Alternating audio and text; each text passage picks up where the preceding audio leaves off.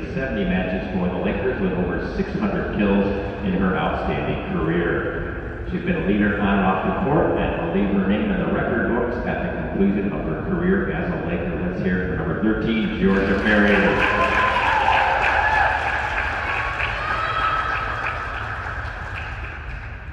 Next up is middle hitter Katie Lilly.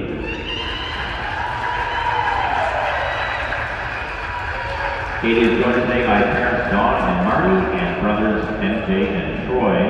The Oswego, New York native joined her hometown team in 2022, appearing in over 25 matches during her time as a Laker. Her positivity and willingness to learn has made her a joy for her coaches to work with. So let's hear it for number 10, Katie Lilly.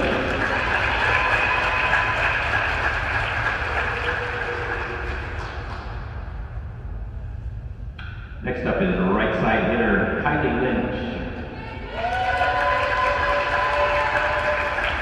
Kylie is joined today by parents Carol Ann and Jim.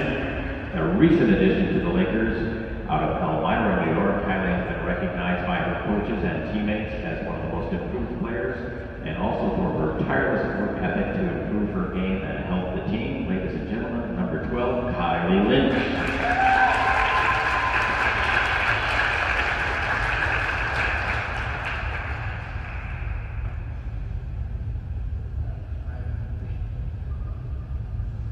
Next up is middle blocker Grace Taylor.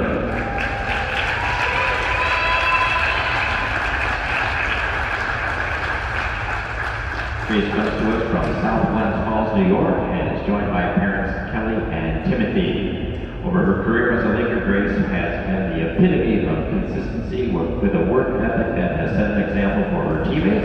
In her career as a Laker, Grace has appeared in over 65 matches, with over 300 kills and over 200 blocks. Let's hear it for number 17, Grace Taylor.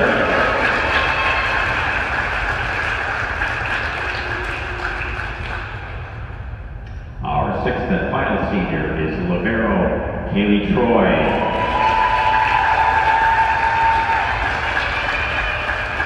With Kaylee today, our mother Nellie and father Richard. The Nesconset, New York native has been a defensive specialist for the Lakers, amassing over 740 digs in her stellar career, making life tough for opposing hitters. Her fierce competitiveness has driven her success as a Laker and set an example for her teammates. Let's hear it for number 5, Kaylee Troy.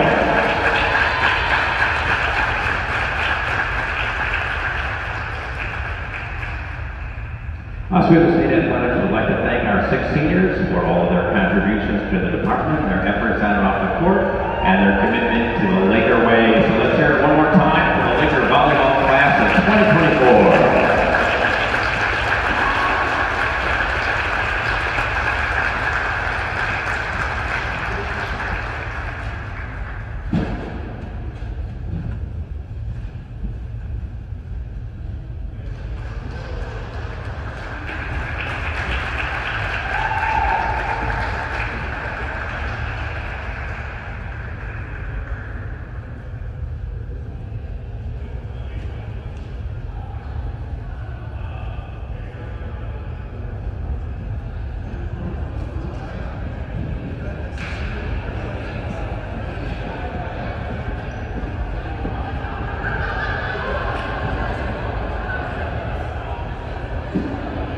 Ladies and gentlemen, at this time, we ask all who are able to please stand and remove your caps for the playing of our national anthem.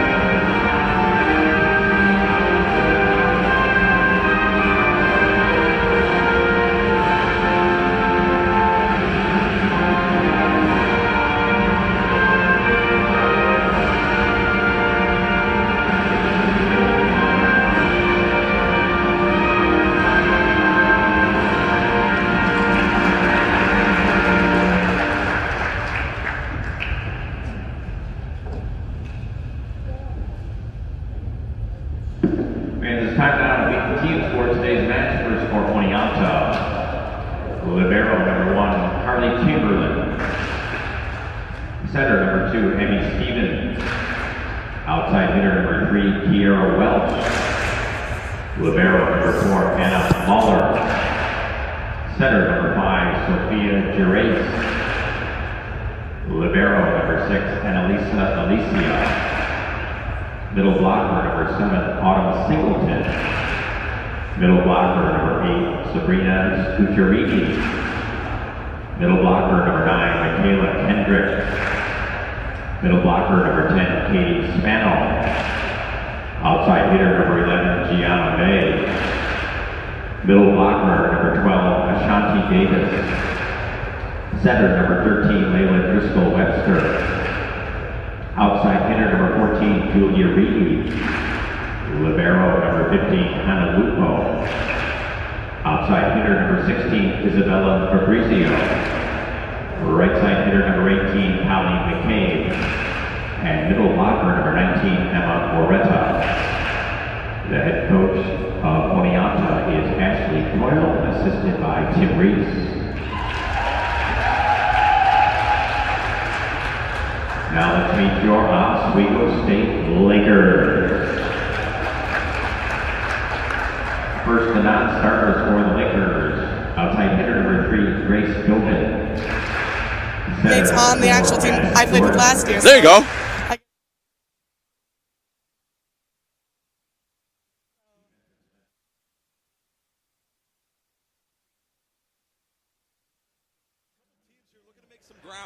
In the SUNY Oneonta Red Dragons, who will be wearing the red today, are 3-14 with an 0-5 conference record. So not the greatest start to their season. As for the Lakers, kind of the same thing. 4-12, lost last night to New Paltz. 1-3 on the SUNYAC season. So it was a tough loss against the top New Paltz team. Now today, they play a little bit of a weaker Red Dragons team. So potentially the tables could be flipped today. It's a closer game, and not a closer game, but no, I get what you're saying. Game. Better game, yeah. Hopefully goes in the way of the Lakers, which was a dominating matchup last night. The New Paltz just kind of came in and absolutely lit up Oswego. Oswego took one set, though. It was a great set. They played very well. So we'll see if they can kind of carry that momentum from yesterday into today with a W here as the season kind of gets towards the end. But I'll ask you, Chloe, when you're kind of at the bottom of the conference, you're playing another bottom of the conference team, how does your mindset maybe change going into a game like that? Honestly, you have to make sure it doesn't get to you, because when you go into a game with a team where you know you have a good competition or you think you can beat, it can get to you, and that will end up being worse than you'd want it to be. So hopefully they kind of see that they have the potential to win and carry that with confidence, but not get too cocky to where they start to slip through. Totally. This is a must-win game for the Lakers, especially if they want to try to make a run here with the last couple weekends of the season. Of course, this is it for this weekend, and then next weekend they go on the road, and they come back home for one final homestand 2 weeks from today, the 27th and the 28th, here in the MAC-Zeal. So certainly a must-win game for both sides, really just trying to, worst-case scenario, leave with a little bit of some dignity towards the end of the season. Yeah, hopefully so. So as we get set here to tip things off here, it'll be once again Oneonta in the red and Oswego in the green. We'll have to see how many seniors get the start or get the nod for the Lakers.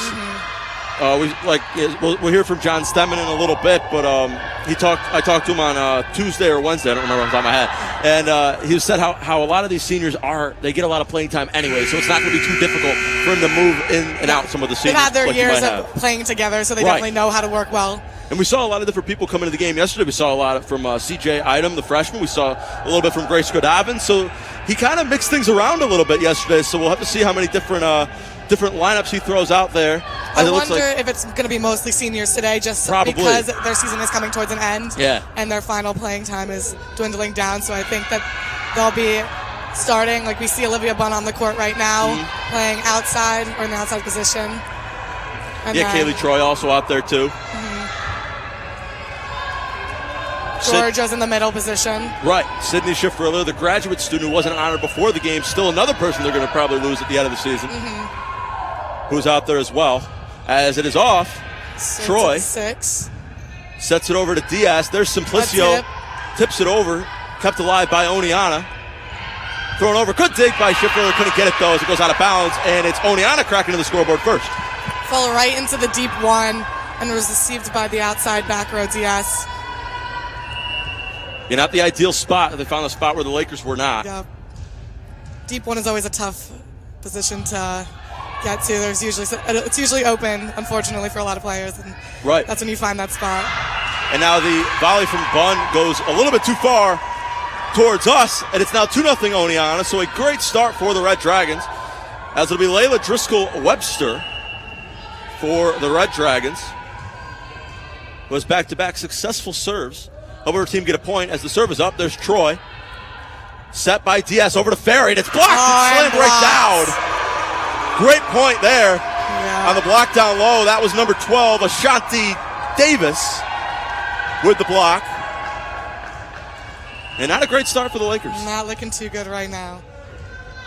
Hopefully with the next serve, they'll be able to come back from it. A little bit of miscommunication there from Simplicio and Troy, but they get the hit off nonetheless. An easy little power tip. Just not out of bounds. Not in bounds from Bunn, a little bit too far. Again, that's the second time that's happened. A little too powerful. Right, a little too powerful. Tried to hit that back position, just couldn't get it. A little bit too far to the left. And it's now a 4-0 Oneonta lead. There's Simplicio. Over to DS, back to Simplicio. She'll get it over. Down and there's the point. That's what they're looking for right there, Chloe. There we go. Right to cross on the court, and then shanked straight to the floor. Absolutely, and it'll be CJ Idem heading into the game for Kara Simplicio. She'll get the task right away with the serve. We're seeing her a little bit earlier than we saw her yesterday. She played very well yesterday in the loss. And a miss-hit there by Gianna May. Winds up giving Oswego almost a freebie. That'll be an ace for Idem. Almost an ace. As she looks to make it back-to-back, the Lakers cut the lead at half. It's 4-2. Set up, and the spike by Davis is in. Straight 10-foot line swing by the middle hitter, Colleen, and that's a point for Oneonta. And just the power right there from the front line from Ashanti Davis. A senior in her own right, not honored before the game, but maybe trying to take over the senior night for Oneonta with a big block earlier and then the kill right there. As there's Schiffriller set up by DS, back over to Bunn. Big shot, kept alive though by Oneonta. Thrown over now, there's DS. Back to Troy. Bunn again, kept alive in the back row. Driscoll-Webster back over from McCabe. Set up here, Schiffriller. Nice volley going on from both sides. As Aaliyah, back over, good dig by Idem, couldn't get it. And again, it's Davis down low, slamming it home on the Lakers.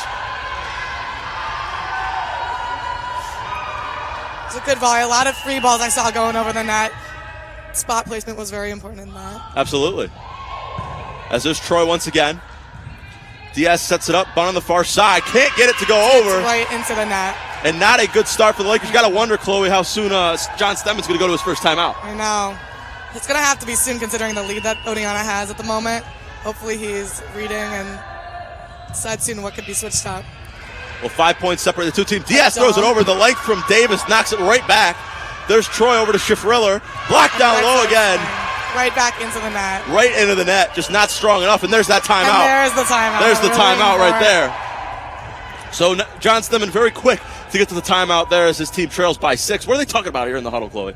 Probably what they think they should fix. And usually it's a breather. A lot of the time you're in your head, especially when you start losing. Seems like he's pouring a lot. So he's really getting into it. Yeah. You know, this is the day. This is senior day. You don't want to come out here and you don't want to start on a bad foot with this one. Absolutely not. It's a nice crowd here today. A lot of families, a lot of friends in to watch some of the seniors play and just some of the other players on the team as well. But yeah, not an ideal start for this Lakers squad. Not looking too hot. But easily comebackable, I think. Yeah. They're only got, down by 6? Right. That you can do. An easy couple of serves, couple aces. Mm-hmm. Hopefully they get back. The passes seem to be low when they go to the setter because the setter keeps passing it up. Okay. So hopefully they are going to see how they can get those passes closer to the net and higher up for the setter to get a better set to one of their hitters instead of passing it and rolling it over like they've been doing or trying to tip it. The setter before Naya did dump it over as kind of like, you do that as a quick like retreat, like you don't really know what to do with it. Try to get it into that like the middle of the court where nobody's there. Mm-hmm. They still unfortunately got it up, so didn't do too much, but now we're back. as Oneonta's right back to it with the set. So it's really just a game of teamwork is what we're looking for. A little bit more teamwork from the Lakers. Schifferler gets it over. Again, there's Davis, got a hand on it. Oneonta, one more hit. McCabe gets it over. Good dig from Bunn. What they call? And there was, what happened there, Chloe? Trying to see what they called it. Was it a net call? Looks like it. They're going to do a little bit of a check-in. Oswego did get the point. They're talking to the refs right now. Oh, it's a redo. Redo, okay. Redo. So wrong call, I guess, by one of the refs. So now Oneonta gets the serve back, but it's nobody's point. All right. And they're switching out the ball. As Oneonta, again, we're going to try it again. Here's the serve. Schifferler's there. Diaz on the set. Over to Bunn. Another power tip right to the back corner. And now McCabe will get it over. There's Troy. Nice up by the libero. Schifferler again. Got the hit on it. Great save. Great swing, too. Again, there's Ferry. Can't get it the second time around. A huge hit from Georgia Ferry. And that was a kill by Georgia Ferry on Oswego. And then she just switched out for the libero, so another middle just entered, Grace. Good job. Yeah. She's the new middle on the court. Kaylee serves for Georgia. As big hit. Got a hit on it. Couldn't get it, though. Block. And Oneonta extends the lead to 6, 9-3. As it'll be the libero, Anna Mahler, taking a seat to bring in a little bit more height in Katie Spano. As here's Davis on the serve. Items there. Set up by Diaz on the close side from Schifferler. Up into the rafters now. It's going to be tough. And they're just going to let this one go way out of bounds. Right past the chairs. I think she could have got it if the chairs weren't in her way. The chairs were in the way. She would have been there. But also, to the environment. How important is it knowing the environment that you're playing on when you're out there? Oh, it's so important because when you're running towards a ball, you're not focusing on your surroundings at all. You're focusing on trying to get to that ball. So when there's chairs or people in the way, it's a tough game to play because then you don't want to bump into something. You don't want to run into a bleacher or a person. Absolutely. Very likely for injury, too. Right. Oh, faked him out a little bit with that swing, but it was actually a tip. As there's Schifferler kept alive now. As Driscoll Webster's there, thrown over by McCabe. Now back over, there's Schifferler on the far, or that was Lynch. Yeah, that was Kylie Lynch. Thrown over again. Set up by Zeisler. There's Taylor. Can't get it to go. Back on it is Mahler. Thrown over again. Zeisler to Troy. Back over to Lynch. Kylie Lynch. And it's set up again. McCabe got the hand on it to Taylor. Block. And it'll go out of bounds. So she was there at the right time, and sometimes the ball just finds you. Yep. Tooled it off the block, went flying out. That's a hard one to get because you don't really have, once it starts going off the court, there's a very small chance that your back row player is going to be able to touch that. Absolutely. It's the risk you take when you go up for the block because Idem can't really handle the serve.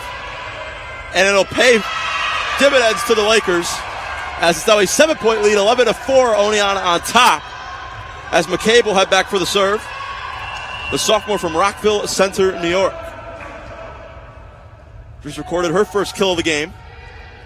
As there's Troy. Idem's going to have to get there. She gets there easily. And Taylor knocks it over.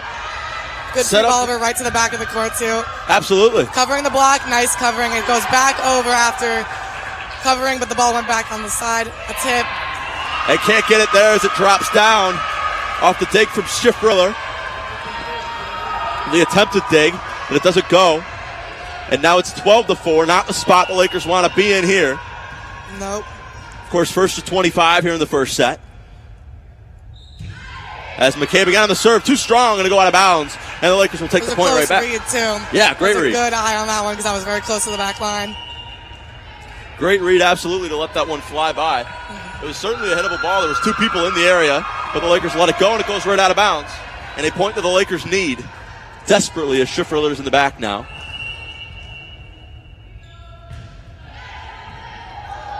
And nice mishandled face. again. And another point, trying to string something together here on the Lakers. Maybe she can go on a run after that play. Hopefully they can keep pulling that card. Absolutely. Schifferler again on the serve. She'll get the ace. Again with the tough pass on Oneonta's side, hitting it right into the net. And a nice job by Taylor down low to stuff the Oneonta offense and cut the lead down to 5. There we go. They're going to come back. Hopefully this will be a good run. Schiffler again, too strong and out of bounds. And it's now 13-7, a couple substitutions, as it'll be Carly Chamberlain in the game for Isabella Fabrizio. And it'll be Annalisa Alilia out for, I want to say that was number 14, Julia Reedy. As the serve is up by Chamberlain. Troy's there. Nice pass up right to the 10-foot line. As Simplicio tried to knock it home. Great block, though, down front. As it'll be set up by with a push. Lupo. And a swing by Kylie Lynch right to the back 6. Set again by Driscoll Webster. McCabe's there. Nice job keeping it alive from Schiffriller. That was a tough one with it going into the net. Hard. Yeah. It's hard to try to read it if it's going to hit the net and go straight down or if it's going to bounce back. Unfortunately, it kind of just fell down and didn't go back up. Yeah, kind of the net isn't your friend right there. Not really. When it's in the way to get it over. As Chamberlain again on the serve. Troy over to Simplicio. A nice push back. One right where they needed it to be. There was a spot open on the Oneonta side, and it was pushed right there, and point for Oswego. Excellent ball placement there from Kara Simplicio. As Grace Taylor, one of the seniors honored before the game, will get the serve for the Lakers. As the serve is up, Chamberlain tried to get it, and it just barely hits the top, or doesn't even get over at all, crushes the top of the net. Goes straight into the net. Goes straight into the net. And it's now a 5-point Oneonta lead. The Lakers just trying to make some ground here. Been stuck at that 5, 6, 7-point differential the entire set here. They're making a small comeback. They're making the lead is coming back. Piece by piece. As that time, it was not a good hit from Zeisler. It goes straight back and out of bounds. Right off our arms. Not what you want. Nope. For the Lakers as Davis now checks back into the game for Oneonta. And it'll be Anna Mahler, the libero, with the serve.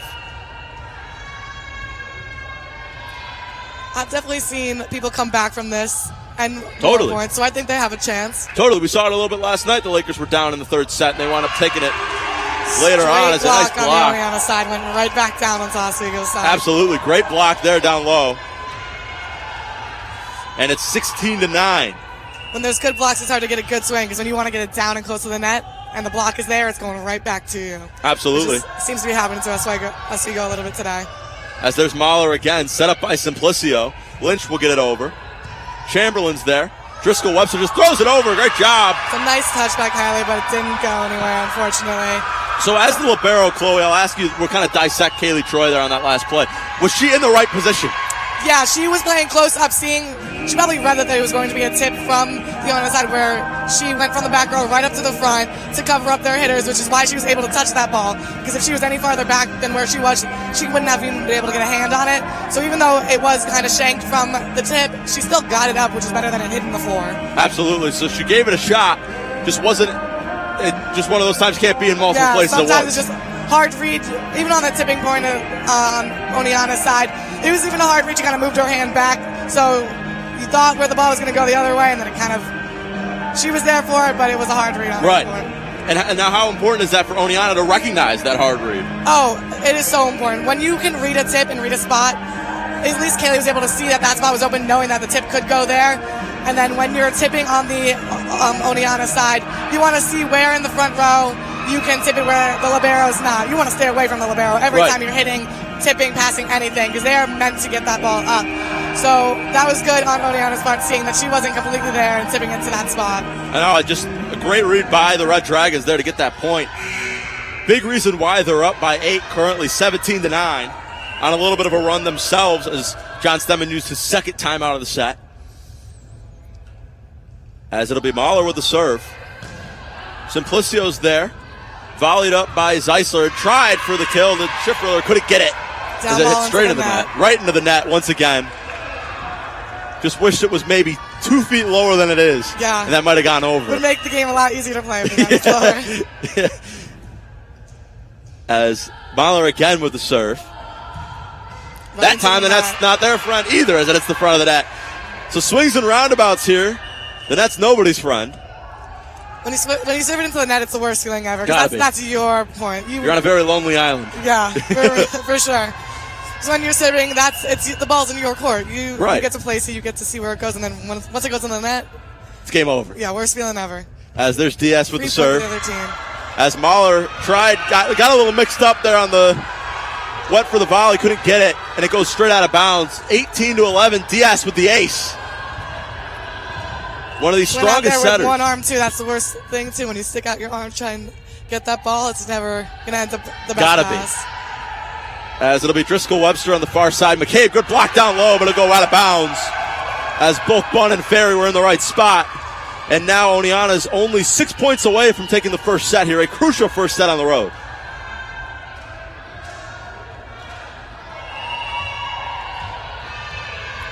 As Driscoll Webster will get the serve, she started things off for Oneonta.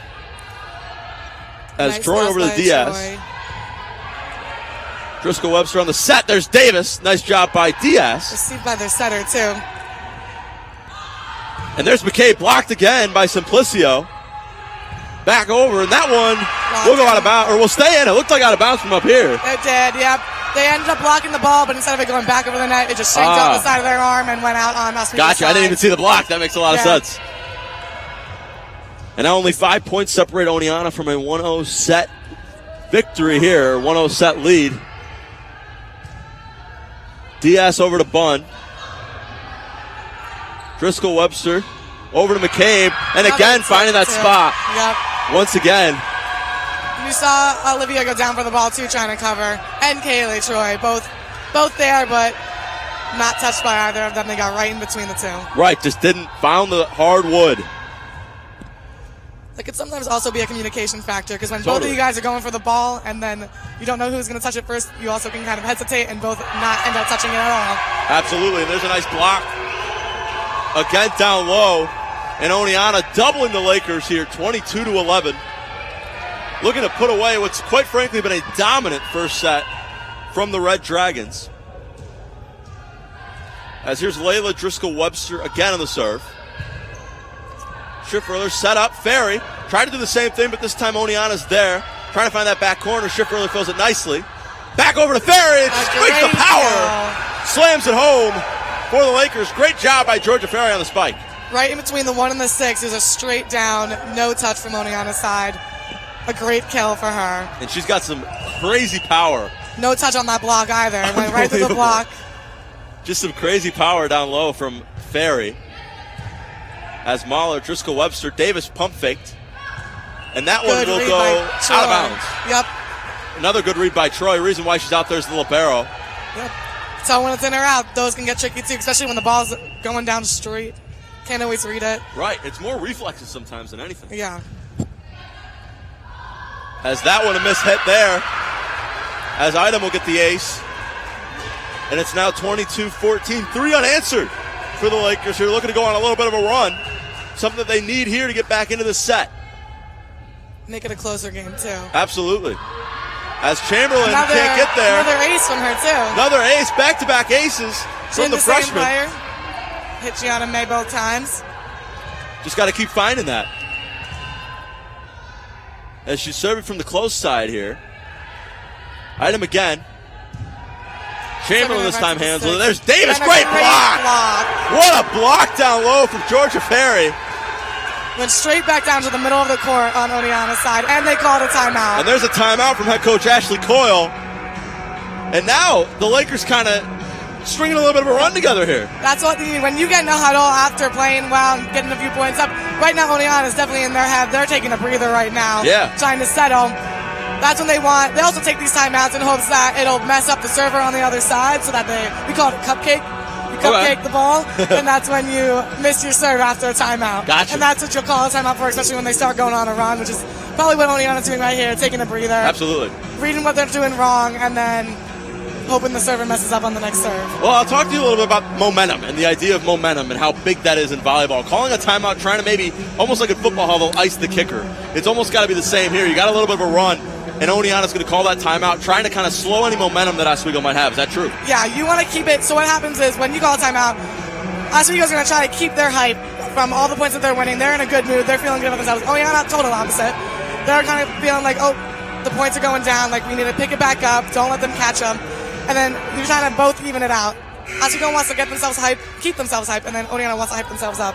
And then if you're going back on the court feeling bad and sad, it's not going to be a good set. Totally. So that's what the timeouts are for as well. No, great job there to utilize the timeout. Chamberlain can't handle the ace. Another ace. That's 3 straight from CJ Item. Creating kind of a run here. Making a great comeback with their serves right now. Excellent comeback. It was double digits. Right now they're only 5 points away. 5 points away. Item again when they finds were 11 Chamberlain. before. Right. And another block. Right back down. Great block from Georgia Ferry again. And she's been a force in that front line for the Lakers. And now it's only 4. Making their comeback. Making that comeback indeed. And there's Item again, another serve. Davis hits they played it Diaz. safe instead of swinging. They went for a tip right to the back one, trying to get out the setter. That's when I was there. And again, just the reflexes of Diaz. Yep. You put your hands up, and then sometimes when you're not there, it's too strong. It goes right off your fingers, as we just saw there, and it flies out. And that's exactly what happened. The Lakers able to cut the lead down to 5. 23-18. If they can hold them here, they can make a comeback with this. Absolutely. They're going to try. They're all running a nice touch from there, and it goes right over the What a net. play. That was a great save on her part. Davis again. Another Great Dave. good up. And that one A won't tough go. one. Yeah, right when it's right over that net like that, it's a hard read because you don't want to get called for being over the net, and then you have to try to read to where that hitter is going to tip it because that's all they can really do with that ball. An excellent hustle there to kind of run out of bounds from multiple different Lakers there, getting it over. That was a great save from Great Maya. save. And that one will fall, and Oneonta takes the first set, 25-18. But again, we'll talk a little bit, Chloe, about just the heart that this Lakers team showed there, especially in that second to last set. That comeback towards the end where they got that 5 points, making it from an 11-point lead on Oneonta's side to 5-4. Much better. You saw that they got more into it, especially when they started running toward the ball. You see them with that energy, and they know that they can do this. They can come back from it, and that's what we saw towards the end of the set. Hopefully they can take that energy of where they were and bring it into the next one so they're able to get a better lead and not get so far behind in the beginning. So that's what kills you. When you're starting a set and the other team gets a lead, that's holding you back. You're not feeling too good about yourself. And that's when you fall into that run, you're falling behind, and then you need to pick it up towards the end, and it's so hard to do that. Totally. So hopefully they take that energy and they use it for the next set.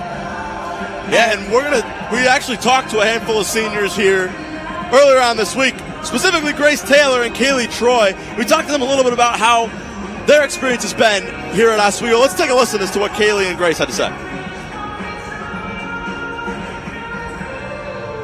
Come together and gotten really close, so it's been a really good experience.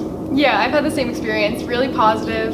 I've met some of my best friends on the team, and whenever we're together, it's just super fun, super great environment, so I've had a blast. Yeah.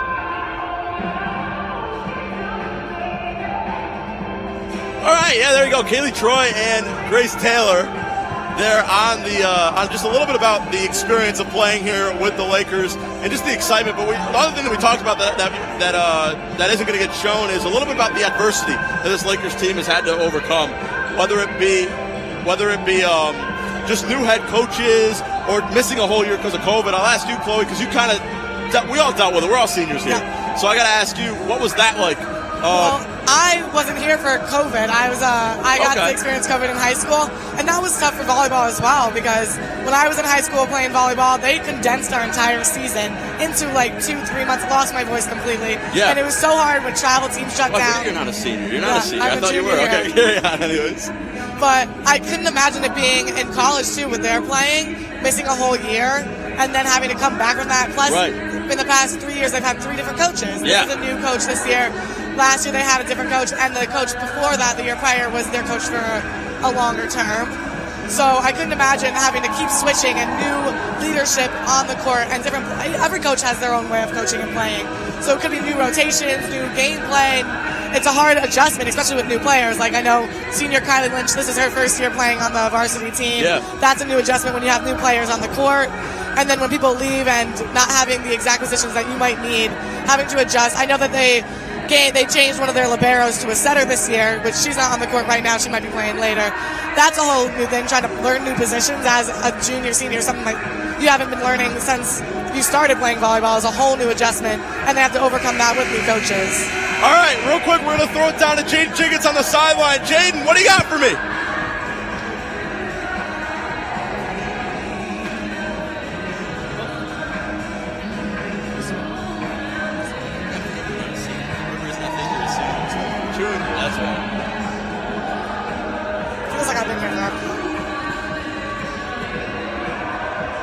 right, we're back. Thank you, Jaden. As we get set to pick things up here in the second set, 25-18. Oneonta took the first set. Hopefully with this set, Oswego will start off strong and not get in such a rut that they were in before. And then it'll make it easier for their comeback and hopefully a second set win, which will make them go to another set and continue playing, which, fingers crossed, the Oswego win. Absolutely. They're starting off with the setter, Naya Diaz. Yeah, she'll get the serve. One of their go-tos when it comes to serving. One of the best ones on the team. As that one. A tough read on that one. Too far. That's what we call the commentary's curse. Just letting you know, is we hype somebody up and then there's a mistake that gets happened almost immediately. So. It's kind of like a jinx, and they're like, oh, great comeback, and then they very much shank so. the ball or the serve goes out. You'll learn it the deeper we get into this game. You'll start talking about something, and then the opposite will happen. Yeah. You know? It just winds up happening. It's like a great block, and then the block gets missed. Absolutely. There was Carly Chamberlain on the serve. Great swing on the right side hitter. As Troy tried to get there, couldn't get it as she was too far away. Set the ball to the outside, but the outside wasn't there. there. It was more inside the court. The set was very off the court, past the pin, actually. So that was a tough one. At least she got a hand on it. That her hustle was there. Yeah, just a tough break for the Lakers there. I don't know if that was more of a block, but I think that swing was just in the net. But it went right back down to the Oswego side. Unfortunate. And Oneonta starting to build that lead up. The Lakers do not want to fall too far behind here. We saw them fall behind 2-0 yesterday. You don't want to be back in that position again today. As their Schifferler set up by Diaz. Ferry. Oh, straight block down by Oneonta's team. And the length of Ashanti Davis has been That was a great evident block. today. That went right back down to Yes. the swing. That's a hard cover, too. You don't have enough reaction time to really get that ball up. No. Just right there, read it like a book. Yep. And now that And serve then it went right to the net. right into the net. Sometimes we like to play it as the ball's always right. So there's a tough call, and then the next whoever gets that point next was actually in the right the whole There you time. go. And there you go. The ball doesn't lie. The ball does not lie. Ball does not lie. As it'll be CJ Idem again with the serve. The freshman from Sebastian, Florida. Set up by Driscoll Webster. There's McCabe again. Got a hand on it. Did Ferry. Right take by Troy to get it over. Back to Driscoll It was Webster. a tough read, too. It looked like she was going for a swing and went with the Absolutely. tip instead. Very tough read. Davis got a hand on it. Troy Good gets it joust over. with that one. Davis head fakes. There's a good block great again block. from Schifferler. And it's now 4-2. Not as much as the lead as they had before, which is great to be seen.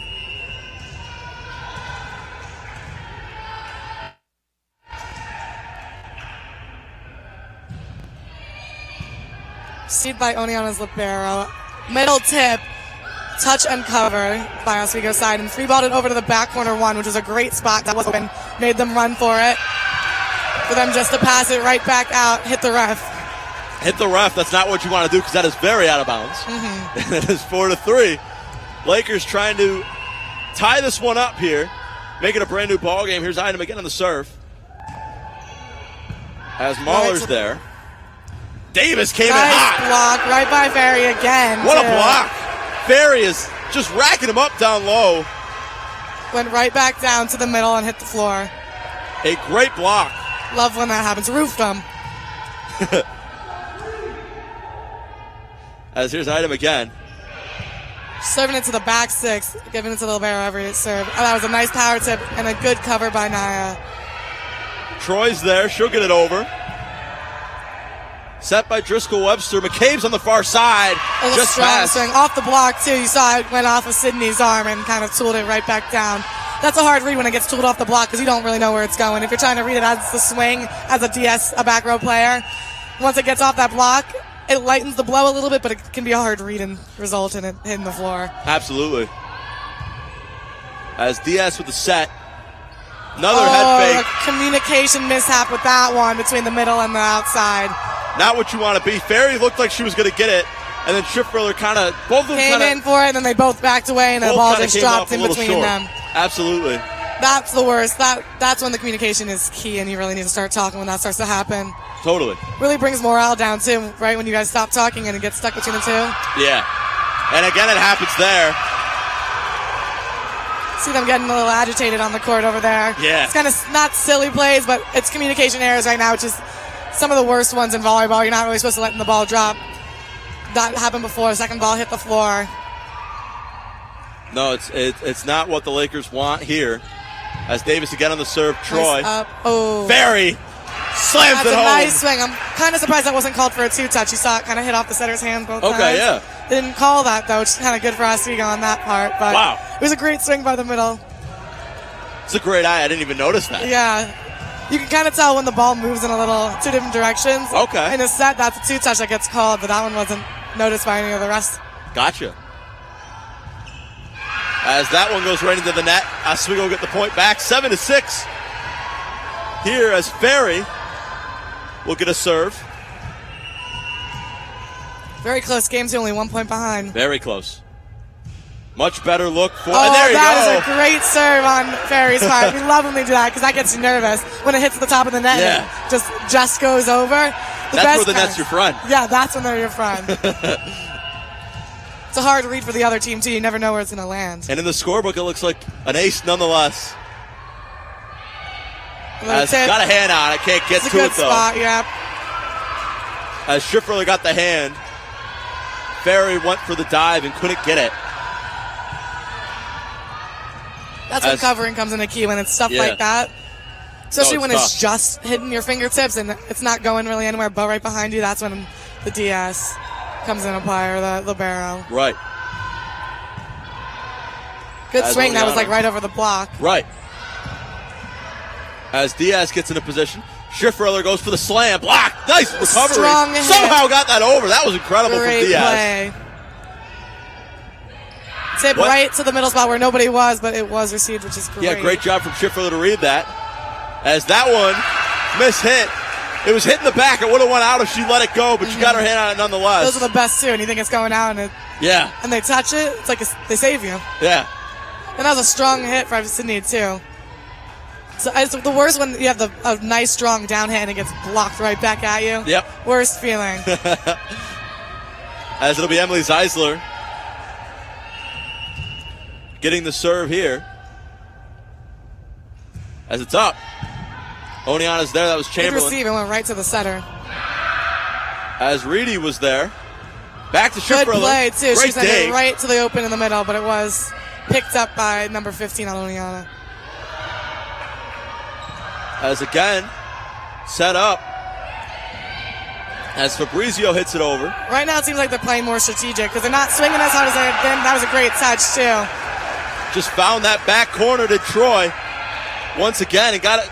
That was falling regardless whether she got a hand up on it or not. That was falling in. It was going to hit that back corner. Absolutely. No matter what. It was great that she stuck her arm out, but didn't work. No, it did not. And now the Lakers have a lead. Their first of either set. That was a great receive. A nice dig. That was a strong hit. As Mahler keeps it alive. Over to Driscoll Webster.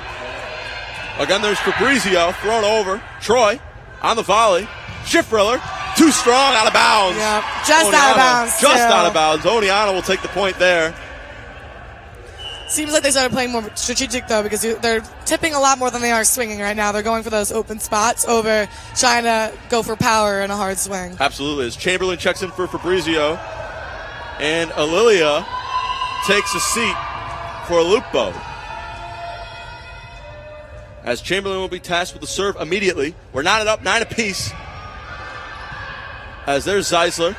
Item throws it over. Gets the hand on it. Driscoll Webster just kind of no look throws it over. Free balled it. I don't think it was supposed to go over on that one. I don't think it She was trying either. to go more towards the outside on that one, or the right side on that one. As right there now was May. There's Lynch. A nice roll right into the middle spot.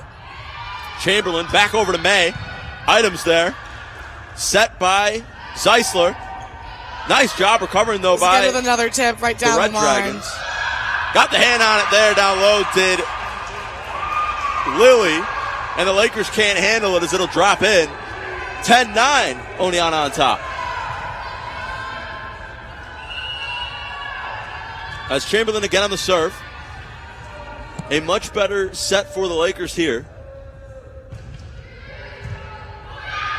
Zeisler over to Schifferler. Nice block, though. Nice covering, went right back over the net. As there's Driscoll Webster. Back over to May, too strong and out of bounds. Outside, no touch on the block, too. So just went Absolutely. flying out. And the Lakers are strung together a handful of nice volleys. As another sub will come in, Item checks out, and Simplicio checks in. Schiffler will get the serve.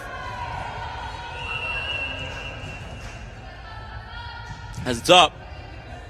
Didn't land. Nice deep one. It did. Nobody was there. Nobody was there. An That ace. was a perfect spot for that serve. A true ace right there from Yeah. Schiffler. It's in that spot right there. It's in the back corner, right where the line is, and you don't know if it's going out on the side or out on the back, and you just let it go and it falls right Absolutely. in. As there's May. Troy Nice there. receive from Troy. Back over, blocked Right again. blocked out, though. And out of bounds. Looked Yeah. good. They were there in the right spot, just missing the white line as it goes out of bounds. As here's Schiffler once again. A 12-10 Laker lead. Short serve. That was a close on the line, too. Good read. And just tried there, Tipped it right into the net. right into the net. Kind of held on to it a little bit, too, there Yeah. on the spike. And there will be a timeout from Oneonta. And now the Lakers find themselves kind of with a lead here. Which is great. They're probably feeling good in that huddle over there. Gotta be. Just taking a breather, settling down, kind of catching your breath. Going over what they could improve. Oneonta's got to pick up their team. Once the morale goes down, that's when gameplay starts to get a little messy. You saw that with the tip before. The shoe's a little too far away from the net to be tipping like that. Just goes right down into the net. Absolutely. Well, we're going to send it down to the sideline once again to Jaden Jiggets. Jaden, what do you got for me? Okay, so we here at the sideline right now, and Oswego is looking like they're sitting there trying to make a comeback. They struggled and lost set 1, 25-18 to Oneonta, and they're sitting there playing good this game, fixing the mistakes that they made in set 1, and now they're looking to win set 2. Back to you, Jake. Yeah, you actually know your stuff. So, all right, welcome back. Thank you, Jaden. Good job, Jaden. Attaboy. We take it back up here as we get out of the timeout. Oswego with a 13-10 lead. I wonder if they'll keep playing a little scrappy. They're not playing super scrappy, but with the arms being thrown and the 1 touches, 2 touches going over, that's a little bit scrappy for both teams. Because what you want from both sides is to go over in 3. And Totally. when it starts going over in 2-1 just from a pass, that's just them getting it up. Ooh, And that's a great tough start swing. there from May as we get a little sound effect. Probably hit the hand wrong on that one, just went right spiraling into the net. We got a little sound effect there Yeah. from the PA system. I don't know what that was all about, but Maybe it was a wrong approach, wrong read on the ball. that was way too strong. Went flying out. A little too much strength. A little too much. 8er Wheaties today. As that one soars out of bounds. 14-11, the Lakers still with a comfortable lead at 3. Of course, they're going to want to extend this lead a little bit more. Whereas Oneonta going to try to climb back into this one. Here's Mahler on the serve. Zeisler over to Simplicio on the Great far swing. side. That was definitely a touch on the block, which it was, yes. and it went out. It looked like a touchdown low. The Lakers Yeah. get the point.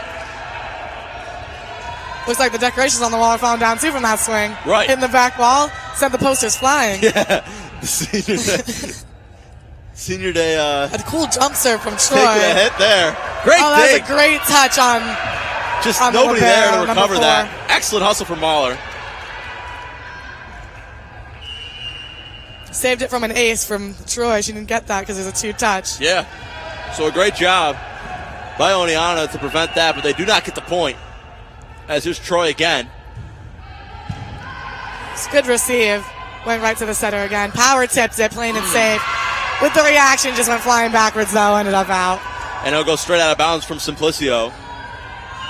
You can see she kind of recognized it too, just kind of mishit. Maybe the Yeah. timing was a little bit off there, and she'll pay for If it. your fingers are not strong enough on that receive with a strong hit, it's just going to go flicking right off the fingers, flying out. And that's exactly what happened. Very unfortunate. Very. As Troy, Nice swing off the top of the fingers for the block. again, there's Zeisler on the set. Troy's there. On the far side, Simplicio blocked Tipped it down right to the low. right spot, off the block on the other side. Oswego's point. It went right, that tip went right into the block, but it went between the two girls and ended up falling out, but they still touched it, so it's still our point. And Oswego will take that point as some substitutions. Diaz checks in for Lynch, and Bunn comes in for Zeisler. As the Lakers now in the driver's seat, 17-12. As here's Diaz. I haven't noticed if Oneonta's doing it, but I can see that the rotation for Oswego side, they're running a 6-2. Okay. So they're having 2 setters on the court, which is why Kylie goes out and Naya goes in. They're changing out for a setter and a swing. All right, wow. A lot of strategy. I don't know if that's what Oneonta's doing. Haven't been able to. We'll have to keep an eye on that. Yeah. As here's Diaz. Hits the top of the Right net. into the net. Doesn't go, and it's now 5-point Laker lead. Still got that lead, but hopefully they don't start slipping soon. As checking back into the game is Alilia, as Gianna May takes a seat on the bench, and she'll get the task with serving right away, trying to climb back in. We saw the Lakers make a little bit of a run in this type of situation last set. We'll see if Oneonta can do the same. And now this one up, the set from Great Diaz. pass right to the center. Oh, mixed her up there. Wow. Again, that court awareness. Maybe didn't know where the line was. Yeah. Maybe it was a wrong reaction. Kind of looked like she started to pull away too early, which is why when that ball went off her arms, it didn't go anywhere but behind her. Yeah. Just not, maybe didn't know where she was. Maybe didn't know where the chairs were, how close she was. It was a nice roll from Oswego. It was spot placement. Yeah. And then I guess she didn't read it right, started leaving too early. Her arms kind of pulled back a little bit if you noticed, and that is why the ball kind of spiraled out. As here's CJ Idem again with the serve. 6 points away from the Lakers knotting up the set differential. As the set, there's Davis. Eats her up. Nice swing from number 12 on Oneonta. That was straight down. Hard touch for the DS on Oswego's side. And she was there, but it just went off kind of her hands and right back down to the floor.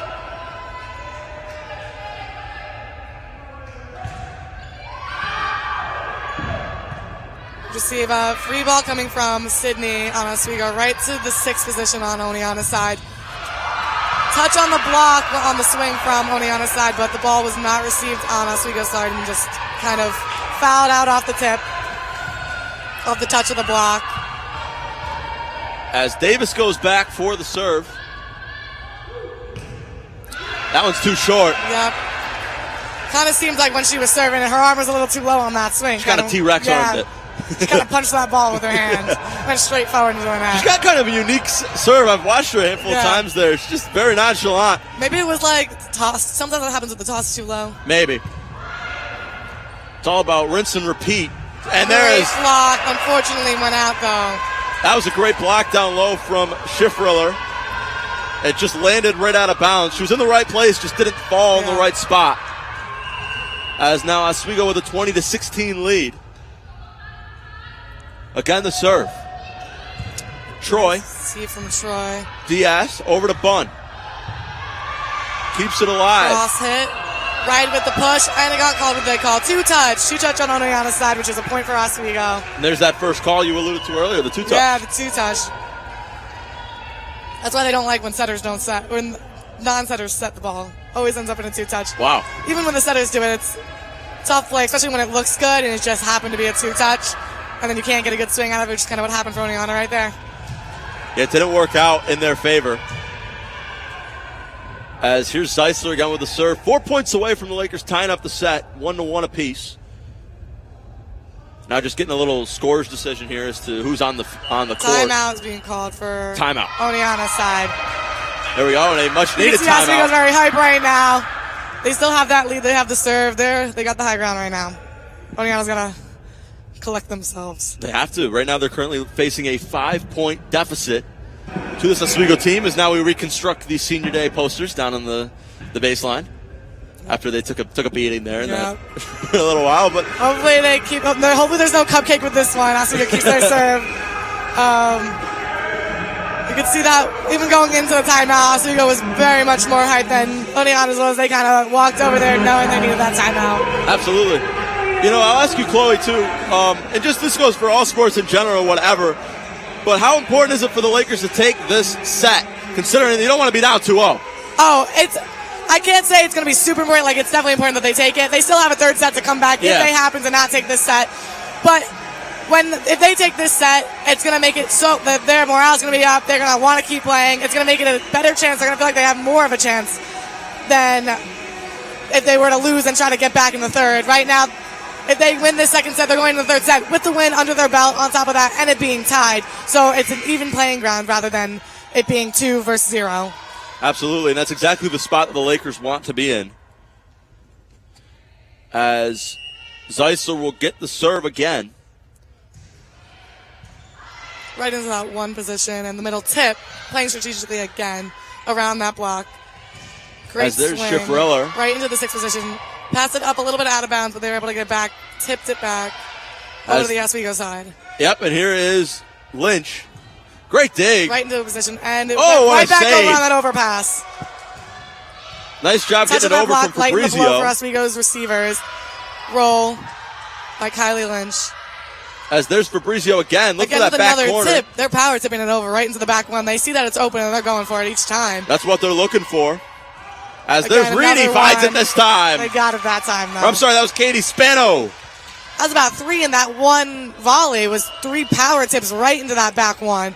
And They a saw that great it was job. open, and even our side saw it was open too, so they were able to receive the first 2, but the last one they weren't able to get. And a great job by the Lakers to recover on many of those power tips. But it did not matter in the end. That looked like it was going to come up short, and it somehow made it over. As Troy gets Great to the third receive, hit though, over. was able to get it up and free ball it over. Again, that time Out. too strong and out of bounds. Swing, and that's The Oswego's Lakers point. take the point, 22-17. Right now, this is where everybody's a little stressed because it's enough for them to come back, but it's also, but they still got that lead. So you're like chilling out, but it's also you're so nervous that they're going to come back. You don't want to lose this point right now. Right. As Schiffriller will be in the back for the serve. She went on the run last time too, so Yes. another Again, tip, there's playing it Spano. safe again, right over the block, received by Kaylee Troy. A And there it great is. swing straight down into the back 6. Lands in, 23-17. That was a great kill. Great kill indeed. I don't even think the block touched it too. I think it went right through the block.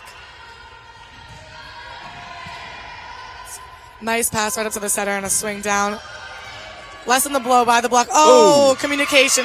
That happens a lot too in the middle and a setter. They always run into each other, which is so unfortunate, but that's what happened right there. Yeah, the miscommunication again. It was Troy or Lily bumping into, I think that was Emily Zeisler. And the ball will drop. Yeah. There's always a thing where the middle's getting in the way of the setters. Which happened right there as we saw. As Zeisler again. Nice swing into the back corner. Going to rattle around up top. Great job by Oneonta to keep it alive. Troy's there. Set by Zeisler. Far side for Simplicio. Nice Did it swing. stay in? It was did just not. out. It looked good from up here. Yeah. Up here could have been in. Down there, just out. Just out. As that was the official on the side that ruled that Would one have been out. a great spot too if it landed in because it was not super far back, deep cross, but it was a little up towards the 10-foot line. Just happened to be a little too far out. Absolutely. As now here's Mahler again. 4 point in between Seized these two again by teams. Troy. Simplicio. Back corner. Look Back good. corner, right it's where it in. needs to be. And we're Libero 1 on point the other away. side was a little too far up to be able to receive that, and it was right on the back line.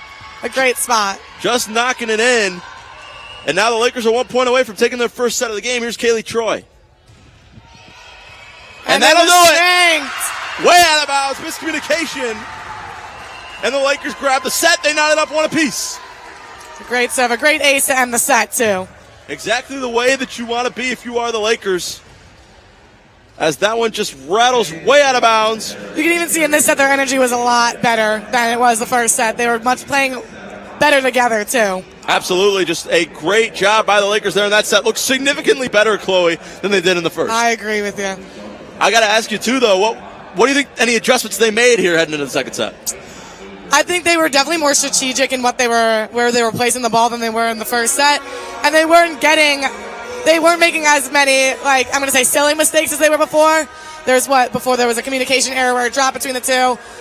There wasn't as many in this set. I think there was less missed serves as well for the Oswego side. And I think Oneonta, too, had a part in this where they kind of were making more mistakes than they were in the first set, which definitely helped out Oswego's side. And hopefully where they are at with how they're feeling after losing this set, they carry that on to the third set to make it easier for Oswego to carry up and keep them. So once you see when the other team is kind of down and they're in their feels after messing up a little bit, And then Oswego's hype, it gets even more when you see the other team having more fun than you. That gets you good. gotta be a little bit of a mental You're not game. feeling too good about it either. Well, we sat down with Coach John Stemmen earlier this week to talk about what the senior class means to this team and the impact they're going to leave behind. Let's hear from Coach. The seniors on the team, they are, the way the team goes. They've been leaders, like I said, on and off the court. If you look at our stats, they're always up on the top of the stats. On the court, they have great GPAs. Off the court, most of them now are trying to go to practice, do games, and do internships, in other places, and still trying to make everything work. So, their impact is almost unmeasurable as far as keeping everybody in line and making sure everyone's at practice on time, and make sure everyone starts warm up at the right time, make sure everyone's remembering their jerseys, and things like that. And like I said, they've been kind of like my right hand man all season, and without them, this season could really be erratic.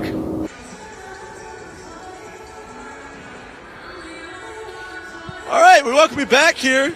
Don't know if you can hear us. It's okay if you can't. But if you can, we welcome you back here as we get set for the third set. That was Coach John Stemmen there talking about, talking about the just how important this leadership is for this team. And you said you know a handful of these seniors that are graduating here. I do. I've been lucky enough to play with them in some of their open gyms, and I got to bring some of my teammates, and I've been to a couple of their games before. They're all great people. I've never met a bad person on the team. They're all super friendly and so helpful.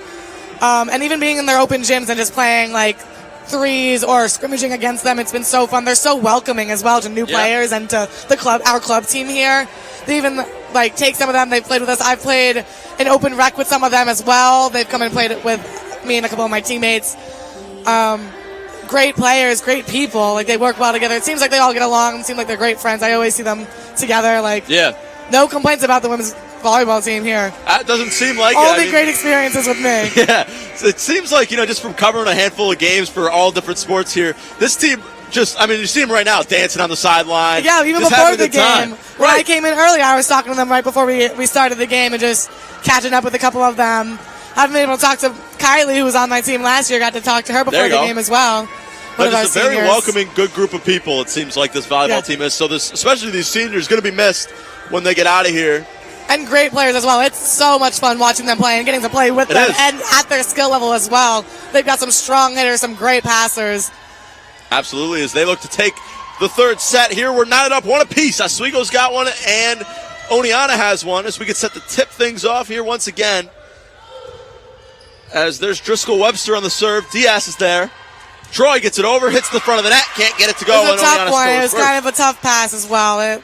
Ball went off the court a little bit. The setter tried to set somebody up and took a swing at it. Unfortunately, didn't go over.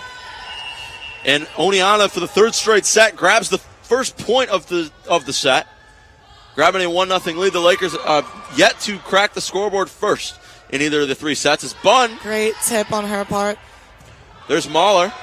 Back over to May. Gets it Tips down. right over. Nobody was there to cover that.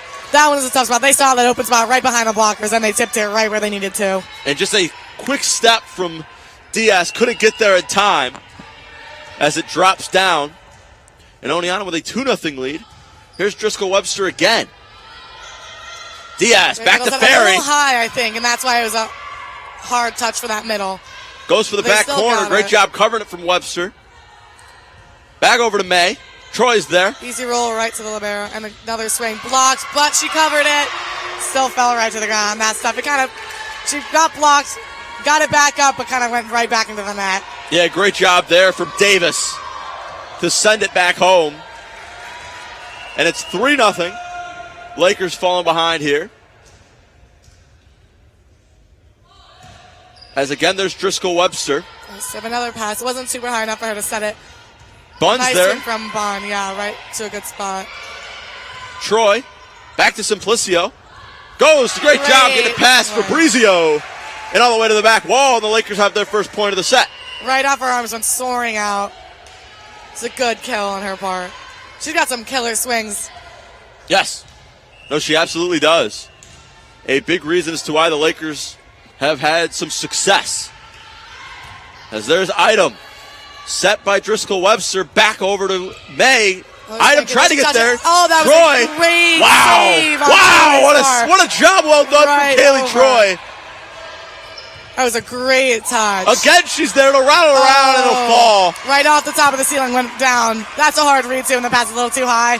You saw Naya stutter kind of when she tried to get that ball. Yeah. But we cannot dismiss the hustle from Kaylee Troy on that play. That was pretty good. That was awesome. She stuck one arm out, somehow hooked it so it went up instead of kept going forward. She was able to get that for somebody else to pass. I think it was Sydney who passed it. That was a great save on her part. As there's Bunn once again. You can see why she's a libero. That was a great tip over the net on that overpass.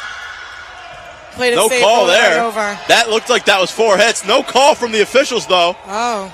John Stemmen not too happy. Got to agree with him. Wouldn't be either. I think Oneonta even knew that there was 4 hits there. Play rolls on nonetheless. But that's Oneonta. What are you going to do? Yeah, Plays right. in your favor right now. Gotta kind of keep your mouth shut. Hopefully, Oswego pulls through at this point then just to make up for the fact that it's already theirs. Yeah, kind of a free point up for grabs. Great block. Another There, hit. oh, man, and the Lakers robbed. Sending over the captain, Kaylee, over there to go talk to the ref about that play, that forward touch. I don't know what happened there, but the Lakers got a point stolen away from them there. Really. And that was a great block, too, that they had. Yes. Unfortunately, didn't pull through to the point. And they Let's just see. got to kind of throw their hands up and what happened. Yeah. Coach not looking too happy Not right looking now. too happy at all. Hear him from the other side of the gym. Yeah. I don't I blame wouldn't him. be, too. Yeah, I don't blame him. That's your point. That's an easy read, too. 4 touches. I mean, if I know it, I didn't play volleyball. I know Yeah, it. I'm you up can see here. the 4 touches. The Russians see the 4 touches.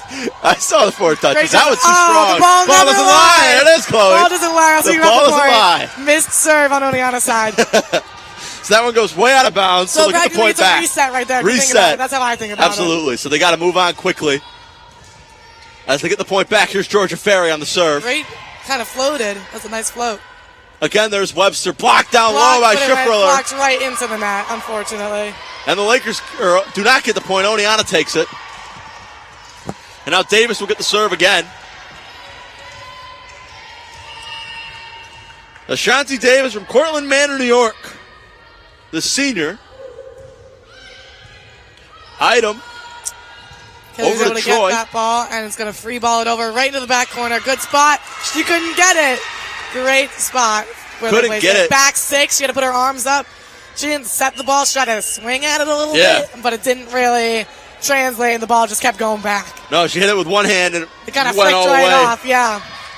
Not a great That's hit tough, there. too. When you're running backwards trying to get the ball, Right. no wonder she didn't Backpedaling. get it up. Don't want to backpedal. As here's Zeisler. The serve is up. Great pass. Very close to the net. Ooh. Couldn't get it. Went kind of off to the side and back onto the Oswego side, but not over the net. 6-4. Oneonta's on top. The Lakers right on the back door, though. We've seen this before. We have. See them come back from this. We saw it last set. That's what we're saying. As Great Zeisler serve. with the serve. Right into the right side spot. Swing. And it's blocked, too. They got it up with a pass right back Wow. over again. Kind of jousting right now. Little hot Different potato. blocks, yeah. Again, the tip, that time but it's the out of block bounds, went though. out. But a great little rally there out Yeah. front from, I believe it was Schiffriller Block and after block. block after block between Schiffriller and McCabe. Winds up going the way of the Red Dragons. As there's Colleen McCabe on the serve. 7-4, Oneonta on top. Nice roll from Kylie, and they missed it. That was a great spot. And there's Kylie Lynch, one of the seniors recognized as the ball drops in. Schiffriller here on the serve. 7-5, Oneonta on top. It's the worst when it rolls out. You saw before how she kind of went for it and it rolled off her arm instead of like a pass. Yeah. That's the worst one too because you were there. It just didn't go anywhere. Right. And there will be, looks like a 2-hit. Is that what that was? What was that called? Did they put up a 2? Looks like put up a 2, yeah. That's a 2-touch. Two touch. So whoever set that ball on Oneonta's side hit it twice with their hands. So Oswego will get the ball back. Here's Schiffriller again. Mahler, set by Driscoll Webster, over to Right Spano. up, nice receive, a dig from And Sydney nobody's over there. Nobody's there for the Lakers. Looked like it could have been Lily, but she was a little bit too far to the right. As That's a it'll tough drop spot in. because the middle's close to the net, but could have gotten it, but it's kind of in the outside area. Yeah. And then it's not even high enough to be able to read it fast enough to get there. Right. As 2 points again separate the Lakers and the Red Dragons. They're doing very well with receiving with their hands, like setting. Oh, what call was that? As out. that one goes the way of Maybe touch the Oneonta. antenna on that one. It looks like it. A little bit of movement from the antenna from up here. I can see just a Yep. little bit. So then the ball must have hit the antenna, which gave Oneonta the point. Seems like it. As it's 9-6. Ball's up right into the one spot. Look, they're targeting Sydney on this one. She's received like 3 of the serves. As good job there to keep it alive. Fabrizio. Oh, and nobody was there. Nobody was right there. into the net. Back down to the floor for Oneonta. Nobody was there. It was supposed to go to Gianna May. But it hits the top of the net instead and just falls down. She was not in the spot. And the Lakers will take the point. Here's Kaylee Troy serving from the close side for the lefty. That was a nice pass from Oneonta's side, right to the center, high enough for a set. Again, another receive from Sydney. Great job getting a hand on it there by Mahler. Goes for it again. Is that going to make it? Oh, it and will. she hits it There's down. Simplicio. That And was she's fired up. Great kill on the overpass. Great read. Nobody was there. Straight floor, almost 10-foot line on that swing. That was a great kill. Some fire from Kara Simplicio there as well. Give him the fist pump. That was great. That was awesome. Tipped it. Nice. Tip and then blocked by Oswego. That was a great read. And nobody was there. I think it got, shanked again? Someone touched it, but nobody else could. And it's 9-9. We're all tied. As a bit of a run here for the Lakers. There it is again from Troy. That's going to be too strong and out of bounds. Too strong. I think she knew it too. Yeah. Happens to the best of us. Not fun at all. As that one flows Especially way out off of the bounds. momentum of the other play, too. Right. It's always worse to miss your serve after a great play. Yeah. As here's Mahler. Zeisler's there. Nice tip, a good spot right into, we call that the donut hole. The donut hole. Yeah, where everybody's kind of circled up, but you leave the middle of the court wide open. And they it's found great it. spot for tips, which is what she did right there. Great job from Georgia Ferry to recognize that as she finds the hardwood on the tip. And it's 10 apiece. Here's Nia Diaz.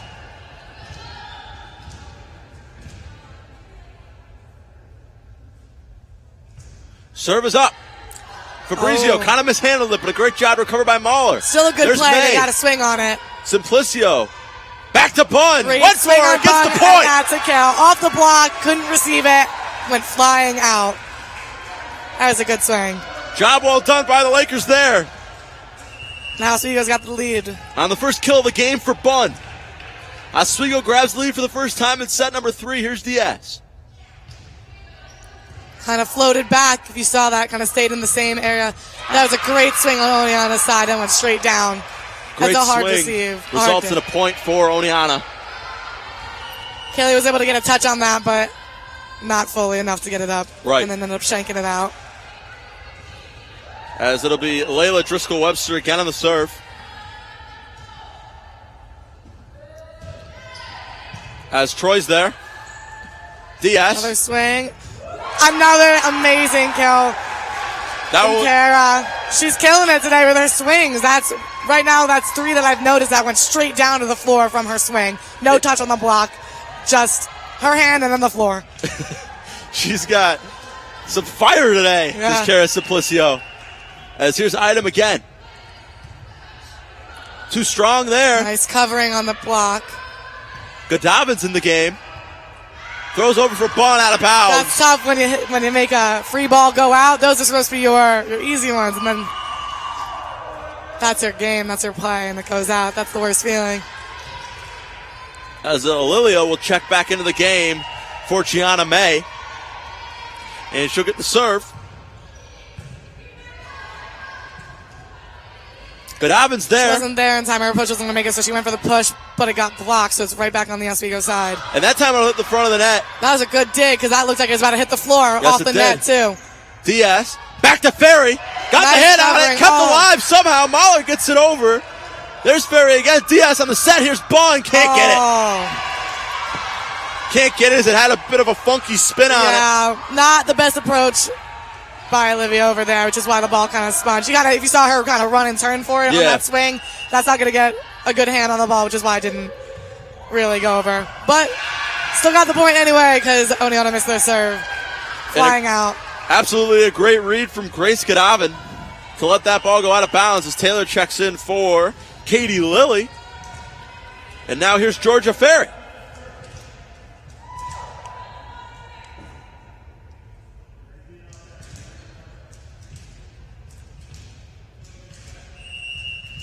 Waiting for that whistle to blow. Waiting for the whistle to blow. As are we. Here's Ferry. There's Mahler. Over to Driscoll Webster. Davis is One there. ball from the middle. That was a good swing. Sends it home. They got to watch their heads over there at the scorer's desk. On those types of ones, you hope that Oswego would get a touch on that block just to lighten the blow of that Right. swing. She set that one ball up. Those are the easiest to block, or well, more like twos are easiest to block, but the ones, it's lower to the net, which makes it easier for your hands to get over it. So when there's no touch on that block, it's going straight down, which is what happened on the Oneonta. To Oneonta to us. As Oneonta will get the serve here. As in checks Abby Stephen for the first time in this game. Diaz over to Taylor, blocked again Good by block Reedy, ball to that or by middle. Spano. There's Goodavin. Got a hand on it. Great dig from Chamberlain. Nice From dig. It's out of Aaliyah. system play, gonna free ball it over. Diaz is there. It's a good setup. Bunt. Nice tip. It's kind of open. There was somebody there, but it was in the right area. And a swing out. And too strong from Colleen McCabe. It's like Kylie's going back in for Naya, playing right side front row. And we're not at up And then- 14 apiece. As Zeisler will get the serve. So they're subbing in both setters for, or that was a DS for the outside, but they're playing. As there's Zeisler. Driscoll Webster. There's somebody going all the way around. Oh, Blocked out great low by block. Taylor. And it's 15-14. Oswego on top. But it doesn't seem like there's an outside going all the way around on Oswego's side. It seems like they're subbing in somebody back row each time. So they're keeping their back row and their front row separate. Here's Zeisler again. Driscoll Webster over to McCabe. Kept alive Nice by dig. Edom. She got that power up. That was a two touch. That was a two-touch right there from You Zeisler. saw it. It makes the ball spin a little faster. There you But go. And I think she knew it as well. that one was a little too noticeable to get away with it. As McCabe will be Tight on the game. serve. We see that was a hard read too. It didn't really drop like she thought it was going to. Resulted in a pass to the chest. And right there was Spano. Great dig from Troy to keep it alive. Nice read on that. You saw that she dropped. Oh, just and that looks like there was a touch. Was there not? There was a touch. And got a Perfect. touch on it. It'll go out of bounds. So Oswego grows that lead to 1 once again. We're playing a little back and forth. Yep. In between the two sides, we get some Tara's already substitutions. back in swinging outside again. Hopefully she'll get some killer swings. As here's Grace Goodavin, the freshman from Vestal. As it's up. Over to Howard faked him Fabrizio. out again with that. She did the whole approach for a swing and just sent it over with a strong tip. As there's Mahler. Again, Fabrizio. There was a swing on that one. She has a very fast approach. Her arms moved very quick with that. Absolutely. She's As gonna roll it Fabrizio over. again The that roll did time. not make it over. You kind of heard it. Yeah. You heard the slap. And you saw her doing it too. Like you saw her kind of wind up. It was an awkward position. She had her arm back. Yeah. Didn't really get enough power for it to go straight. And she hit it cross. So she's probably trying to place it towards that top. What position is that? 4. Because nobody's there. So it's a great spot when you're trying to hit or tip. And that's probably where she was going with that. Just didn't execute it correctly. Didn't go over the net. As Troy swings it over, here's now Spano again. Oh, a good Troy touch. can't get it. Nobody there on the backside. That's where communication could have came in because there were two people there, and Troy, who got the pass or got the touch, there was somebody who had a better opportunity to get Yes. that pass. No, it looked like Troy, if she had let that one go, didn't realize there was somebody behind her that had a better angle. That's just where communication comes in, but Yeah. sometimes it's a hard read. Absolutely. And it's quick. Yeah. Very quick. That one's too there far. you Good read from go. Troy, though, right there. The instincts are back from the libero. As that one flies out of bounds. Ferry's back in the middle position. Hopefully we'll see some great blocks from her, just like we did last set. Totally. That's what I think also changed a lot from the first set, too. The second set, Oswego was getting a ton more blocks, and they called a timeout. And we'll use a timeout. That'll go. Oneonta will use the timeout. Another one. I wonder how many they have left. I think they used all of them this set. Or at least they're the only ones that made timeouts. Yeah. So that means Oswego got all, I think they got 3 timeouts. So Oneonta's used 2 of them. All right. we're going to send it down to Jaden Jiggets on the sideline. Jaden, talk to me. Okay, so we're here at sideline right now, and let me just say the energy from both teams and the audience is incredible. Both teams right now are playing their hearts out, giving it their all, and we're tied up 1-1. We're in set 3 right now. Score for set 3 is 18-16, Oswego. Yeah. It's looking good right now, and, you know, it's just an incredible game. Both teams giving their all, like I said. Back to Jake. All right, thank you, Jaden. Good stuff per usual from you down there on the sideline. As we wrap up this timeout. What's that? One thing I noticed with the huddling differences between the two teams is Oneonta opens up their huddle more than Oswego does. Yeah. Our huddle seems to be more close.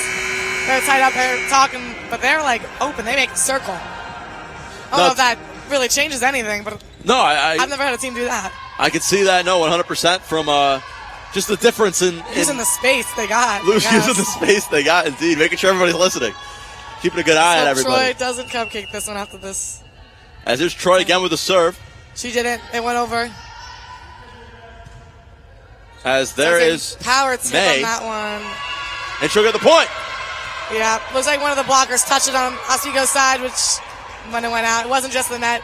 I think if one of the blockers didn't touch it, it would have rolled off the net and went out. Yeah. But since they got a hand on it, it's Oneonta's point. Again, they're up there. It's hard to not touch the ball when it's up there. So just a bad break for the Lakers. Oh yeah, because the whole point of going up there is hoping to block it. Absolutely.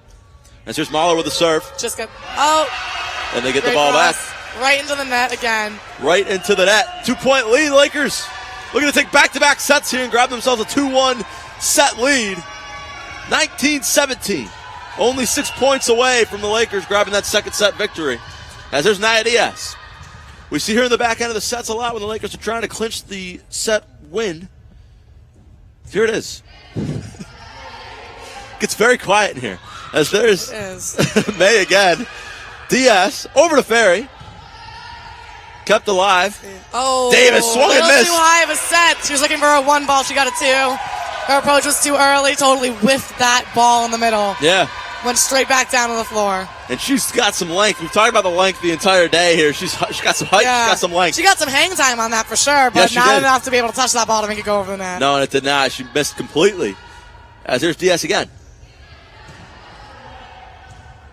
Driscoll Webster over to May. Push that. Oh, that looked like a 2-touch. I don't know how they didn't call that one. As there's Ferry again. Back over May. Diaz. Set for Simplicio. Swing. A little off the block on that one, but was still received. Godavin. Set from Diaz. There's Ferry blocked by Davis.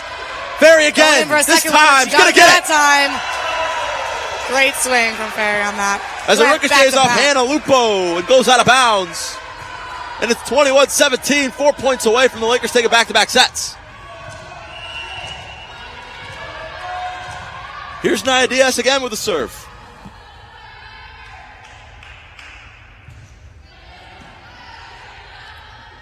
Oh, there's Davis. Pass Diaz gets the point. Tooled off the block as well, so it went farther to the right than expected. You kind of saw Nia drop a little too soon because you thought it was going to read it more on the court, and it kind of went more cross than expected. As 21-18, 3 points separate these two teams, here is Layla Driscoll-Webster again. Great. Diaz over to Ferry. Gets the hand out to Small. Nobody's going to be there. And a big point for the Lakers. Number 16, Oneonta was already kind of on the floor before she could get up and try to get that second ball. I think that would have been her next spot. I think she was the closest one. Here's Kara Simplicio.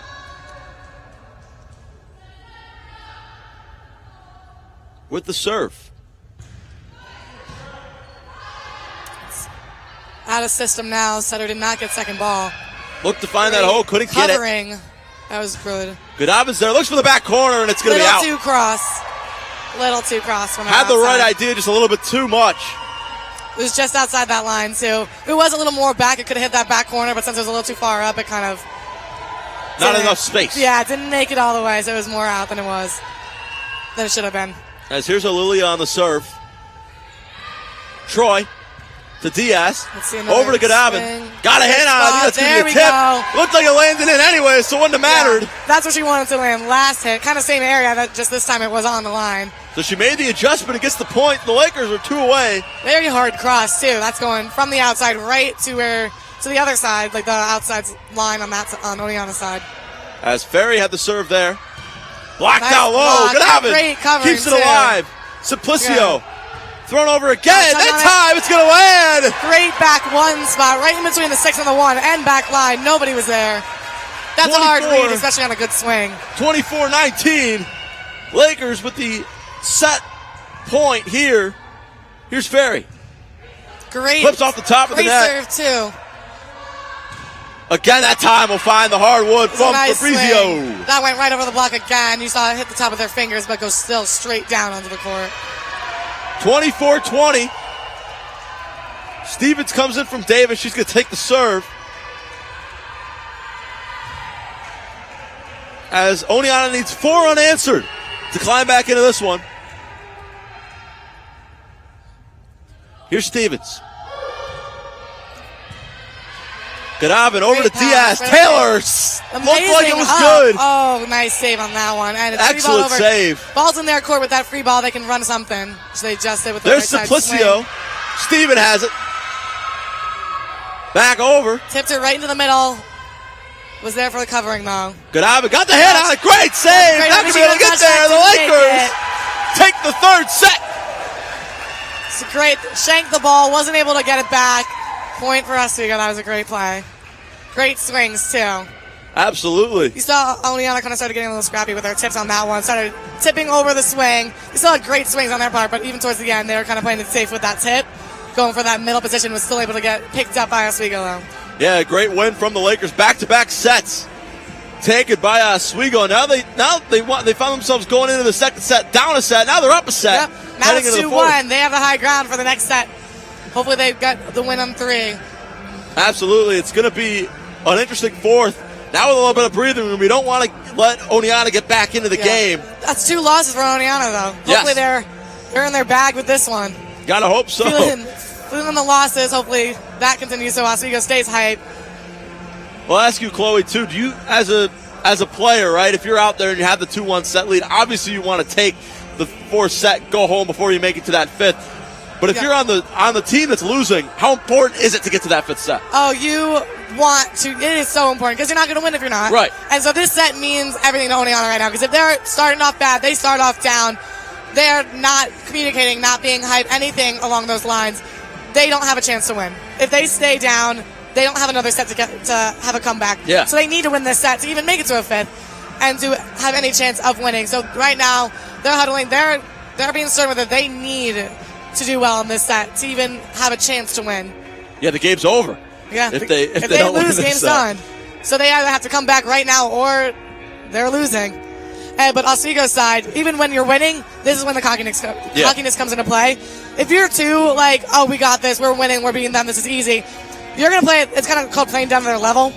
If you know you can do better than them and then you just start kind of playing it easy and then they start winning, they start coming back, they're now in the game, that's the comeback. Like, it's not going to be good for Oswego if they don't keep their energy that they have right now from winning. If they start playing down, it's giving Oneonta the higher up. Now, if you're Oneonta, are you thinking about that 5th set right now? Obviously, that's the goal to make it to. The whole point right now is they're probably telling their team right now, let's go to this 5th set. We're going to this 5th set right now. Because otherwise, what are they going to do? They know they have to go. They know they have to do well in this set. They're probably going over everything that they're doing wrong, what they can improve on, and how they have to win this set. Yeah, it's going to be important for them to take this 4th if they want to stay alive in this game. Looking for their first SUNY win. It's a huge spot to be in. I think they're going to start. I think Oneonta's going to try and start off strong, and they have for the first all these 3 sets. They've started off with the advance. I guess they always are points ahead. They're just falling through every time. Hopefully they don't start like that this time. Maybe they'll fall through. But I think they're going to start off really strong because that kind of happens a lot. They're going to go in going, we need to win this. They're going to be at their top game. Yeah. Let's just see if it lasts. They clearly have the ability to grab a lead. It's just keeping the lead that they struggled with in this That's game. what they're struggling with right now. As the teams get set to take the court for... And I wonder if they'll keep doing that. I wonder if they'll start off strong, keep it because they know they have to win. So they might just keep that energy for as long as they can until But if Oswego starts to play over them again, starts getting those points, it's going to break them down so Absolutely. fast, just like it happened in the past 2 sets. Absolutely. It's very important here. As we've seen Oneonta take the early lead in all 3 sets so far. Let's see if history repeats itself in the 4th. As the Lakers look to end this one a little bit early here on Senior Day. Jacob Bradley, Chloe Sienna here for WTOP 10. As we get set to pick things up here in the 4th. As some final strategizing from Ashley Coyle on the Red Dragon side. As Mahler you comes see in. they're all running around. They're trying to get their energy up. They're trying to get Elevator fired around up. the court. I definitely think one thing Oswego hopefully noted before was communication. We saw a couple of times where the ball fell between a couple players, or they weren't talking to see who got that ball or whose ball it was. So maybe that's what they talked about during their huddle. Yeah. Just to know something. But the swings were great. They had great blocks as well. Hopefully they keep that energy and that skill throughout the set. Yeah, these sets have been pretty close. I mean, 18-25 in the first, Yeah. 25-19 and 25-20. So this has not been as Definitely a close one-sided game. as we saw Definitely last night. skill level is very similar. You even saw that before with their win and loss Yeah. kind of ratio. As there Great is jump Diaz. serve, right kind of short into the middle of the court. Spano tried to get over. Buns there instead. Here's Diaz. Head fake from Ferry. Blocked down low by Spano. Strong, And it was a Oneonta strong grabs the swing. lead again. Right blocked back down. That's a hard one, especially the stronger the swing, the harder the block is coming right back at you, which you saw right there. Went straight down, right into the middle of the court, too. So it didn't even go back at the outside hitter. It just went right into the middle of the court, like 10-foot line area. Hard read. As there's Mahler on the serve. Diaz sets it up. Buns there. Mahler gets Swing there that. She avoided instead. the block Great on dig that from one. Webster. Throws it over once again. Diaz. Again, Bun too strong, out of Too bounds. strong. Not enough snap in her swing, went kind of flying out. No, she got a very good piece of it, but just too strong, way out. Seems like history is repeating themselves It right seems there. like it. Oneonta with a 2-point lead, 2-0. Seems like it. As once again, the Oh. serve comes up short from Mahler. See, there's that curse again that I was telling you about. We saw the lead, missed the serve. As Cara Simplicio gets the Lakers' first serve of the 4th set. I love seeing the different servers like warm-up routines. Yeah. What are they doing to get ready for their serve? It is interesting. It's like a free throw in basketball. Yeah. Like I used to have a thing where I'd hit the ball 4 times before I did my serve. There you go. Have to make sure you make good contact with the hand. You can see like some people crouch down. Absolutely. Great job to recover from Going up Mahler for there on the the block. tip. That was a And they're going to give Oneonta the point there. tough Sounded like a bit of an joust. early whistle there, Chloe. Yeah, I agree. Then hit the. I think they were going to call it on something. I don't know what they put a 3 up. I'm not too sure what their call was on that, but they called it before the ball hit the ground. Yeah. That's for sure. Saw it went up for a joust, but I think Oneonta beat them in that. Both arms went up. Only Oneonta touched it. It seemed it. 3-1. Oneonta on top here early. And right there, nobody's there. That set was very often that you saw Olivia kind of reach back for it. She wasn't there completely. That's why I kind of lobbed it over. Fortunately, the block was there. Went straight back down. Olivia wasn't there to cover just because she was so far back from where the ball was set to her. Yeah, very easy, simple play there from Oneonta. Gets the point. They're up 4-1. Has Driscoll Webster on the serve again. There's Ferry. Does it Straight back. off the block on that swing for Ferry on that. Went off to like the right side of that middle's arm, straight down to the ground, and then wasn't totally covered on that. No, Ferry was there. Slams it home. Here she is again. As over there now is May. Blocked by Taylor, but it'll Another fall in her own covering zone. error for Oswego's side. You saw that whole entire front row, like right behind the hitters, was open. Yeah. Someone needed to move up a little bit to be able to cover that block. They were a little too far back. Maybe they thought it wasn't going to get blocked as much as it did.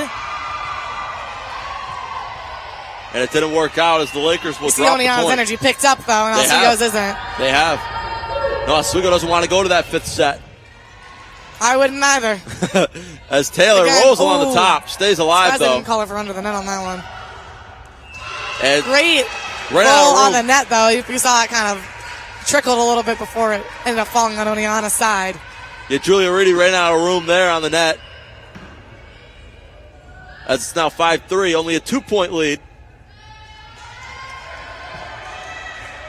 As Simplicio or Zeisler will get the serve.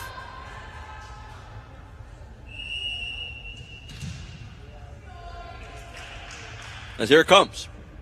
You can tell she's going to jump serve from just how far back she started her approach. Yeah. It's going to be a push. You saw her kind of with how Oneonta's girl just approached that ball on the swing. You could tell she wasn't going to swing at it. As there's Reedy in the back corner to Item. Set up by Zeisler. On the other side, Godavin. Got a hand on it to Oneonta. Set up again by Driscoll Webster. On the other side is McKay. Blocked out low by block, Taylor. Right back down. She was there for it. She definitely touched it. You saw her pancake it a little bit, but it just kind of didn't go up, just kept going out. And it is 5-4. Lakers looking to knot things up here. Zeisler again on the serve. Great spot, too, making them fall for it. As Reedy again eats up Troy. Off the side of her arm, I think. I think she moved a little bit too in. Didn't hit her platform, but hit off the side, which kind of shanked it to the left. 6-4 now, as Abby Stephen heads into the game for Davis.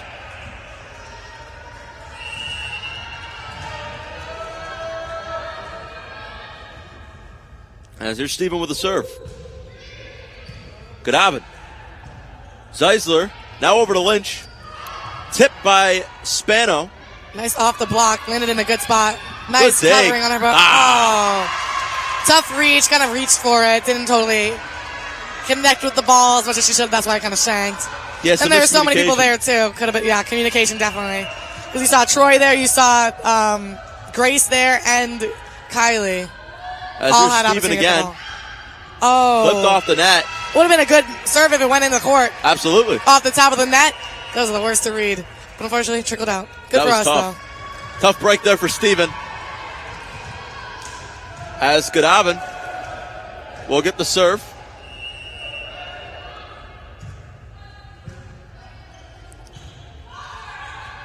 As Reedy sends it over. Got a hand on it to Godavin. Honestly, most she could have done with that. It went up off of that block.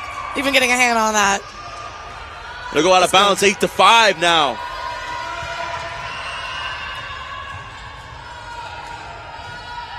Oneonta on the serve.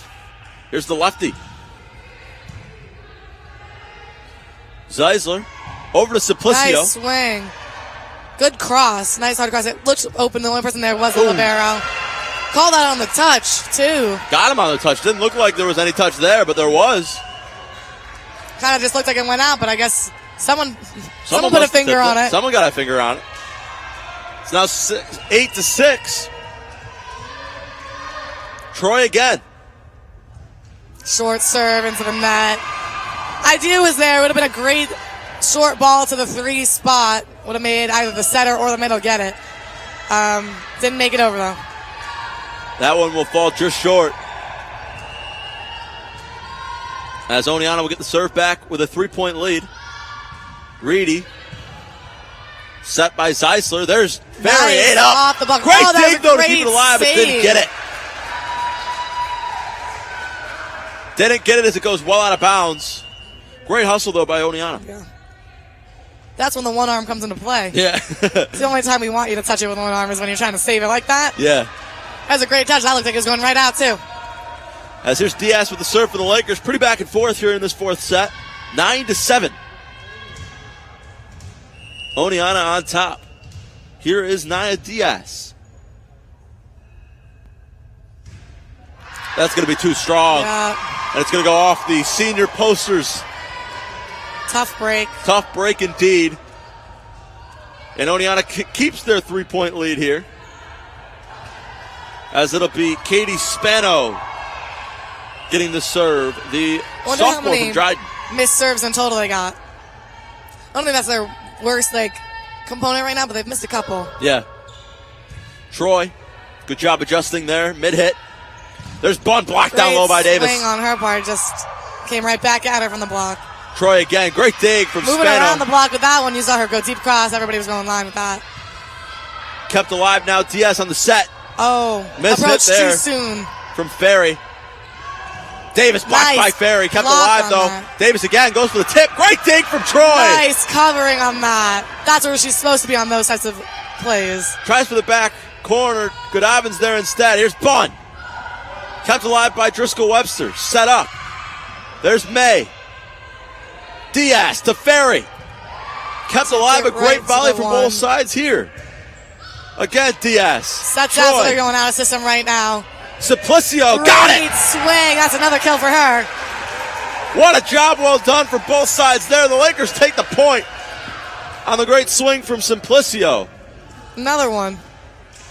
Again, no touch on that block, right down to the court. Yeah. Perfectly located. As here's Idem again.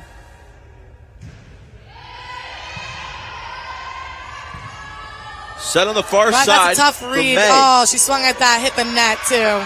And Oneonta will grab the point. She was trying to get that overpass and didn't time it right. Went for the swing, hand hit the top of the net. 11-8. As Oswego trying to break into this game here, just can't crack the 2 to 3 points differential between the two teams. So that play, they subbed her out too. Yes, they did.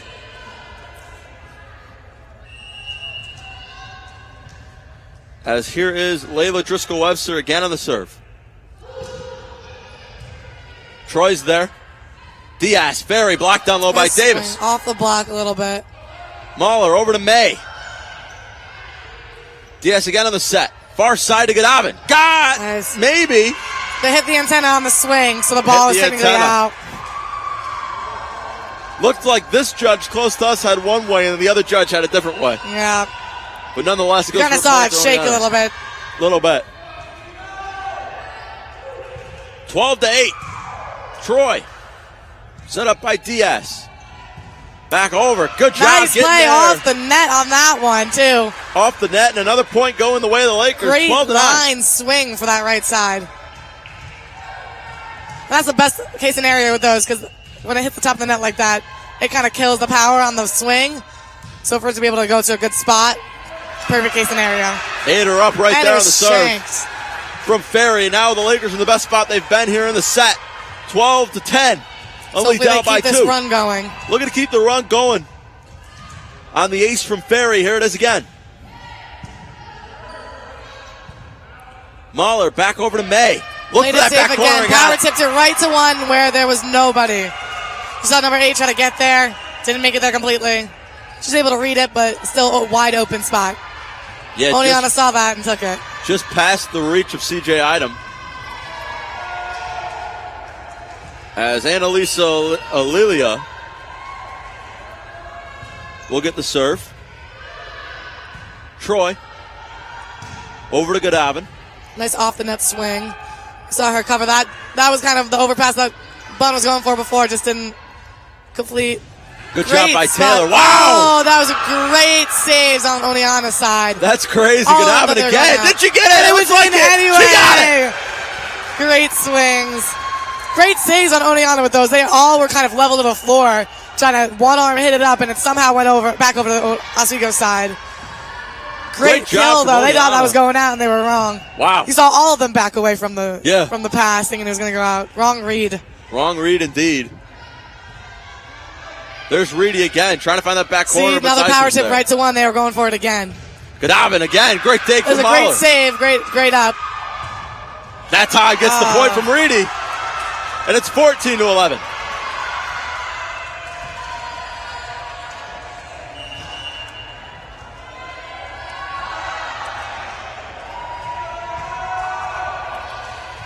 Abby Stephen again in for the serve.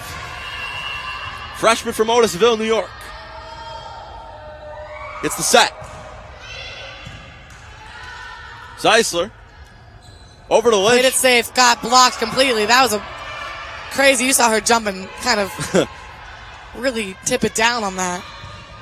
Tries to find that back corner, but Zeisler's there. Troy. Good swing. Back nice to Lynch. approach. McCabe's Now they tip. there. They're just going safe right now in the way of the setter, if you saw that right there. Got that and one. Look good. It's going to be in. That's 2 times for Oneonta where they let that ball drop in the back. She's been huge for them today in Grace Goodavin, finding that back corner on several different occasions. as she'll get the serve. Looking to rip off a couple unanswered and tie this game up. Alilia over to Driscoll Webster. Back to Alilia. She'll get it over. Probably set that up for a nice down ball, but Lynch. Nice swing. Went up on that one. I think that might have went out if nobody touched it. Looked like it. Simplicio got the hand on it. Alilia's there. McCabe. Zeisler. Back to Troy. Over to Simplicio again. Eats nice up. with that touch and shanked that ball on that off the kill. As that one goes right out of bounds. It's only a 1-point game.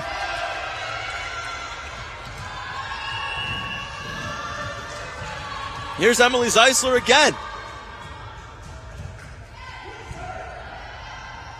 Driscoll Webster over to McCabe. So that was very off the net, so she's had to go with the push. A great tip.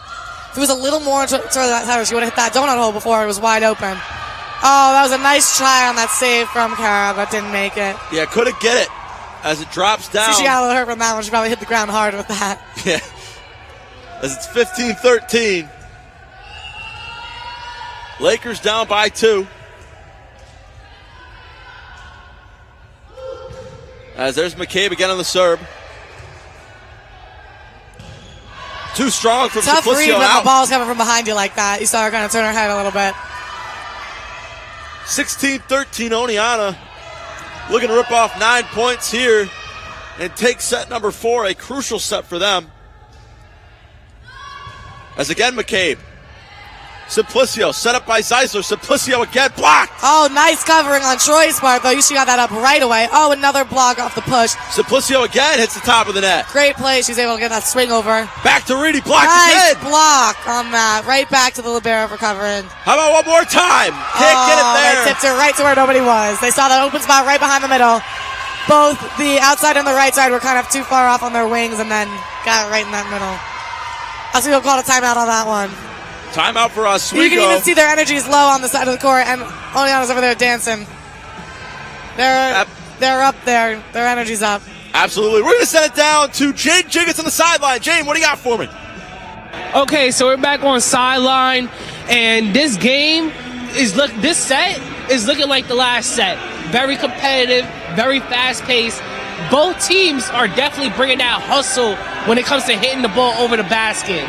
Right now, Oneonta is in the lead in this set, and hey, this game could honestly go either way. But can Oneonta force a period 5, or can Oswego end up being victorious in this matchup? Back to you, Jake.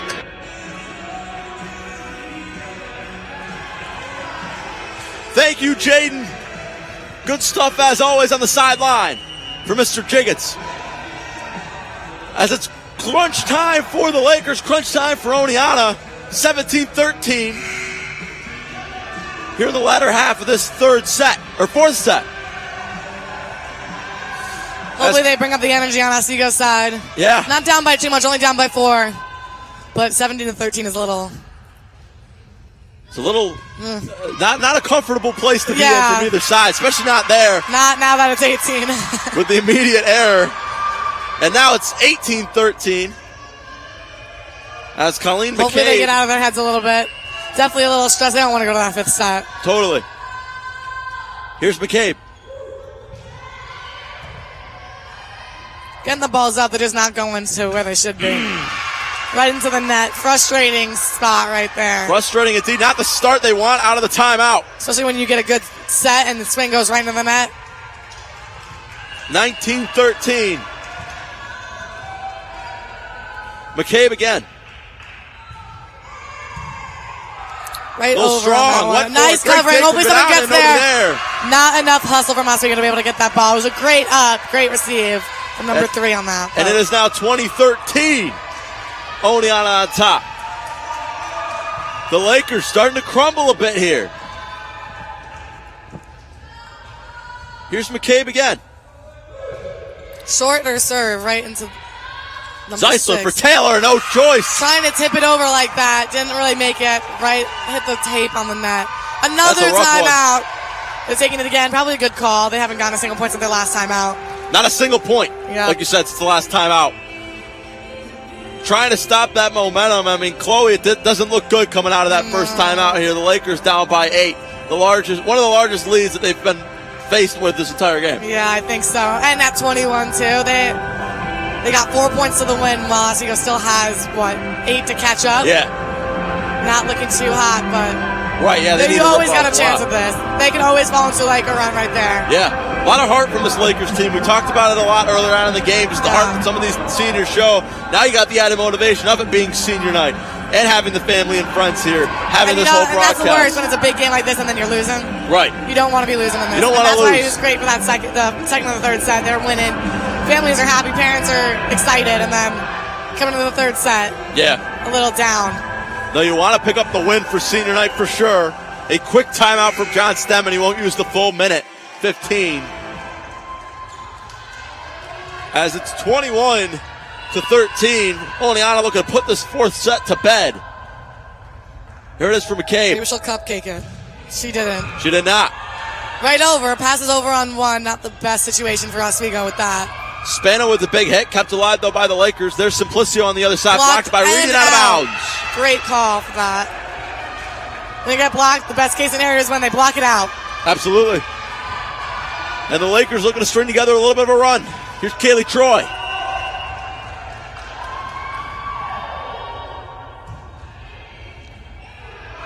Great very set. low, if you saw that. Kind of her chest. 8 up. Got that up enough to be saved. Free balled it over. Great spot in the back corner. In. And it landed. Watch that drop. Double Christmas, we like to call it. As it lands just in the line. Back-to-back points for the Lakers. Only down 6 now. 10 points away from them taking the game if they can rip off a nice run. Troy, though. Right into the net. Right off the front of the net. As she struggled to get the serve off. Serve this tight, like this far into the game. You don't want to be missing it when they're at the 20, in the 20s. Right. As here is Julia Reedy on the serve. 3 points away from staying in this game. Troy. Over to Zeisler. To Ferry. Nice. Ate her up and way out of bounds over by us in the camera. Shanked it. As that one Great flies out. Too, though. You didn't even see her arm move that much. It didn't look like she was going to get that hard of a hit on it. And next thing you know, it's a bullet right down to 6. Yeah. 22-16, Nia Diaz here on the serve. Here it is. Mahler head faked. Oh, man, brutal. Spike from Gianna May. That was a great swing. I can't even lie. Right down, right past the 10-foot line, sharp to the floor. That was a hard one to get when it's that quick of a swing. A very hard one to get. As that one had eyes, as they would say. As here's Katie Spano again. Too strong, out of bounds. Out too. 23-17. A little comment from, she's talking about the sets from, I'm guessing, Oneonta is looking at how low the set is. Yeah. Could be considered a carry. Potentially could be. Or how long she holds it versus how low she holds it. Yep, that's what that would be. You see them on the sidelines demonstrating from the chest up. That would, if you get called on that set, that's a carry. But it got shanked off the serve for Oneonta's side. Yeah, gets the point off the serve. And now the Lakers right on the back door. 5 points. Separate the two teams. Here's Item. Another shank, another ace for Oswego. And that's an ace. Hopefully they keep this going. Timeout call. Timeout. Now you see they're all hyped. They're screaming. Oneonta's going off on the sidelines. Yeah, they know they have the lead, but they got to keep it.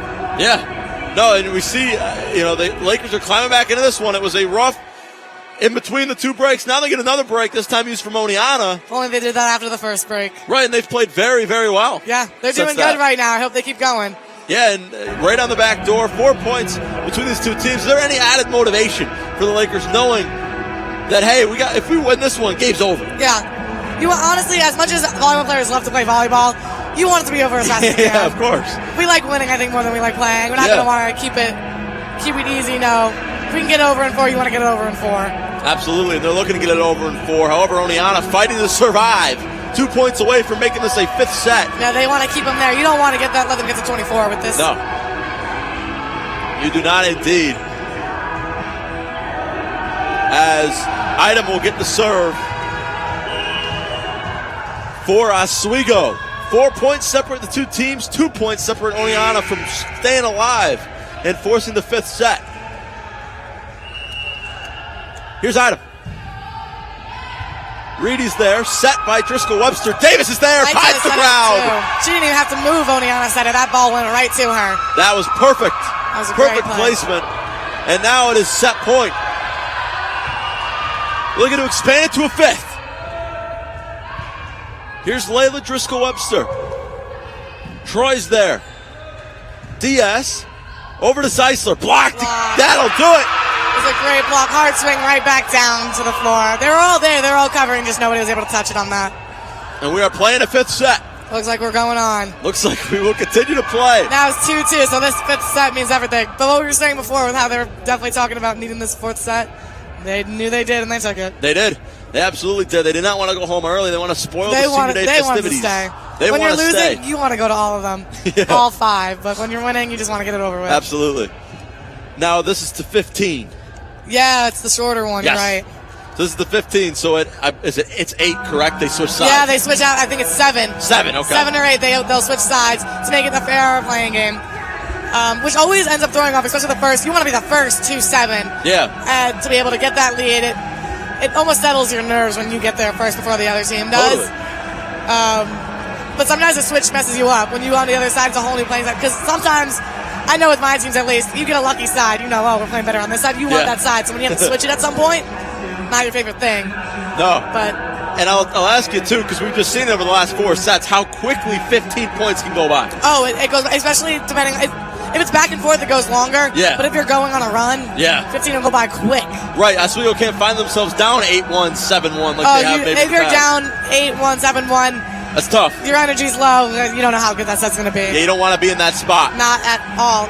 Even like when they get to 8 versus at 3, if you're going to get to 8 or 7, you want to be tight-knit with that. Totally. No, it is exactly.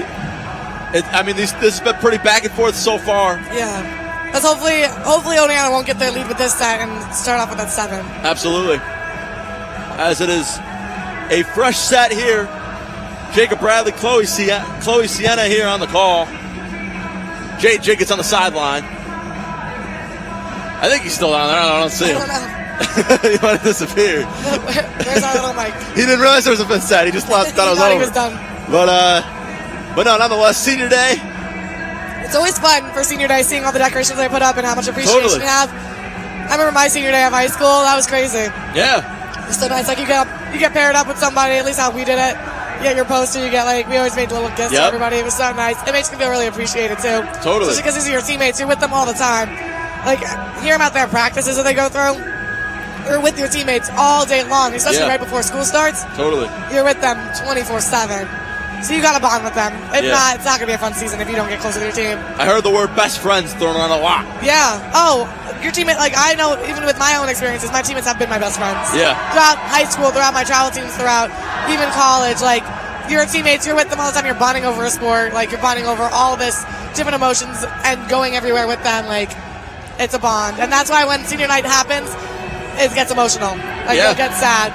Especially towards the last games. I remember, I think I cried on my last game with my seniors. I sobbed when I was a junior. Yeah. And my seniors are leaving. I got so upset. Then as a junior, you think I got plenty more time. I got more time, and then I'm leaving next year. Yeah. And that time goes by very quickly. It really does. But nonetheless, 15 more points to go. It is a barn burner here in the Max Field Gymnasium for senior day. Nice crowd here. Later on today, we got a little bit of the return of hockey, so it's a big weekend. Hopefully they use this energy knowing it's the last set. Carry on through it. As 15 points to go, both teams are fired up, and we're fired up here in the booth. As Oneonta will start things off with Annalisa Lilia.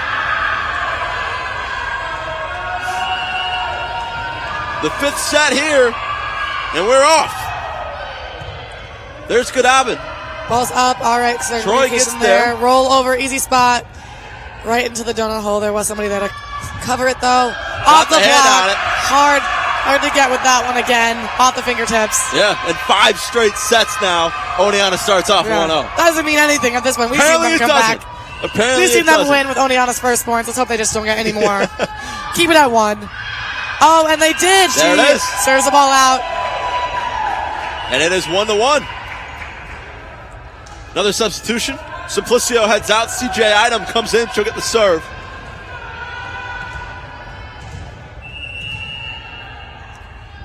As here she is. Alilia set up by Driscoll The Webster. right side. Nice Blocked block. it in. But unfortunately, it was a block It out looked like it was in. again. So one thing we've seen a lot from Oswego today is they're getting their touches, they're getting their blocks. They just happen to keep blocking it out. Yeah. As that one goes out of bounds. So Oneonta takes the 2-1 lead. As here's Anna Mahler.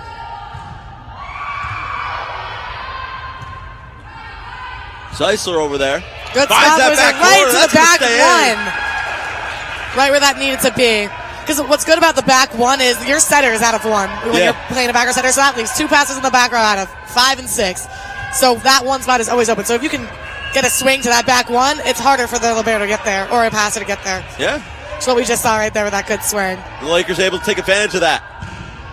Out swing. Outside. A little too cross for Oneonta. And it's 3-2. Lakers with their earliest set lead out of all 5 sets. Only 5 points in. And the Lakers have the first lead of set 5. Here's Troy. Reedy to Mahler. Out of system right now. Expecting a roll. Found it. That Down was the a tough floor. read. It was a hard read with that one. You could kind of tell that she's going to go for a roll with just her approach and how the ball was, but they were a little too far back to be able to get a good pass on it.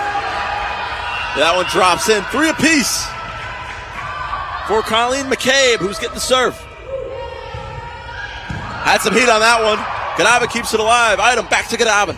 Blocked down low by Davis. Diaz is there, though. Godavin. Yeah, they weren't going to keep that. That was all net. There was no block on that. No touch. And Oneonta takes back the lead 4-3. It's okay. Close game. Not as big as the lead is. Not too bad of a lead. Very They still have apropos time. that we might be switching the leads quite frequently here in this 5th. Yeah. Nice up right over the net. Too far out. 5-3. Oneonta on top. That one. Able to receive it, just didn't receive it. Oh, wow. Shanked the ball over the net. As here's McCabe again. She'll get the serve. Godavin's there. Diaz throws it over. Great heads up Trying to play, fake him but out with that one. Davis gets it Out of back. system. Troy. Back to Simplicio, blocked by Davis. Sets out right there. Again, Godavin. Oh, that would have Gonna been a be great out. spot if it went in. Gonna be out, and it's 6-3 now. Getting ready to switch sides soon on the next point. Yeah, next point, they'll be switching sides. So maybe the Lakers favor the right over the left. So that one gets Great over. receive on that one. Diaz They're playing gets it back inside corner, that. found it.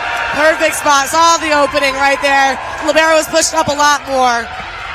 You saw the girl in 6 had to kind of run and try to get that out of 5 and couldn't make it all the way. That was a perfect deep corner too. As that one found it. And now it's 6-4. Here's Zeisler. That one's just it's gonna hit her right in the back. She ducked down trying to get out of the way, but she was really in the line of fire. And now it's a 1 point. Red Dragons lead. Again, Zeisler. Got it over the Perfect net. type of serve. That's the best case scenario. You never want that to go back over to your side, but when it trickles over the net like that, hard read on their part. Perfect Go placement. right before the 10-foot line too. Nobody was there. Yeah. Everybody was ready for that. Nobody was ready for that one. You see, it was open right over there. That's Yep. where they hit it right before. As Alilia's there. Zeisler back to Taylor. Great one ball. And it's out of bounds. Way out of bounds. And the Lakers grab the lead. And they're going to switch some sides here, maybe. There it goes. Now they're going to take the Calling a timeout. timeout. Great for us. Not even a timeout. They're switching sides. Isn't the switch Oswego sides? made the 7 first, which is the best case scenario for us. Yes, absolutely. Lakers grab the 7-6 lead, and it's been very back and forth. The closest set that we've had at this point throughout all right now, five. yeah, in the very beginning too. Maybe they are switching at 8. Doesn't seem like they're going right now. Not sure. Yeah. All right, let's send it down to Jane Jenkins on the sideline. Jane, what do you got for me? Back on the sideline, and let me just say, yeah, Oneonta, they push on my mistake. Oneonta pushed a game 5, and right now, score is heavily close. Oswego 7-6. This game is looking like it's really good. The intensity is there, the hustle is there, all of that. I'm happy to see what happens next. Back to you, Jake. Thank you, Jaden. 7-6 is your score from the Max Zeal. Yeah, I was wrong. They switched at 8. 8. Okay, I thought it might I be feel 8. lied to right now. You didn't lie. You're supposed to be the expert, Chloe. I know. Oh, I was thinking we should get you one of those drawers that you could draw on the screen with, so you could show what everything does. And again, another serve. oh, that was great. She didn't even get an arm on it and hit her shoulder. Eats her up. That's Now what it we looks like like to see. they're Now going to switch they're sides switching now. sides. There we go. Now we're switching sides. Right where the Lakers want to be, 8-6. They're the first to hit 8. And they're fired up. Kaylee Troy is fired up. As they're only 7 away from taking home a big senior night victory. Yeah. Hopefully they keep this lead and they keep it going. No cupcaking for them. No cupcaking indeed. As here's Zeisler again. Going Gets for the it up. jump serve, right? Received by the outside. Roll shot. You can tell by her form with that one. Item to Going to the Zeisler middle, to Taylor. nice one Block. ball. Good day. Kept Oh, alive. that was good Trying to saves. find the back corner. She was there though. She got that. Godavin. She's going in for the tip. She can tell by how far back she started with that approach. Playing really scrappy right now. There's Lynch over. Back to Godavin. She was Blocked right again. there though. She was right there. High Going in for the air. joust. That's going to just be thrown over. They did not get that joust. You saw them both go up right when it's in the middle of the net. Oneonta got them. I think Oneonta's got them beat on 90% of the joust that they've been in this whole entire game. Absolutely. Just finding the hole once again. Here's Reedy. Over to Zeisler. There's Lynch. Set by Driscoll Webster. Slammed down and it'll Great go out. up, but just didn't go far enough up. She's Got able to the touch tip. it. A great touch. Yeah, got the tip. And it's 8-8 now. As here's Julia Reedy again. Troy gonna let that serve go. And it drops in now 9-8. And Oneonta getting closer to their first SUNY W.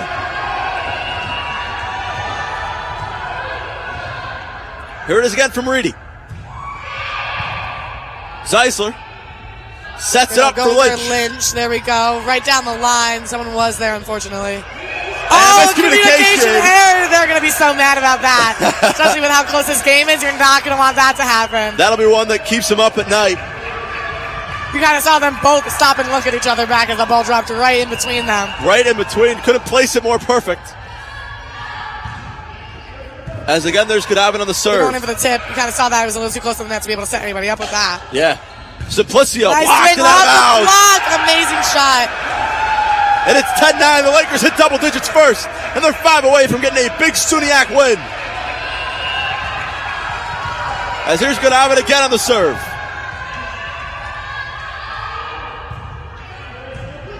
Reedy's there. Oh, Another bad miscommunication. communication again. They'll recover nicely, though. Hopefully they use that Zeisler ball. back to Go Taylor. with Finds the Robinson. hardwood. Right to the 10-foot line again, and nobody was there. And That's it's a perfect 11-9. spot.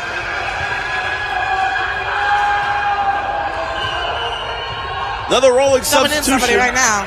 Annalisa Alilia checks in for Layla Driscoll Webster. The gym's coming alive. As here's Godavin again with the serve. Nice Reedy. serve, very out of system with that. Now they're going free ball over. They got to use this. Zeisler sets it up. Taylor with the head fake. Simplicio's there, just misses. Just the ball was a misses. little too high or approaches a little too soon, hitting her fingertips. And Maybe it's- she was trying to tip it and fake him out a little, get it over the block, but Yeah. it didn't follow through. just didn't get all of it there. Kind of indecisive. As Abby Stephen gets the serve again, looking to knot things up for Oneonta. Serve is up. Simplicio's there, set up by Zeisler. Lynch now. Safe play for Lynch right there, going cross, roll. Off the front of the net. Oh, there we go. Doesn't roll over. The Lakers are 3 away. Hit the antenna on that one, I think. It Didn't did even clip go the over at antenna. all. As Grace Taylor looks to finish it off. Good jump serve right down to the middle. Set up by Oh, Jarris. power typical. She Lakers called do her win the a point. two-touch for that set right there. Another 2-touch. And they're going for a timeout. That's the worst, too, especially when a close game like this. Once you get called on a two, you'll get mad. Yeah. Especially like with a play like that. And when sometimes you don't even think you did a two-touch, and then they'll call it anyway. And you're just like, especially 13-10. Oswego, they don't want Oswego to get any more points at this point because they have 2 to win, and Oneonta's got to make up 5. Right. No, not a good spot that Oneonta wants to be in. They took the first set. They took the fourth set. Now we have the closest set so far. Yeah. Oswego only needs 2 points, and Oneonta needs 3 to even catch them. Yeah.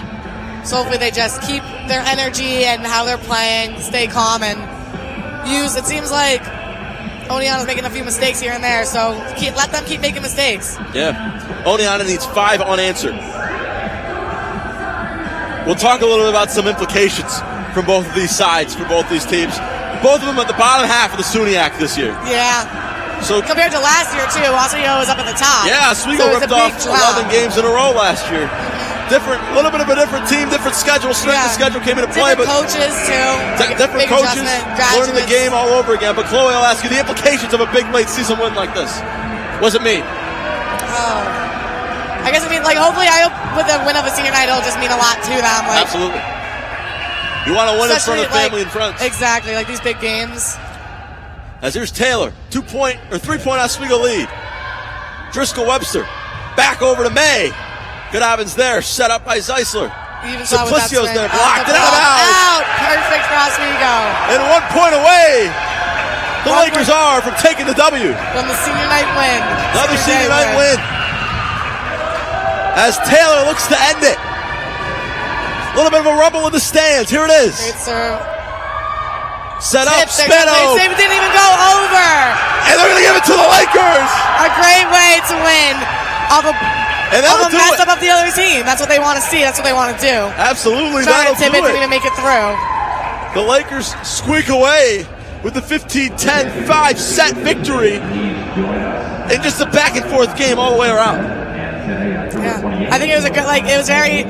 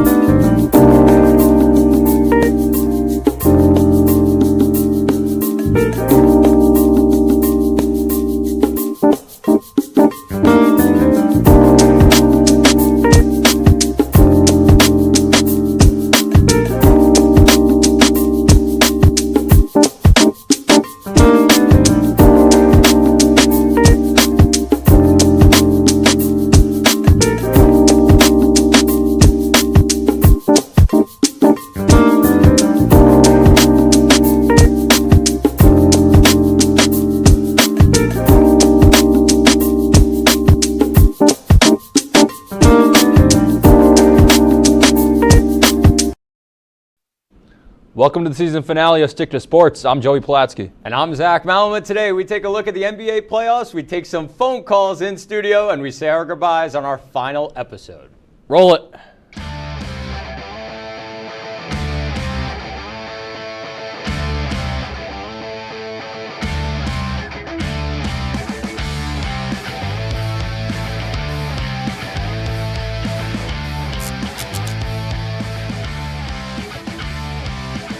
The Miami Heat are one win away from the Eastern Conference Finals as the Heat take on the Knicks in Madison Square Garden tonight. Playoff Jimmy will look to keep rolling as Miami's star has scored 25 points or more in all 8 playoff games this season. Zach, do you think the Heat keep their magical postseason rolling, or will the Knicks at least force a Game 6? Yeah, this series is definitely over. If you can't score, you won't win in the playoffs. The Knicks, they're barely scoring 100 right now, and they've lost 3 games because of it. Credit does have to go to the Heat defense. However, this series, like I said, is over. The biggest offseason key for the Knicks now is they got to get more scoring. Brunson, Randall, Barrett, I think it's just not enough for the Knicks after that. Yeah, I mean, I knew coming into this year, coming into the postseason, this Knicks team isn't a title contender. I still don't think the Heat will put up much of a fight against whoever wins that Celtics-Sixers series, but this Knicks team was by far the worst team in the playoffs. Still, like you said, Jalen Brunson's a really good secondary scoring option. He's not a star player. Being out-rebounded, the lack of pure offense from this Knicks team. What really just confuses me the most is still the Knicks are favored tonight at the Garden, even after Julius Randle was saying last game that really the Heat probably just want it more. At the end of the day, it's not going to win you playoff games. The Los Angeles Lakers have taken a commanding 3-1 series lead over the defending champion Golden State Warriors. Los Angeles won Game 4, 104-101 on their home floor on Monday behind 15 fourth-quarter points off the bench from Lonnie Walker IV. They can advance to the Western Conference Finals with a win tonight in Game 5 in San Francisco. Joey, do the Warriors have any chance to come back in this series? The Warriors, without a doubt, have a chance to come back. In a 3-1 deficit, a team that has this much postseason experience, this many stars, when you look at Steph, Clay, Draymond, even Kevon Looney's been decently nice for them this postseason. This is a team with plenty of talent, kind of a fluky loss to Lonnie Walker in the fourth quarter the other night. This series could very well still be at 2-2, but right now this is a 3-1 lead for the Lakers, but the Warriors could without a doubt win this in 7. Yeah, I agree with you. I think they have a chance, a glimmer of hope. They do have to find a way to win on the road, though. I think they'll win tonight's game, but they have to win on the road in Game 6 in Los Angeles. They also have to find some secondary scoring behind Steph. Clay's been struggling ever since Game 1. Andrew Wiggins can't do it all by himself. Jordan Poole's done next to nothing on the road. I mean, nobody besides Steph has put up 20 points on the road. It's very unlikely that they come back, but it's very hard to take down the champs. The Philadelphia 76ers have won back-to-back games to take a 3-2 series lead over the Boston Celtics. Joel Embiid posted 33 points, 7 rebounds, and was plus 21 when on the floor last night. With Game 6 in Philly tomorrow night, Zach, do you see the Celtics winning back-to-back games, or is Philly heading to the Eastern Conference Finals?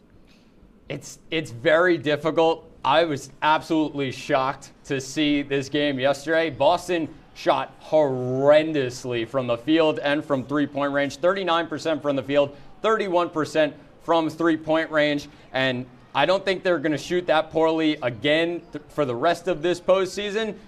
There's a chance that they come back and win Game 6, but I don't know. I'm sitting on the fence right now. I think the Sixers take this series, and really, in my eyes, the biggest difference is the third scoring option. You look at the two-man game on the Celtics side with Jaylen Brown and Jason Tatum. When you look at the Sixers side, you have Joel Embiid and James Harden. But the difference in this series is Tyrese Maxey, 30 points last night, a guy that has had massive scoring runs and scoring outbursts in separate games as well. I think the Sixers team takes it, and at the end of the day, this feels like such a perfect storyline. We're going to see the Nuggets. We're going to see the Sixers in the championship, Embiid versus Jokic coming soon.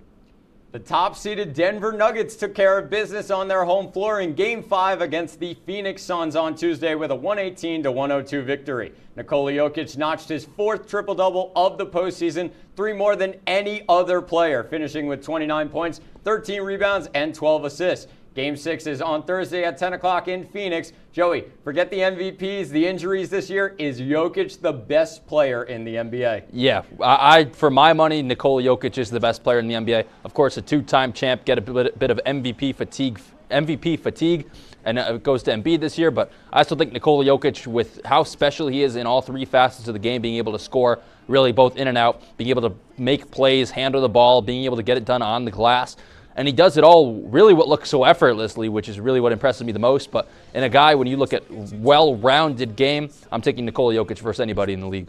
Yeah, my only argument is Steph Curry, just because of the impact that he has for the Warriors, even with the amount of guys that they have on that team. But then I looked at Jokic. He's averaging 30, 13, and 9.5 assists in the postseason. He's almost averaging a triple-double in the playoffs so far. Embiid clearly deserved the MVP, but Jokic is clear as day the top player in the league right now. It's really not even close in my mind. When we come back, Joey will be joined by Ben Diamond. Don't go anywhere. You're watching Stick to Sports on WTOP 10. I know kids worry about a lot of things. Getting enough food to eat shouldn't be one of them. Through a nationwide network of food banks, Feeding America serves virtually every community in the United States. See how you can help your community. Visit feedingamerica.org.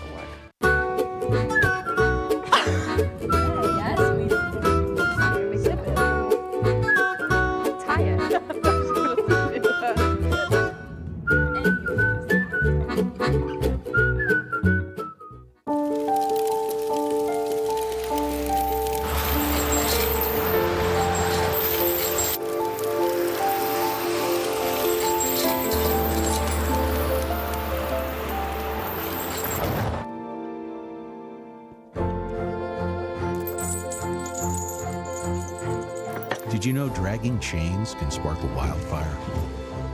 Only you can prevent wildfires.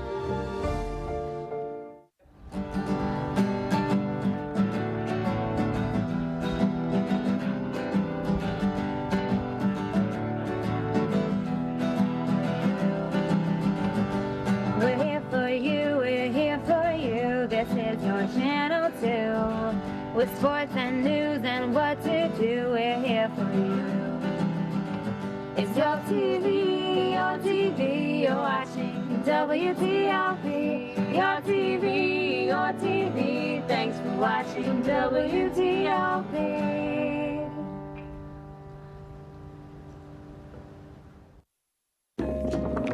La la la la. Free. La la la la la la. La la la la. Freeze.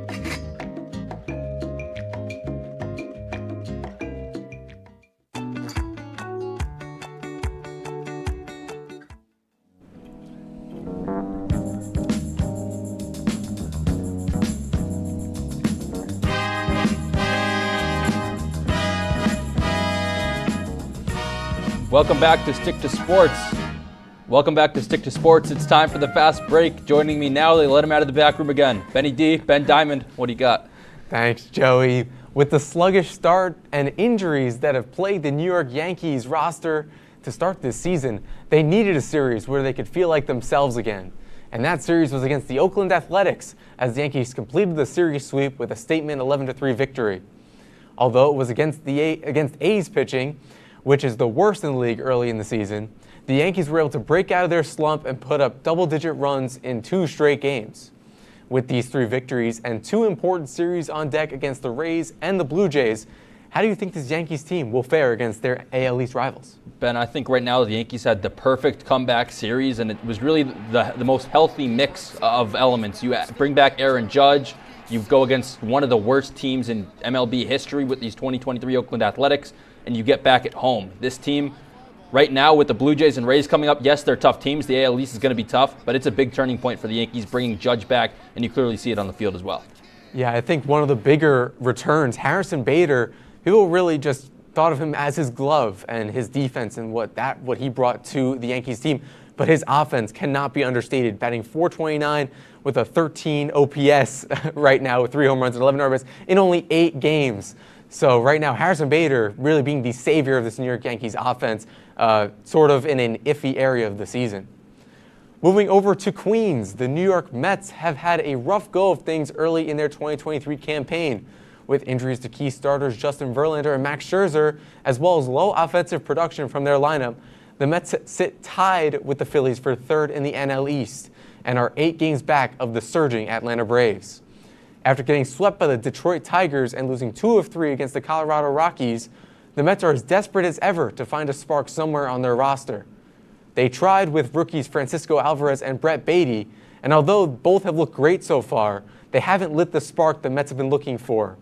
What do the Mets need in order to get going, Joey? Ben, in all honesty, this Mets team just needs consistent starting rotation guys. I mean, when you look at the lineup, they have guys that can get it done. When you look at Pete Alonso, Francisco Lindor and company, it's still not the most impressive lineup in baseball in my eyes, but at least starting rotation. I mean, when you toss on a Mets game, on a regular weekday, it could be anywhere from Scherzer or Verlander to, the fourth guy for their AAA team. The injuries and how injured this team is all the time is just defeating. Yeah, you mentioned Lindor. He has 6 home runs and 27 RBIs on the season, but he's only batting .224. And also, it seems like whenever their pitching's doing really well, their hitting isn't, and then vice versa. So they can't really get it going. So that consistency you mentioned really has been a big factor.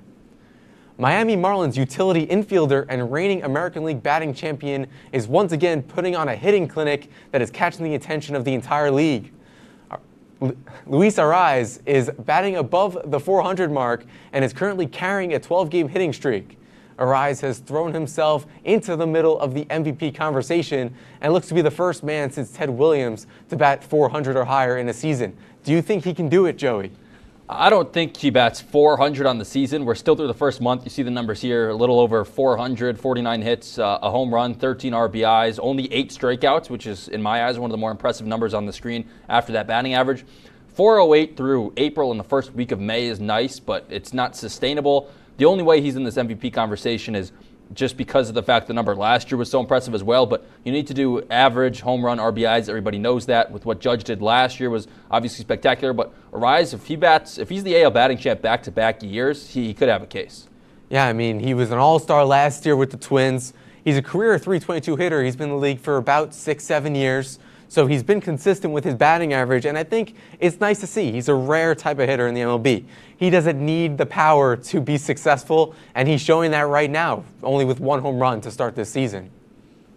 We'll take a quick break here on Stick to Sports. Thanks again to Ben for the fast break. Zach, Ben, and I are getting ready to take some phone calls. Keep it locked in. It's the season finale of Stick to Sports on WTOP 10. What's going on? Yeah, we go on at like 11:30. It's like No. What do you mean no? It's 10:30. 10:30? Yeah, it's 10:30. What do you mean it's 10:30? Hey, don't touch that. That's my ladder. Hey, man. Whoa. You know this book was already discounted 10%? Wow. Wow. Get closer to that one. Matthew, Broadcast news. look at that. Can we go back inside? I want to sleep in the studio again.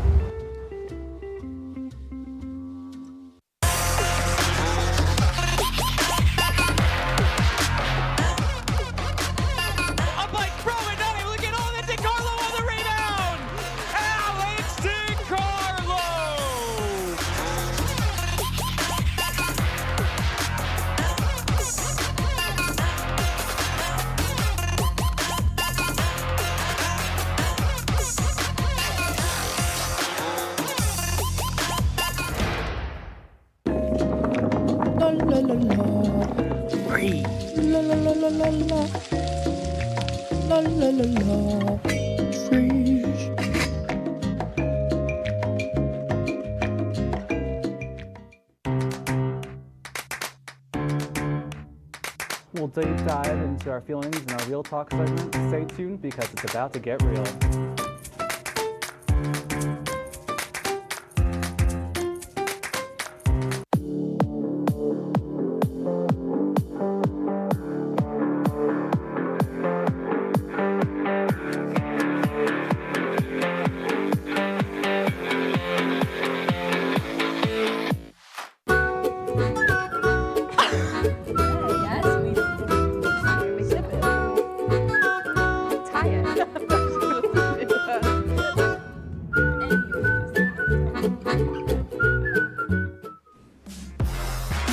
Welcome back to Stick to Sports. It's time to take some phone calls. Call the number 315-312-2918. I wonder what we're going to get. I wonder when the first phone call is coming in. Yeah, I was just sending a message for the, get some people to call in. We're a little slightly ahead of schedule, but we'll see. Slightly. If nobody calls in these next 30 seconds, we just got to start We pulling just got people out to the start back. riffing.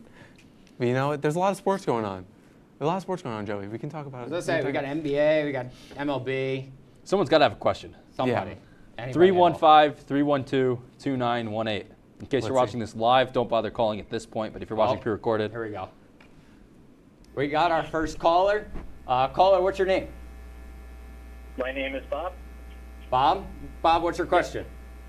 My question is, assuming the Knicks get bounced from the playoffs, should we be discouraged by their exit or encouraged with their growth? Okay. That's a great question. That's a great question. Joe, you want to start? I'll say encouraged by their growth. I mean, this is a team coming into this year. The Jalen Brunson addition was nice, but you were probably looking for them to make the playoffs. You probably weren't looking for this team to be a title team. I think you're encouraged. It's a big step in the right direction, the additions they got in making the playoffs, but still not a title contender. Just one or two big pieces away, but I would definitely say encouraged if you're a Knicks fan. Probably the closest the Knicks have been to being a complete team that we've seen in many, many years. So with the foundation that they've created right now, even if they lose tonight, I feel like this experience from especially the young players getting to play in the Eastern Conference semifinals in their first or second year in the league is huge for the Knicks going forward. And if they can continue to build on that, that would be fantastic. Second round this year, Eastern Conference Finals next year. Thanks for your call, Bob. All right, we're going to take our next one now. Hopefully somebody calls. Ben, was that someone related to you? That was. I saw Diamond on there. That name's was. Bob, though. Oh, I wonder who's calling.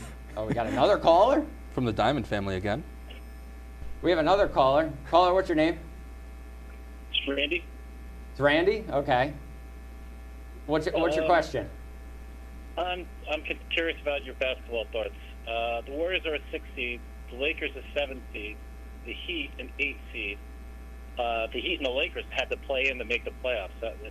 Now it's like the 2 or 3 will make the conference finals. Okay. So I'm just wondering, is the NBA regular season a sham?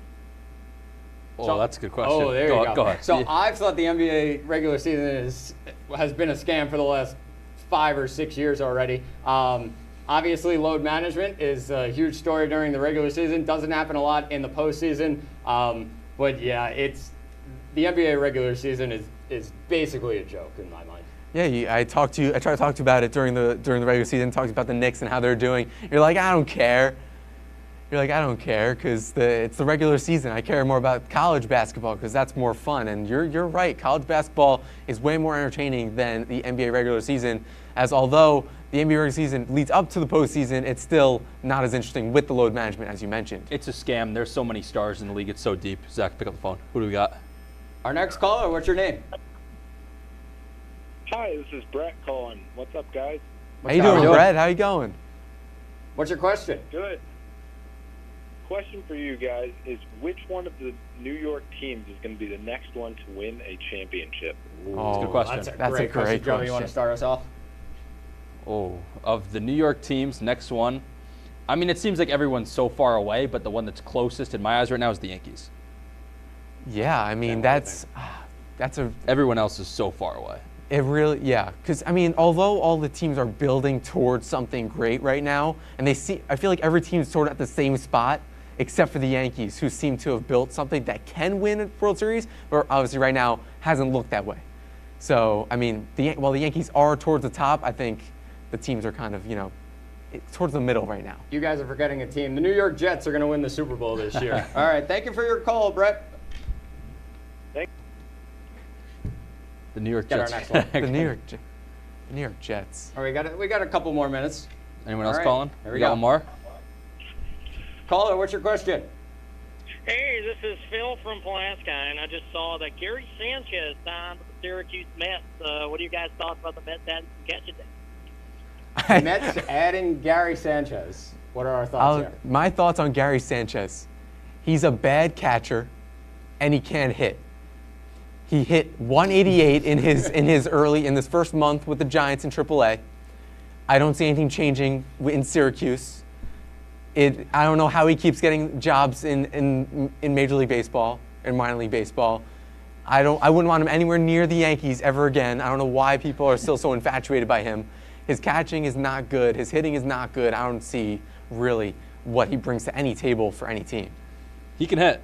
I'm going to disagree with you, Ben Diamond. The guy, if you look at his swing, the leg kick on time, he's a very good hitter. It's really just the pitch selection. If he gets with a good hitting coach or good manager, I mean, he has the pieces there, just has to put things together. But I'd be very excited to go see a Syracuse Mets game. Yeah, we should go visit Syracuse one time. Thank you for your call. All right, I think we have time for maybe one more. One more question. Anyone else going to bring us up? But I really, from his days with the Yankees, I just can't get behind Right, Gary I got Sanchez. I don't mind. This is Stick to Sports. What is your question? Hey, long-time listener, first-time caller. My question is, who do you think is going to win the NBA Finals this year, and is LeBron going to get another one? Ooh, there you go. That's Is a LeBron really- going to that's get a- another one, guys? Ooh. And who's going to win it? LeBron doesn't get another one. Been saying before the year, been saying going into the postseason. The Nuggets get it done this year. How good they are with Jokic, Murray, the bench, the scoring, the rebounding. They do everything. The Nuggets win the NBA Finals this year. May 10th, we're saying it here. Ben? I like that. I like that a lot. I'm going to go on the other side because I really like this series right now, the Suns. I think the Suns, they have their chance right now. They have Devin Booker. They have Chris Paul. We'll see what happens with his injury. They still have Kevin Durant, who's still on, obviously they traded for near the trade deadline. This team is built to win. I think if they don't win it now, it's when. Boston Celtics are winning the NBA Finals. They're coming back against Philly. Thank you for your call. We appreciate it. Have a good one, guys. Thanks. Thank you. Thank you to all of our calls. All right. Yeah, Thanks for all of our callers for calling in. We're going to head into extra innings next. Stay tuned on WTOP 10.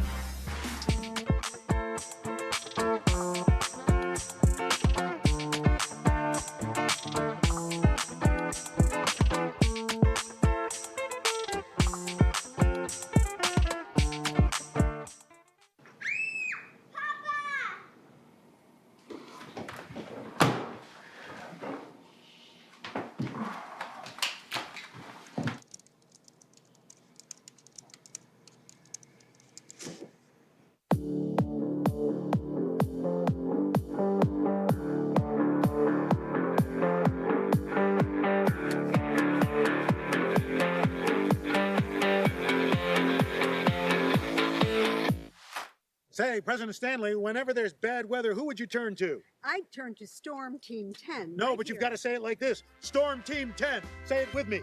Storm Team 10. What's going on? Yeah, we go on at like 11:30. It's like No. What do you mean no? It's 10:30. 10:30? Yeah, it's 10:30. What do you mean it's 10:30? Hey, don't touch that. That's my ladder. Hey, man. Whoa. You know this book was already discounted 10%? Wow. Get a close up of that one. Broadcast news. Look at that. Can we go back inside? I want to sleep in the studio again.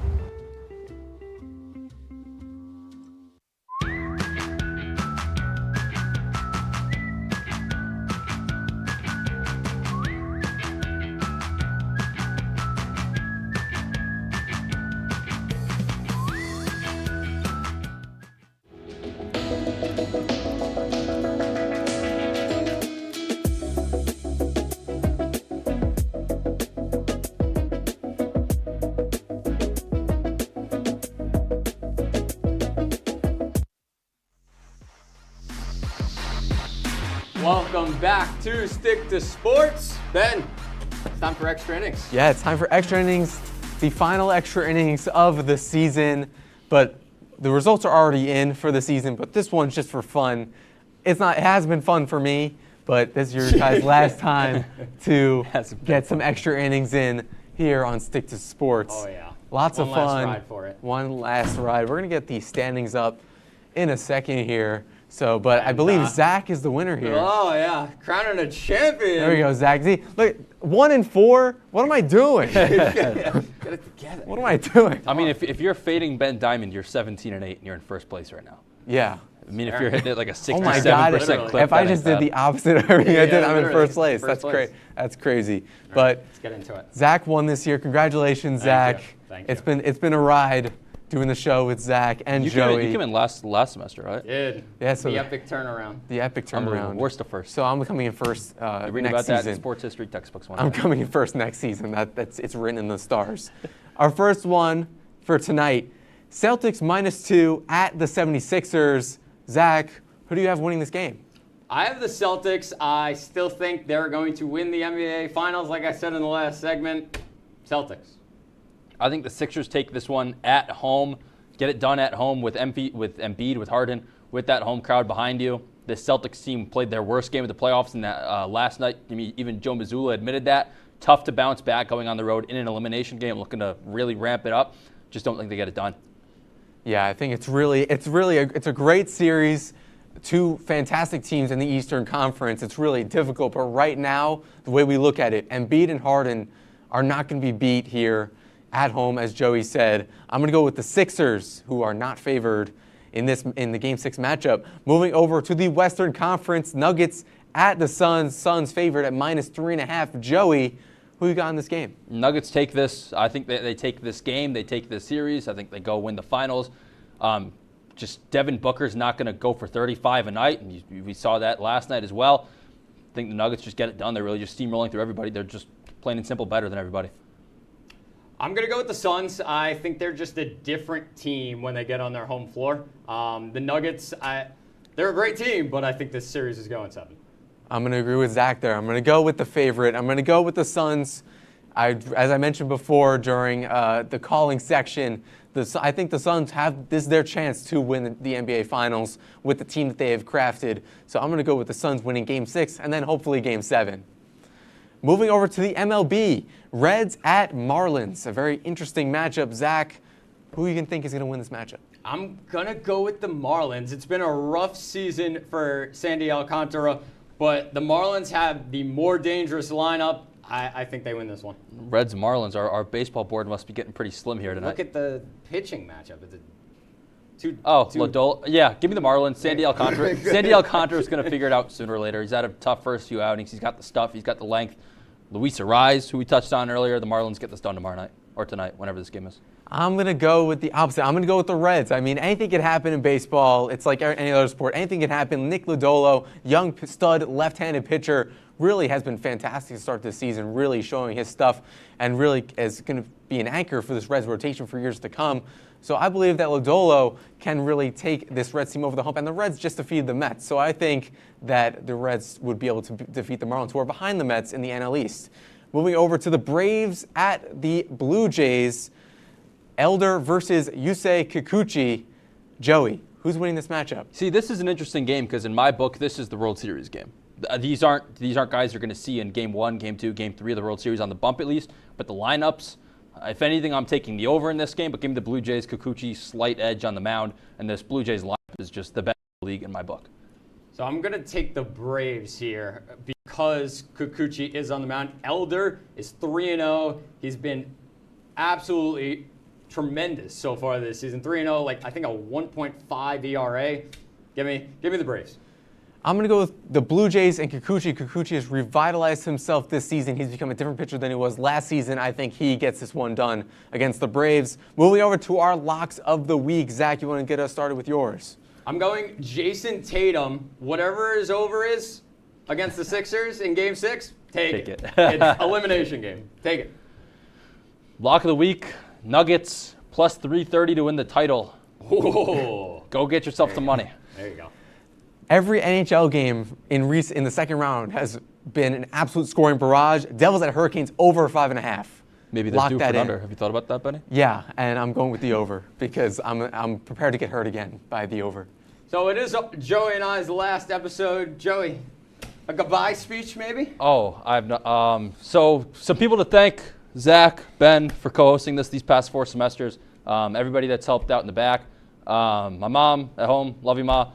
She's been great the past 21, almost 22 years I've been on Earth. All my friends from back home, everybody that I've met here with NYO, with TOP, just everybody that has ever put something into the show that's helped me, helped these guys, the Malamud family, the Diamond family for watching all the time. Been a great time on the show. Yep. Zach, who do you got? I would like to thank my parents and my siblings for all their support always. The entire crew. If it's their first time on this crew, the entire season, 3 special names: Brian Burrows, Ryan Skinner, and Brian Ciccone, all their help. Matt Watling and Luke Owens for handing the show over to me. And we'd like to hand over the reins to our director, Brian Burrows, and our assistant producer, Ben Diamond. Thank you, boys. That's all the time we have for Stick to Sports. Thank you for watching. We'll see you guys soon. Welcome to Stick to Sports. I'm Joey Pulaski. And I'm Zach Malamud. Today, the Jets shock the Bills, the Colts fire Frank Reich, and the new college football playoff rankings are out. Roll it.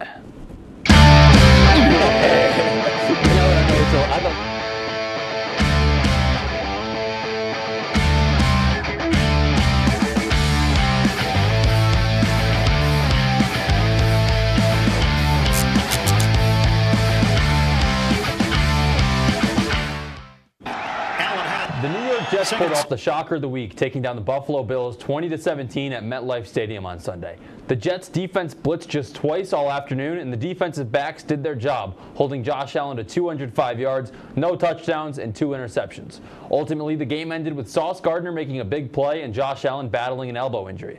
Zach, do you still see the Bills as a Super Bowl contender after this loss? I definitely do. I think, of course, the Buffalo Bills are still Super Bowl contenders, but give credit to the Jets defense. They might be top 5 in football. Swear to God, Joey. Might be. The offense, on the other hand, is in shambles. I think Zach Wilson, get him out as quarterback. I think it's time for a new era, even though they drafted him 2 years ago. I think it's time to try and look for the next one in the upcoming years. But the Jets defense, top 5 in football. They played really tough against the best quarterback in football in Josh Allen. I think this is no fluke of a win for the Jets, but Bills are still title contenders.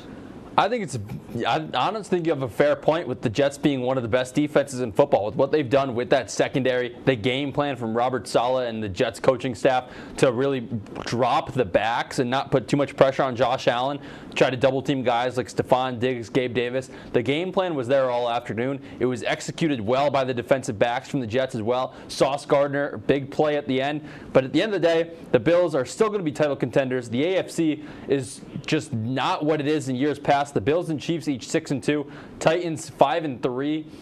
If Josh Allen in this UCL injury isn't that big of a deal, I think Buffalo can still get it done. The Chiefs and Titans still had quite the clash Sunday night, but the Bills have to be up there. The Indianapolis Colts have fired head coach Frank Reich after starting the season with a record of 3-5-1. Reich led the Colts to the playoffs in 2 of his 4 seasons, but never won the AFC South during his reign as head coach. The Colts then made the shocking hire of former offensive lineman Jeff Saturday to take over as their interim head coach. Joey, was this the right move by Indy? I mean, first off, where does this Jeff Saturday move come from? It just makes absolutely no sense, but you see the Colts are under Frank Reich, the struggles, lost in the AFC divisional round, losing record, lost in the wild card, barely above 500, and now with losing record 3-5-1. At the end of the day, I don't hate the move because what is there to lose? It's a low-pressure situation. The front office, Jim Irsay, and them protect themselves by having a coach where there's no expectations. You're going to sell tickets because Jeff Saturday is one of the most beloved Colts of all time. And at the end of the day, you're probably not going to win the AFC South with how good the Titans and Derrick Henry are this year. So I don't really hate the move. It's low pressure for everybody, and you just start fresh next season if it doesn't go well. Yeah, they really haven't won big games under Frank Reich. He kind of had it coming. This guy came to the Indianapolis Colts, and they were probably a quarterback away from maybe winning the Super Bowl. He turned the quarterback into Phillip Rivers, Carson Wentz, and Matt Ryan. He had it coming. The Chiefs turned a 5-point halftime deficit into an overtime win on Sunday Night Football at Arrowhead Stadium, courtesy of 446 yards on 68 attempts from Patrick Mahomes. And an impressive second half defensively as well from the Chiefs. The defense allowed just 3 points the entire second half, while Mahomes became the first Chiefs quarterback to throw for back-to-back 400-yard games. Zach, your takeaways from both teams in this one? Well, my takeaway for the Chiefs is Patrick Mahomes is a god, but we already knew that. The other takeaway for the Chiefs is good teams find a way to win. This team played awful on Sunday night, and they found a way to get by it. Mahomes, of course, came up big for the Chiefs. The takeaway for the Titans, Malik Willis is not ready.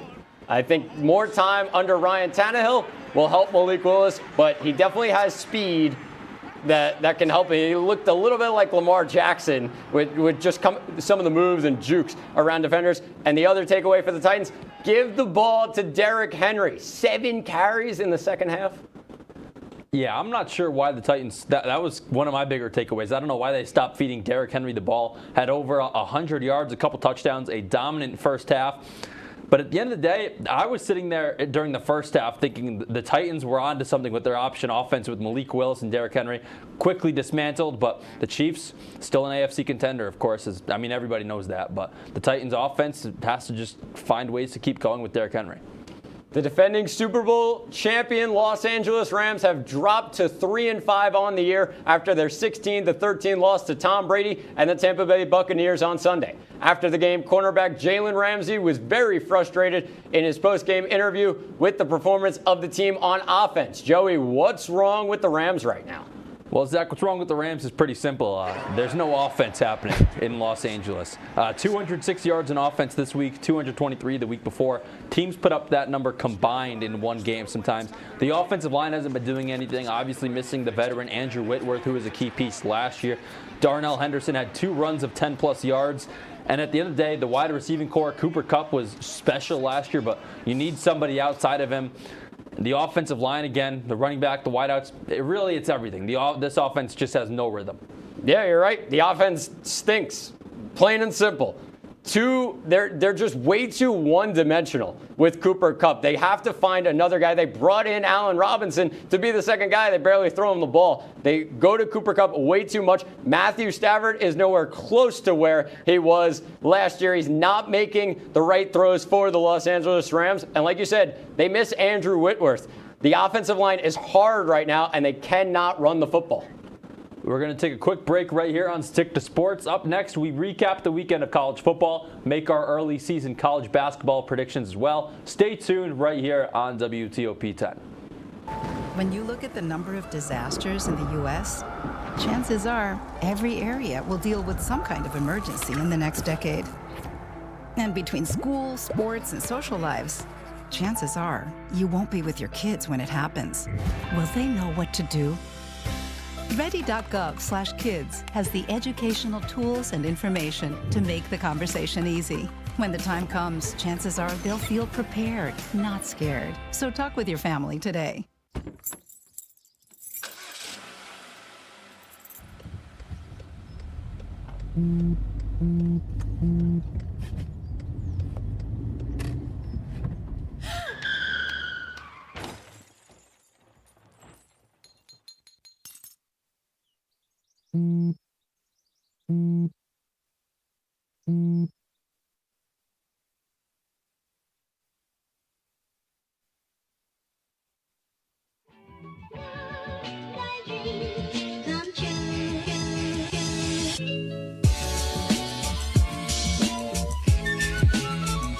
I think you could build a house here with how many bricks are being laid in this game. That is a rapid nosedive, and it is at the point of no return, guys.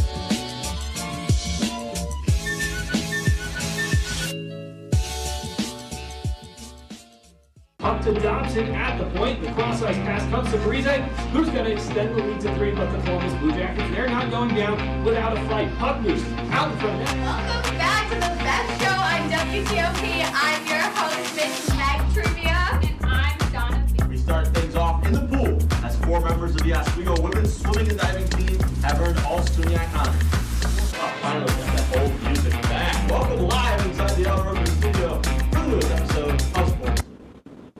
Welcome back to Stick to Sports. Tennessee came into Saturday as number 1 in the college football playoff, while Georgia closed as 10-point favorites. Only one could be the prevailing winner in this game. Hendon Hooker and the Tennessee Vols offense struggles, and Georgia goes on for the victory on Saturday. Zach, what were your takeaways from this one?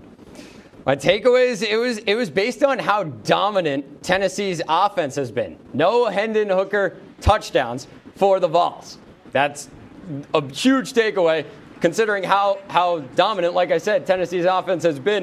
Georgia's defense, on the other hand, is the number 1 unit in all of college football. If anybody beats them, power to them, because it's not going to be easy. What I will say, good luck to the teams against Georgia's defense. They really are just a powerhouse, and they showed it against Tennessee on Saturday. Yeah, this Georgia defense was very impressive without one of their key anchor defenders as well. But at the end of the day, the Vols offense just got stopped. Hendon Hooker able to do nothing against this Georgia secondary, trailing 24-6 at halftime. If the offense started that slow, just had no solutions throughout the game, first quarter, second quarter, at halftime, Josh Heupel and the Vols could get nothing going from Hooker to Hyatt, which has been lethal for them all year. Cedric Tillman comes back as well, pretty much unheard of in this game, and the Vols just got beat. Saturday night featured an absolute thriller in Death Valley as LSU took a 32-31 overtime victory over Alabama, while the Tide put up 98 more yards than LSU. The Crimson Tide went just 6 for 16 on third downs and put up 92 penalty yards after Alabama started overtime with a touchdown drive. Jalen Daniels ran for a 25-yard touchdown on the first play, followed by a successful two-point conversion. Zach, what did you make of Brian Kelly deciding to go for two and the win? Gutsy call, and it paid off. It's a great call. It actually kept LSU in the college football playoff conversation. Obviously, the early season loss to Florida State, but now it keeps LSU in the conversation. You can't give Bama the ball back in that situation. They're just going to come the other way and score.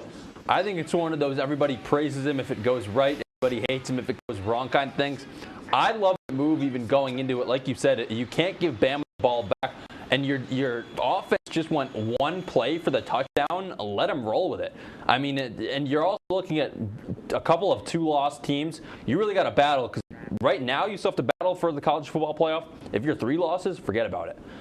Speaking of college football playoff, we have our second college football playoff ranking of the season coming out yesterday. After 10 weeks of action, the committee sees Georgia, Ohio State, Michigan, and TCU as the top 4 teams in the country. Zach, your thoughts on the new CFP playoff rankings? I think the committee got this spot on.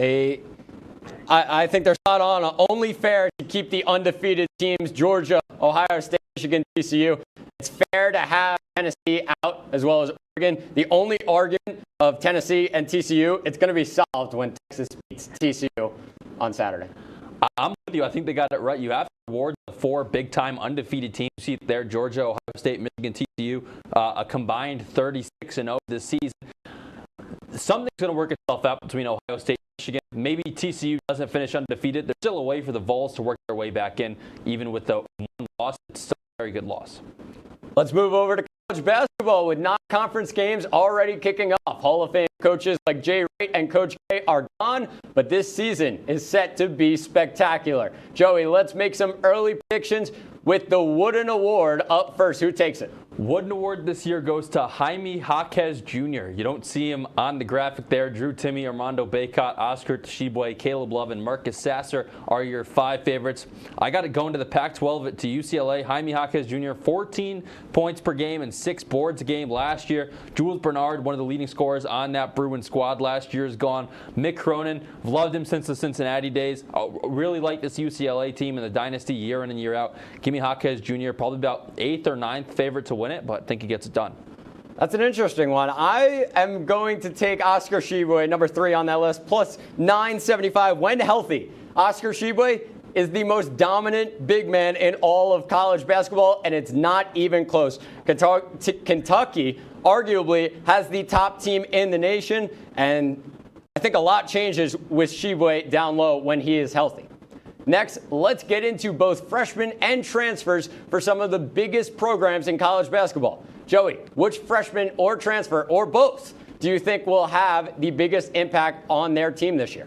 Zach, biggest transfer this year, Tyrese Hunter, 18-5 in the opener for Texas against UTEP. Going to be the best player and a major contributor to the number 12 ranked Texas Longhorn squad. Big 12 freshman of the year at Iowa State. Going to go in, make an immediate impact. Already has, and will continue to do so this season. I'm going to go freshman Keontae George from Baylor. One of the best scorers in the nation. He's paired with Adam Flagler and LJ Cryer. And for transfer, I'm going with Johnny Broome. He transferred from Morehead State to Auburn. 16-point 8 points per game, 10.5 rebounds per game, and 3.9 blocks per game last season. He replaces Jabari Smith and Walker Kessler down low. North Carolina and Gonzaga are favorites to win the national championship at plus 800, followed by Houston at plus 900. Joey, who's going to win the national championship? I got UNC taking it home this year. The finalists last year, one of the two favorites on the graphic there, UNC and Gonzaga, your two favorites, plus 800. Houston coming in right behind them at plus 900. Then Kentucky and Kansas rounded out at plus 1,000 each. Armando Bacot, RJ Davis, Caleb Love, three of the top four scorers. Obviously, the Tar Heels lose Brady Manick, who was a very big contributor in March last year. Also, just love Hubert Davis and what he did with this UNC program last year, the former Tar Heel player himself. I think the Tar Heels get it done this year.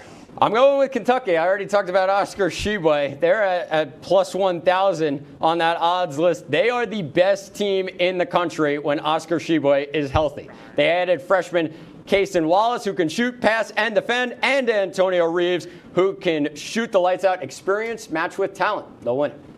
We have to take a quick break, but when we come back, Joey will be joined by Ben Diamond. Don't go anywhere. You are watching Stick to Sports on WTOP 10.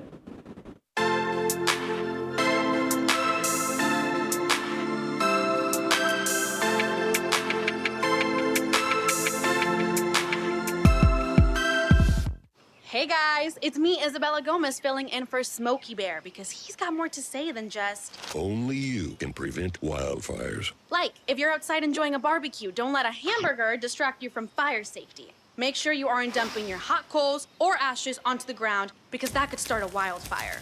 So take wildfire prevention seriously and let's save the world one day at a time. Juntos con Smokey Bear, podemos hacerlo. Go to smokeybear.com to learn more about wildfire prevention.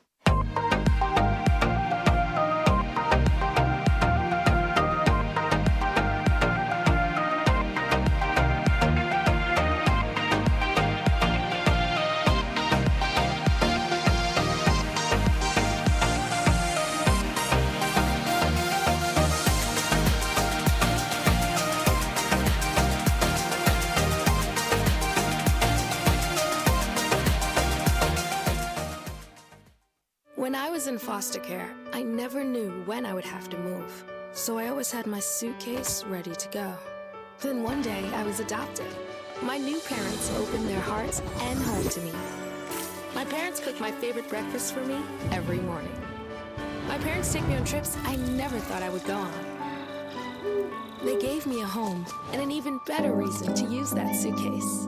My parents aren't perfect, but they're perfect for me.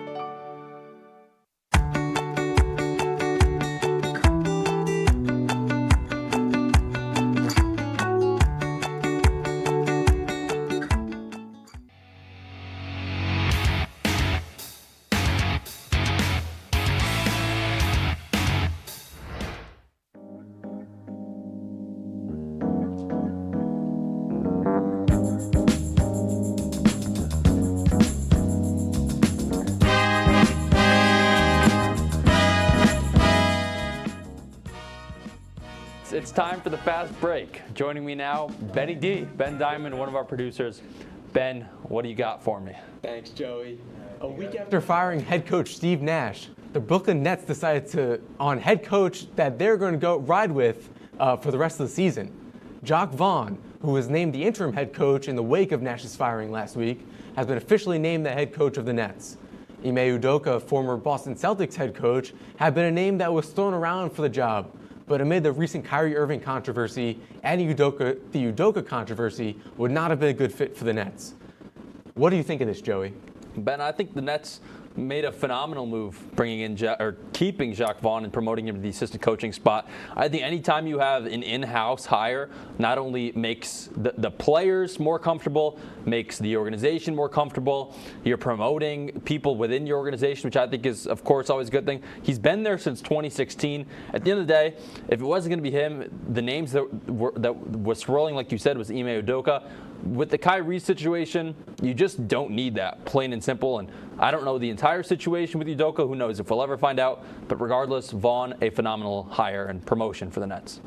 Yeah, I agree. I think just having Vaughn, who already knows the system the Nets are running, as you said, being with the team for a long time now, for over 6 years, 5 years, but also I feel like a level head, just a new level head to lead this team where it needs to go.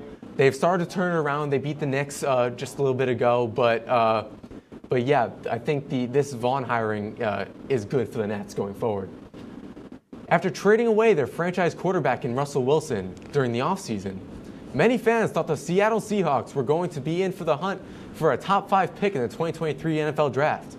However, it seems the team has other plans, as through 9 weeks the Seahawks sit at 6-3 and sit atop the NFC West. Led by cornerback Geno Smith, the Seahawks have flipped the division upside down. Joey, do you think the Seahawks will end the season with the division lead, or are we waiting for a slip-up? I'm waiting for a slip-up. I think Geno Smith has been phenomenal this year for the Seahawks, but with how deep that division is, you have the 49ers, the Rams are there. I don't know if they'll turn it around. The Cardinals getting D-Hop back as well, but I personally think the 49ers are going to catch them, especially with the addition of Christian McCaffrey. But you still, at the halfway mark, need to give props to Geno Smith. Unbelievable season. Yeah, I agree. I mean, Geno Smith, 15 touchdowns and 4 interceptions. So far this season, 2,200 passing yards and a 73.1% completion percentage. Very good for a guy that was seen as a backup quarterback by many, who has really stepped into this role. And Kenneth Walker has been, the rookie, has really stepped in for Rashad Penny. And I think that it's really been huge for the Seahawks this season. Moving over to the MLB. Now that the World Series has ended, all eyes look forward to an MLB offseason that has a chance to make major shakeups to the league. A deep free agent shortstop class, headlined by Trey Turner, Dansby Swanson, and others, is one headline fans are going to keep a close eye on as the offseason rolls along. And as many people know, Yankee fans are going to be keeping a close eye on the Aaron Judge sweepstakes as they hope he returns to the Pinstripes in 2023. Joey, who are some other free agents that you think people should keep an eye on? Ben, while the shortstop pool is deep, and you see it there, Aaron Judge, Jacob deGrom, the 2 New York guys that a lot of eyes will be on, Trey Turner, Carlos Correa, the shortstops. Justin Verlander headlines a pitching class that I think is really the main headline outside of the top 2 in Judge and deGrom. You have deGrom, Verlander, Rodon, who was a Cy Young finalist just a couple years ago, Kershaw as well. You have the first baseman class of Josh Bell, Jose Abreu, and Anthony Rizzo, who are 3 of the top first basemen in the game as well. I'm personally looking at arms and first basemen, maybe even more so than shortstops. Yeah, I think I agree that pitching, I think, especially after what the Astros did with their pitching during the World Series, pitching is definitely going to be something that's looked at more heavily by teams. I think Dansby Swanson is a name for shortstops at least. But yeah, Kershaw is also a name to keep a look at, whether he stays with the Dodgers or not this coming season. We'll take a quick break here on Stick to Sports. Thanks again to Ben for the fast break. When we come back, Zach, Ben, and I will head into extra innings. Don't go anywhere. You're watching Stick to Sports on WTOP 10.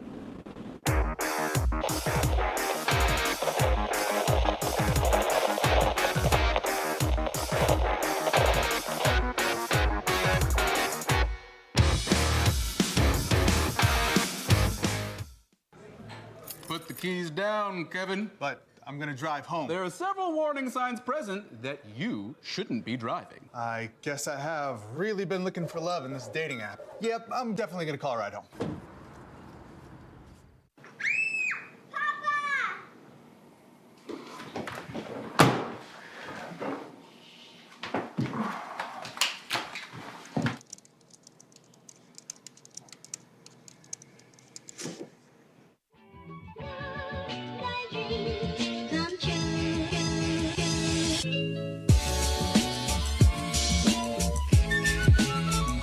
I think you could build a house here with how many bricks are being laid in this game. That is a rapid nosedive, and it is at the point of no return, guys.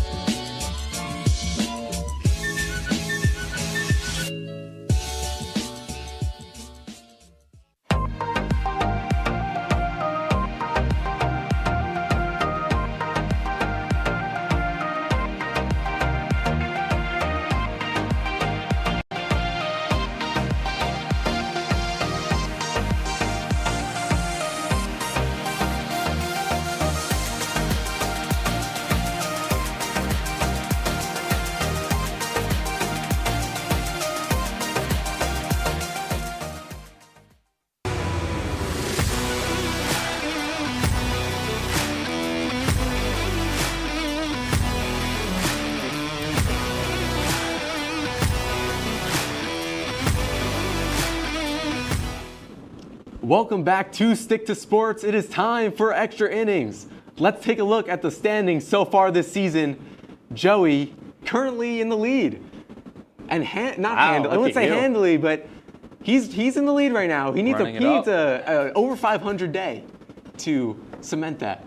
I mean, my picks have just been unbelievable. Ben, you're within striking distance. Zach, we gave you the 2 and 3 last week for you had the Celtics you had the Celtics beating the Cavs without Darius Garland, and of course Darius Garland played. So you're 2.5 out. Ben's 1.5 out. Loser gets the punishment on the finale. That is true. December 6th. Finale, December 6th. But we have more. We have 6 more to go through. Nuggets at Celtics. Joey, who you got? Give me the Nuggets. I've been all in on Nikola Jokic, Jamal Murray. This Denver squad, they score. They got 2 of the best guys in the league. Celtics at home. Tatum's going to go off in this one. I'm going with the Nuggets. Peanut butter and jelly. Come on. Jamal Murray and Nikola Jokic. Let's go with the Nuggets. Easy. All right. There's one comeback game. T-Wolves at Grizzlies. If I had to choose, I'm going with the Grizzlies. The T-Wolves have been supremely mid. The T-Wolves have been supremely mid, so the Grizzlies, I think, take this one pretty easily. Joey? Benny D, I'm with you. The Grizzlies, John Morant, and the boys get it done Friday night.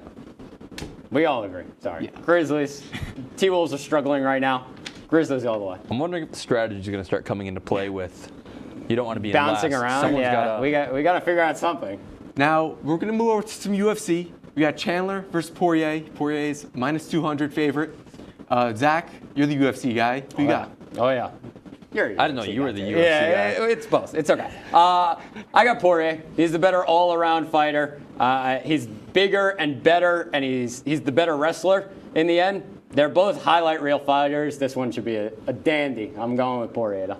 Yeah, I'm going with Poirier as well. Only losses since 2017 are against Khabib and Oliveira. Chandler's not better than either of those guys. Poirier gets the job done Saturday night at MSG. This one I don't have much of an opinion on. I think I'll agree with them too with Poirier. But this next one, Pereira and Adesanya. Adesanya -190. Joey? Give me Pereira. Wow. The only guy that's put Izzy to sleep in his career. He was posting a picture in like Times Square because the fight's in New York City Saturday. He posted a picture in Times Square because Izzy had the post game thing, the frozen like Elsa. He posted a picture with someone dressed as Elsa. He's winning this fight. It's plain and simple. All right, Izzy's taking it. It's going to be an insanely close fight. There's no knockout in this one. These guys will just be trading blows. It's just standing up fight. That's what it is. I think Izzy will probably win by decision. Zach? Let's go. Adesanya is taking this one. This is the one that takes Joey down from the top of the leaderboard. Oh, yeah. But moving over to college football, number 4 TCU at number 18 Texas. Texas is the favorite at -7. Zach, who you got? Vegas knows something. They're at home, Texas. They know something. Quinn Ewers, he's gonna go off in this one. Quinn Ewers to the moon, Texas. When you say Vegas knows something, my thought was just the first week or the second week of the season when Texas hosted Ohio State at Texas, and that was a close game. Was it? It was Alabama. You're right. But regardless, TCU, I think moves to 10-0. It's a weird spread with Texas being such a touchdown favorite. Give me the Horned Frogs. I agree with Joey, TCU, but with time weighing down, we're going to move up to the NFL. Vikings at Bills. Bills -7.5. Joey, you got? So this obviously comes down to if Josh Allen plays this game. So we're assuming this is with Josh Allen? He's going to be Okay, with Josh Allen, the Buffalo Bills, without a question. Yes. I agree with you. Allen won't lose 2 in a row. He will not lose 2 in a row, especially when it's on his home field. He's going to be looking for a W here. I agree. I mean, you really can't really bet against the Josh Allen Bills, but I mean, obviously they did lose to the Jets, but if without Josh Allen, I wonder how this game shakes out. But with Josh Allen, the Bills are taking this. You know what? I don't want this to be unanimous. I'm changing to the Vikings. Wow. Give me the Vikings. Right. Kirk Cousins was on the plane with swagger. Josh Allen's right elbow is trashed. Give me the Vikings. Crazy. I'm changing that pick. Crazy. For the record. I do. A couple shout outs. Go for One, it. Harry ran the New York City Marathon. Shout out to you, Harry. Let's go, Harry. And my cousin Jared. The Islanders beat the Rangers. And Jared. Only the Islanders one team are better. owns New York. The Islanders are one better. Team owns New York. That's all. That'll do it for Extra Innings. That's all the time we have on today's episode of Stick to Sports. Be sure to tune back in Tuesday, December 6th, our season finale right here on WTOP 10.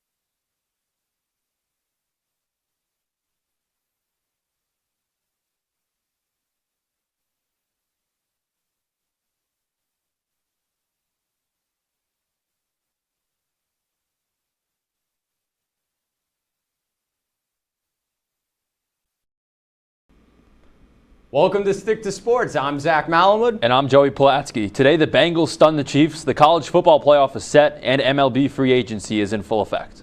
Roll it.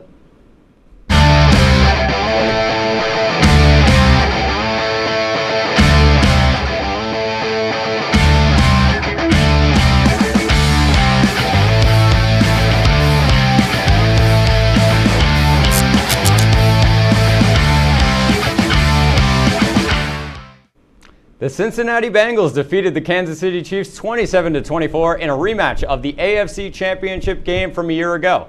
This is the third straight time the Joe Burrow Bengals have beat Patrick Mahomes' Chiefs. After this loss, Kansas City sits in the 2 seed in the AFC. Joey, are the Bengals now the Chiefs' biggest threat in the playoffs? Zach, I think the Bengals have to be the Chiefs' biggest threat in the playoffs. Joe Burrow, now the only quarterback in the NFL with multiple wins and no losses against Patrick Mahomes. I still absolutely love this Bengals skill group of, you got guys like Joe Mixon, Samaje Perine's been real nice, Higgins, Jamar Chase coming back as well. I think the Bengals are, and I think the Bills are still a good team, but their skill group in my eyes still lacks a running back. They're still not as complete of an offense or as complete of a football team as the Cincinnati Bengals are. And you see the Bengals, especially with Jamar Chase coming back Sunday and now having him for the home stretch in the playoffs, this Bengals team is the team to beat out of the AFC. I don't think they are the biggest threat. I think the Bills are the team you said there. I think just looking at the Bengals, they're 4-3 on the road. The Bills are 5-2. I think the Bills could win absolutely anywhere if they had to in the NFL. The Bills' defense also allows less points and yards per game. So the Bills' defense, pretty strong. Obviously, Von Miller has to come back for the Bills to be at their peak. But this Bills team is really strong even without Von Miller. And I think Josh Allen's offense could definitely win on the road, especially against a team like the Chiefs that they already beat this year. I don't know, Zach. I still think about the 13 seconds left. That's fair. I just think that in sports, certain guys have certain guys' numbers, whether that be hitters, pitchers, whatever sport it is. Joe Burrow's just got Patrick Mahomes' number, plain and simple to me. The Minnesota Vikings are now 10-2 after a 27-22 win over the New York Jets on Sunday afternoon. Mike White's 369 yards on 57 attempts weren't enough as the Jets went just 3 of 16 on third down to Minnesota's 9 of 18 conversion percentage. Mike White's 2 interceptions were the only turnovers of the day, including a game-sealing pick by Cameron Bynum with 16 seconds left. Braxton Berrios had a costly drop in the end zone late in the fourth, but the result stands as Minnesota is a 10-2 football team. Zach, how legit are the Vikings as we head into Week 14? The Vikings deserve a huge amount of credit. They are 10-2. Who expected that? But 9 of those wins in one-score games. Absolutely ridiculous. They finished the season at Detroit, versus the Colts, versus the Giants, at Green Bay, and at Chicago. I won't call them contenders just yet. However, looking at it, Philly and Dallas beat them by a combined 64-10. I can't trust Kirk Cousins in the playoffs. I think the Vikings are a nice regular season team, but you hit it right on the head. You can't trust Kirk Cousins in the playoffs. We know how bad he is in prime time, and all these playoff games are going to be prime time. In the NFC, I still think of the Eagles, the Cowboys, the Giants, and that NFC East right now. Probably all 3 of them are going to make the playoffs. And then you got the Buccaneers, Tom Brady, the NFC South. They don't have the strongest record. They still got to make it, but we know what Tom Brady and the Bucs do in the playoffs. They're still a threat as well.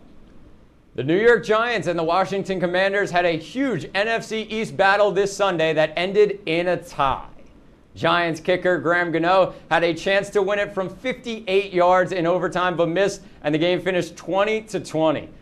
New York is the 6th seed in the NFC, while Washington is the 8th seed. Joey, who does this tie hurt more? This tie, without a doubt hurts the Giants more. With how the Giants were going into this game, well, if we look at the end of the game, at the end of the fourth quarter and in overtime, how Brian Daboll managed the offense and rolling out special teams, he was playing like it was a game that they didn't want to lose as opposed to a game that they wanted to go win. What's made the Giants so successful all year is how gutsy Daboll is as a play caller, knowing the shots to call and when to call them. We saw it at the end, just completely out of nowhere, got extremely cautious. The Commanders now go into the bye week as well. It's like a 20-20 win for the Commanders and a 20-20 loss for the Giants. It definitely hurts the Giants more. And like you said, Washington goes into the bye week. After the bye week, they play the Giants in Washington. You would have to think probably Washington could win that game if they're even 20-20 on the road in New York. The Giants, besides Washington, have the Eagles twice, at Minnesota, and versus Indy. It's really tough for the Giants to end the season. Could still see all three NFC East teams get into the playoff, but we'll see. The 49ers dominated the Dolphins Sunday by a final of 33-17 in what was being hyped as a potential Super Bowl matchup. Jimmy Garoppolo went down on the first drive of the game before Brock Purdy led the Niners to points on 5 of 10 drives. We'll save the Jimmy G, Brock Purdy talk for extra innings later with Ben Diamond later in the show, but it was a slow day for the opposing offense as Miami put up just 17 points. Zach, what's to blame with the slow day for the Dolphins offense? I blame Tua and the offensive line. This is a pure pass-heavy offense. Tua threw for 54%. They let up 3 sacks, the offensive line. Tua had 2 interceptions and a fumble. I mean, San Francisco's defense is the best in football, in my opinion, but what is this Dolphins team without their big players on offense? Their defense is okay, but they let up 33 to San Fran. See, Zach, coming into this game, coming into this show at least, I had the reason being the run game. Raheem Mostert, I believe, finished with, I want to say it was around 30 yards in the game. Then you add Tua with a fumble and 2 picks. I believe the game's won in the trenches. And obviously, the offensive line didn't open up anything for the Dolphins' run game. And then as well as what we saw there with Tua and the turnovers. Those are the 2 big things that win you games, the turnover battle and winning in the trenches. Dolphins lost them both. Didn't get the run game, didn't get Tua protection. Just lost the football game. We're going to take a quick break here on Stick to Sports. Up next, we'll recap the weekend of college football and check in on MLB free agency. Stay tuned on WTOP 10.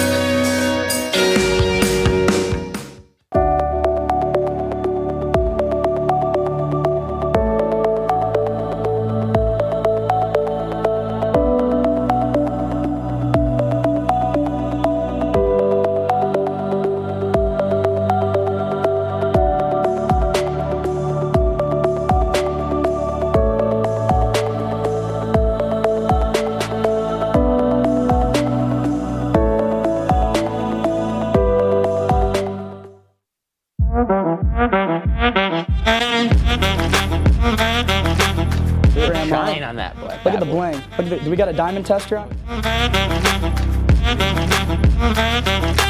Yeah, that's getting bad. Yep. 10 out of 10 recommend on Yelp.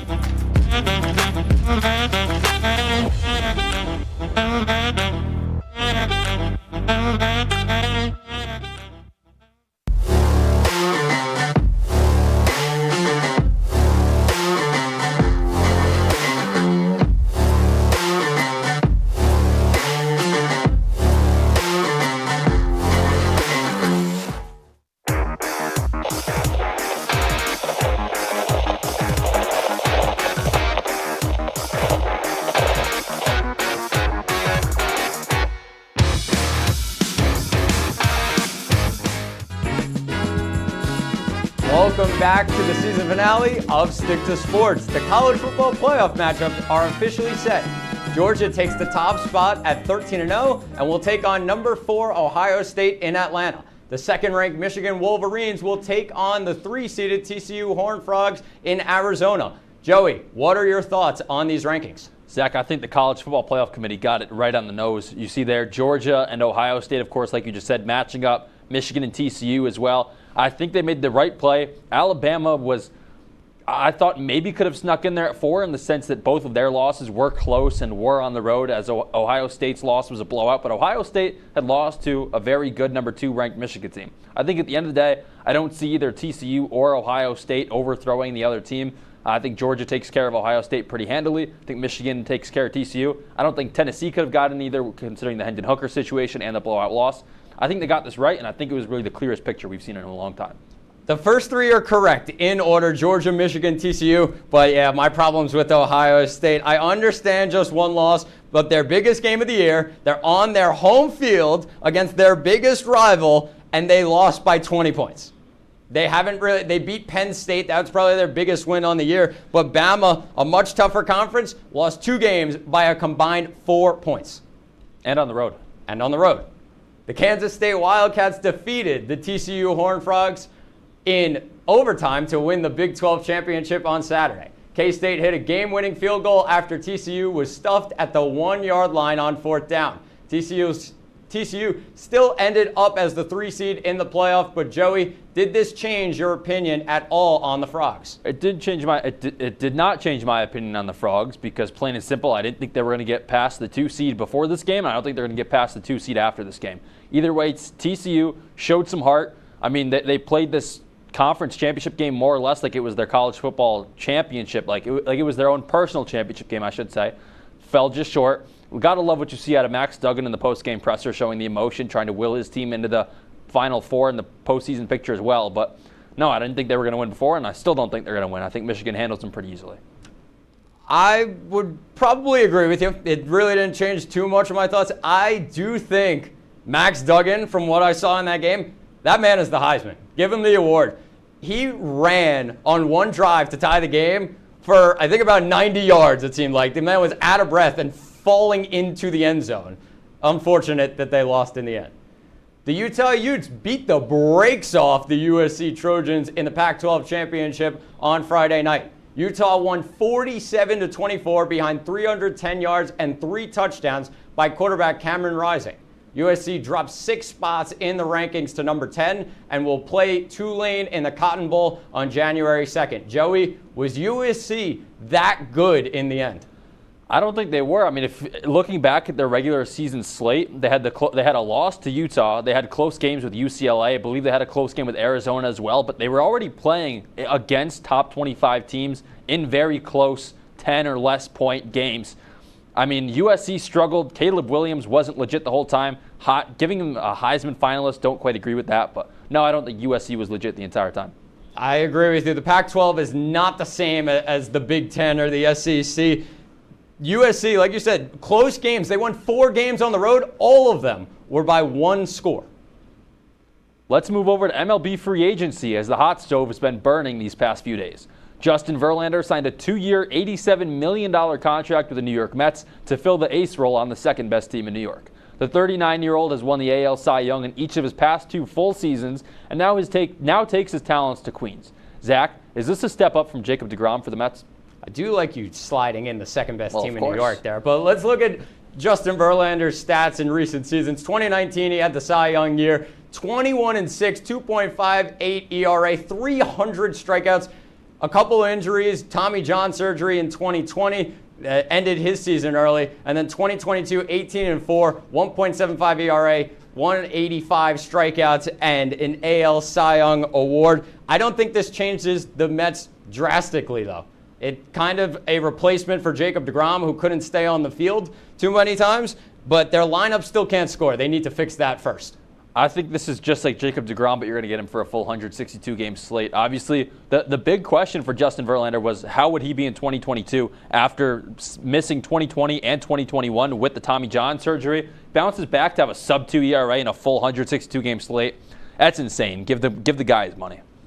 The ace role on the Mets opened thanks to Jacob deGrom being the first massive domino to fall in free agency as the 4-time All-Star heads south to the Texas Rangers.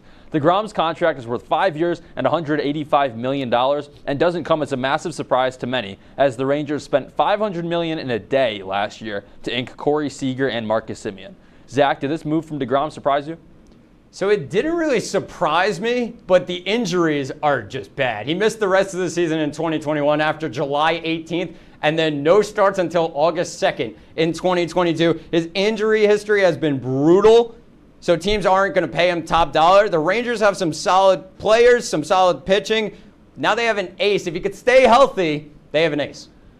I think this is unfortunate for the Rangers because with deGrom on the Mets, when he goes down, you still have guys like Max Scherzer, Taijuan Walker was there. For the Rangers, if deGrom goes down, who's your next guy up? John Gray? John Gray. come on. I mean, the win's going to get taken out of their sails as soon as he goes down. The first big position player signing of the offseason came yesterday as Trey Turner inked an 11-year, $300 million deal to hit baseballs and be fast for the Philadelphia Phillies. Fresh off back-to-back All-Star selections, the shortstop joins a stacked Phillies lineup fresh off a World Series appearance. Zach, if you're an NL East pitcher right now, how terrified are you of this Phillies lineup? It's pretty daunting. Bryce Harper, Kyle Schwarber, Trey Turner, Rhys Hoskins. The NL East needs to watch out as we see some of Trey Turner's stats in recent years, Joey. Yeah, 100 RBIs last season, a guy that's been up around 300 or even above it in 2021. I think what how deep this Nationals lineup was in the first place, when you look at Castellanos, Real Muto, Hoskins, Harper, and then you kind of look at the weak spot. Okay, you get down lower in the order. Dakota Scott was there. Gene Segura was there. Trey Turner's going to come in, and this Phillies lineup might be the best in the league, and reunited with Bryce Harper as well. We have to take a quick break, but when we come back, Zach will be joined by Ben Diamond. Don't go anywhere. You're watching the season finale of Stick to Sports.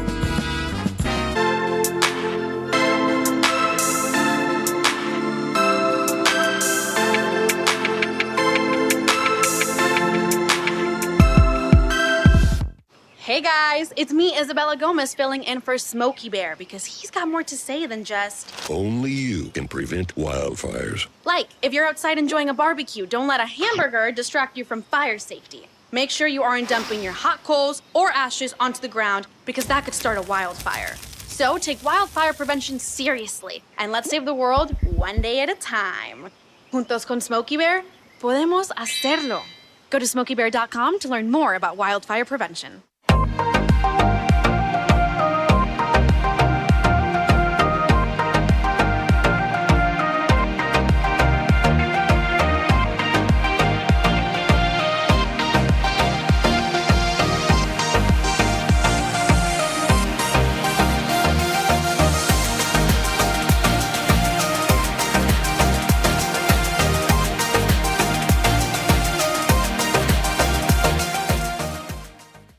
When I was in foster care, I never knew when I would have to move, so I always had my suitcase ready to go. Then one day, I was adopted. My new parents opened their hearts and home to me. My parents cook my favorite breakfast for me every morning. My parents take me on trips I never thought I would go on. They gave me a home and an even better reason to use that suitcase.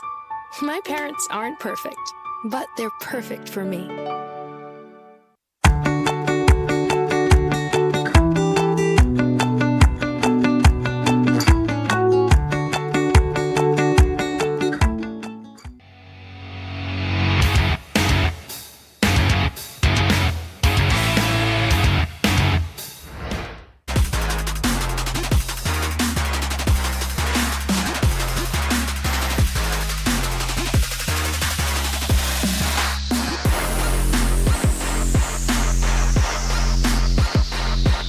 Welcome back to Stick to Sports. It's time for the fast break. Joining me now is Ben Diamond, one of our producers. Ben, what do you have for us tonight? Early in the San Francisco 49ers 33-17 victory, as Zach and Joey went over earlier in the show, starting quarterback Jimmy Garoppolo broke his foot, taking him out for at least the rest of the regular season. The 8-4 49ers sit atop the NFC West, but will have to rely on the 2022 NFL Draft's Mr. Irrelevant, Brock Purdy, as they look to make a deep playoff run. Purdy threw for 210 yards and 2 touchdowns in the win. Zach, what are your expectations going forward for the 49ers with Purdy at quarterback? So this is interesting because Brock Purdy is a pretty solid player. Usually when a team loses their star quarterback, you go in and probably think, okay, it's going to be the worst for them. Now, Brock Purdy, I'm looking at it, he didn't play that bad against the Dolphins team that's in the playoff picture. He had a pretty solid game. Usually these guys turn into pumpkins when they are sitting up there and in that tough spot coming in, a 7th round pick. This guy looked really good. I think the 49ers will be fine. Yeah, I agree. I think they'll be fine, especially since defense wins championships, and the 49ers defense is one of the best in the league. They also have a lot of good weapons around Purdy. with Debo Samuel, George Kittle, and newly acquired, I shouldn't say newly anymore, but Christian McCaffrey to power that offense forward. So I agree. I don't think there's much to be worried about, especially since Jimmy G hasn't really been as much of a factor in wins so far this season. Moving over to the Dallas Cowboys. They did not play their best brand of football through the first 3 quarters of their Sunday Night Football matchup against the Indianapolis Colts. Heading into the fourth quarter up 21-19, the team was able to kick it into gear, scoring 33 points while holding the Colts off the scoreboard to complete the 54-19 rout. Dak Prescott did not play his best, but the highly rated Cowboys defense continued to keep up the pressure on Colts quarterback Matt Ryan, forcing 5 turnovers. With 5 games left and a current 9-3 record, how do you think the Cowboys will end the season? So the Cowboys have their home game against Philly, and there are probably a couple more tough games in there, but they looked really good. I mean, the Colts are not that good. Since Jeff Saturday came in, you can't really expect too much out of the Colts. They're just not that great of a team. They have a couple guys around, but injuries have really hurt them. But the Cowboys beat the brakes off of them. They really just were unstoppable in the fourth quarter, 33-0. The Cowboys will end the season pretty strong, I think. Yeah, I like to believe the same thing. As a Cowboys fan, I like to believe the same thing. But then again, you look at their roster and the very little depth they have in the secondary, especially with Anthony Brown going down. He hasn't been fantastic, but the depth that they have is so thin that it's something to worry about going forward. And they're very inconsistent as well. So to keep up with that going forward is something to keep an eye on as they go through the home stretch. But moving over to the MLB offseason, the Yankees make their first move of the MLB offseason, and it is not one fans were hoping for, as the Yankees re-sign Brian Cashman to stay as the team's general manager until 2026. This comes in the wake of yet another disappointing postseason run where the Yankees were swept by the Astros in the ALCS. Now fans hope the team will turn their complete undivided attention to re-signing Aaron Judge and bringing in pieces that will bring a World Series to the Bronx for the first time since 2009. Zach, was this a good move for the Yankees? So it's a matter of opinion if this was a good move. The recent history of the Yankees, 33-27, second in the AL East, and they lost in the ALDS in 2020. 2021, a loss in the wild card in 2022, a loss in the ALCS. Ben, I'm going to give the floor to you on this one. I mean, I keep seeing this on ESPN or whatever TV show I'm watching, and it says on the bottom, oh yeah, they re-signed Brian Cashman, and they've had an over 500 record in 25 years being GM, but they haven't won a World Series in half of those years. So who cares if they've been over 500? They haven't won, and they continue to build this same team that has not had success, and it seems to be the same trend yet again. We'll take a quick break here on Stick to Sports. Thanks once again to Ben for the fast break. When we come back, Joey, Ben, and I will head into extra innings. Don't go anywhere. You're watching Stick to Sports on WTOP 10.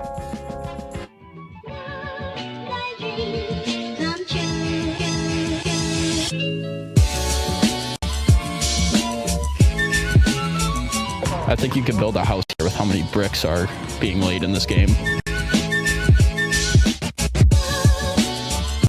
That is a rapid nosedive, and it is at the point of no return, guys.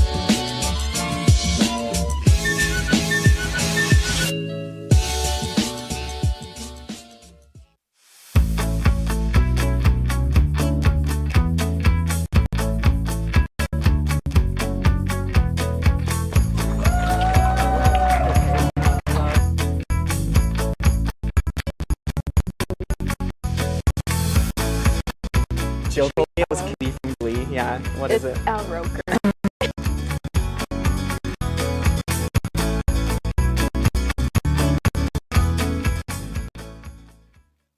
When you look at the number of disasters in the U.S., chances are every area will deal with some kind of emergency in the next decade.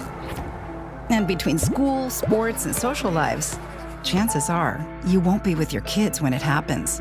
Will they know what to do? Ready.gov/kids has the educational tools and information to make the conversation easy. When the time comes, chances are they'll feel prepared, not scared. So talk with your family today. Welcome back to Major Discussions.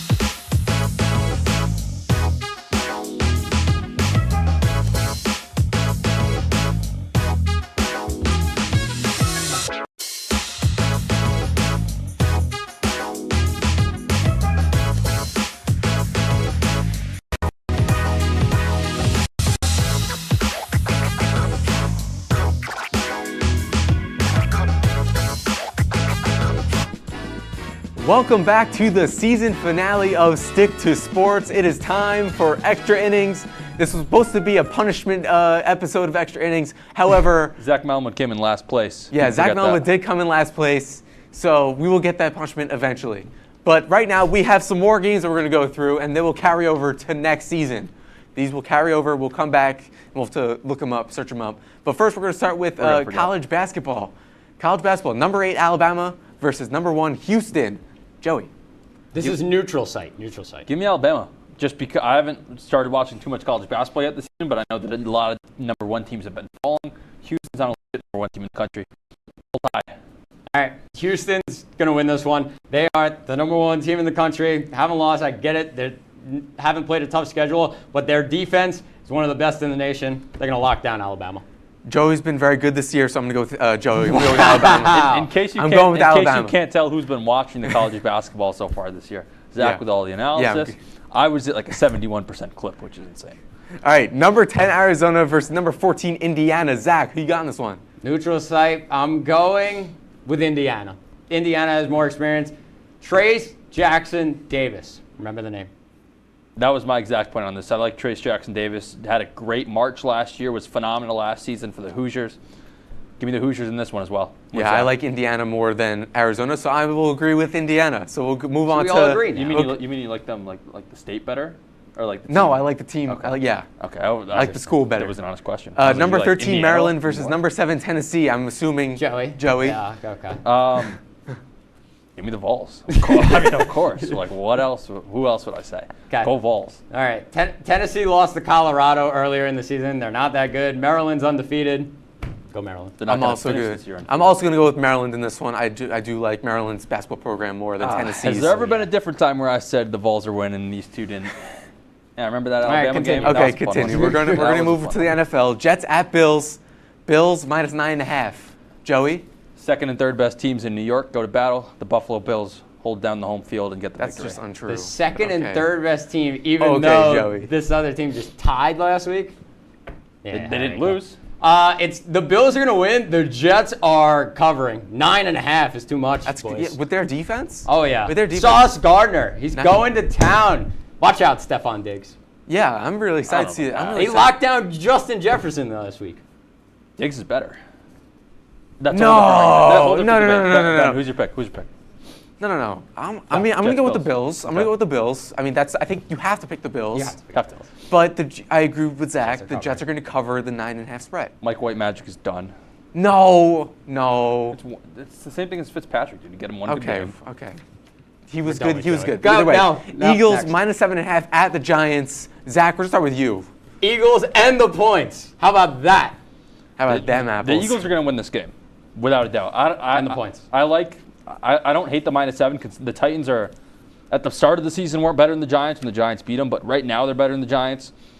The Giants are playing with house money again. With how many wins they already have, the Eagles are going to win this game. The Giants are going to have 7 wins. I'll be fine. I mean, I want the Giants to win because we need the Eagles to lose, but the Eagles are going to win. The Cowboys. Depends on the Cowboys. Yeah. The Eagles are winning this one handily. Aaron Judge landing spot. We all hope it's New York. No. We need realistic answers here. Yeah, let's be real. Okay, well, shout out to John Heyman today. Arson Judge. I think he's. I hate to say it, guys. He's going to the Giants. He's going to the Giants. He's going home. I'm going to go a little outside the box here. Oh, God. You know where Aaron Judge is going? You know who just got free cap space? The Los Angeles Dodgers. Trey Turner's gone. Wow. Judge to the Dodgers. I wanted to come back to the Yankees. Aaron Judge, please come home.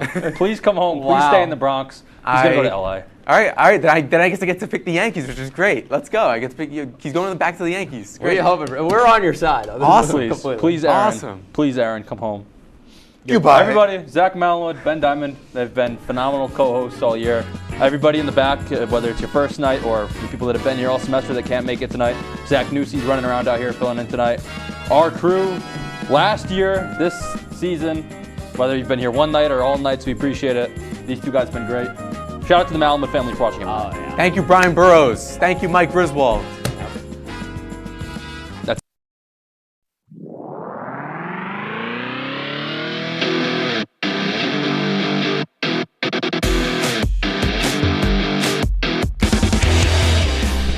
Welcome live inside. Okay, that's enough. What are you doing, Welcome you clown? live inside our Roker studio for the season finale of Sports Talk. Yeah, I know. Very sad. A lot of tears. Come on now. That's uncalled for. That's excessive. As always, Jacob Bradley, joined by Kyle Spizak, Garrett Chan.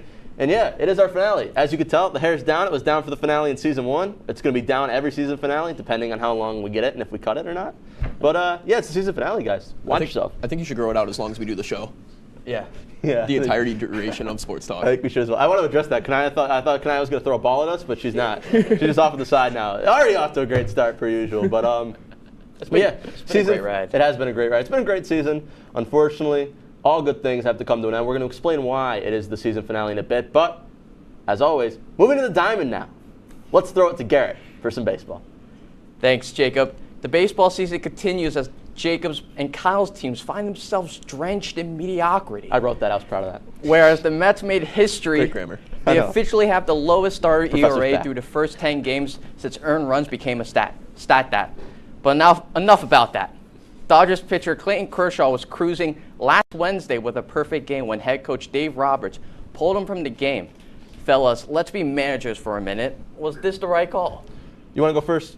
If somebody's going for a perfect game, Yeah. do not pull them out. Yeah. Do not. Like, I get there's the whole sense it's like you don't want to like put stress on their arm because I mean, throwing 9 innings, you're probably going to throw over 120, 130 pitches, which is a lot on your arm when you're whipping it at 95 miles an hour quite often. But dude, perfect game accomplishment, that comes so little in your career. So little pitchers have even done no-hitters in history. You can't pull them out in that situation. And I think another thing that goes under the radar is that this wasn't like a guy getting a spot start from AAA. No, it was Clayton Kershaw. Yeah. Somebody who has consistently been one of the best pitchers in baseball. If it wasn't for a guy named Sandy Koufax, probably the best Dodger pitcher in history. And you got to, let him ride. You feed the hot hand. He's out there throwing a perfect game. You might as well leave him in. They're playing the Twins. It's game like what, 6 or 7? Mm-hmm. Yeah. Let's just let him go out there, let him see, and if it gets broken up, it gets broken up. So I think it was a bad move from Dave Roberts and the Dodgers, but yeah, you gotta let Kershaw do what he's got to do. Yeah, Kershaw was at 80 pitches. Right.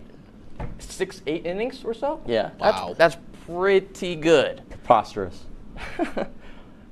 Also, an interesting baseball coaching scenario. Texas Rangers shortstop Corey Seager was pulled his best Barry Bonds impression as he was walked intentionally with the bases loaded. You saw Mike Trout going, how many people are on the bases? Yeah. Gentlemen, I'll ask you the same question. Was this the right move?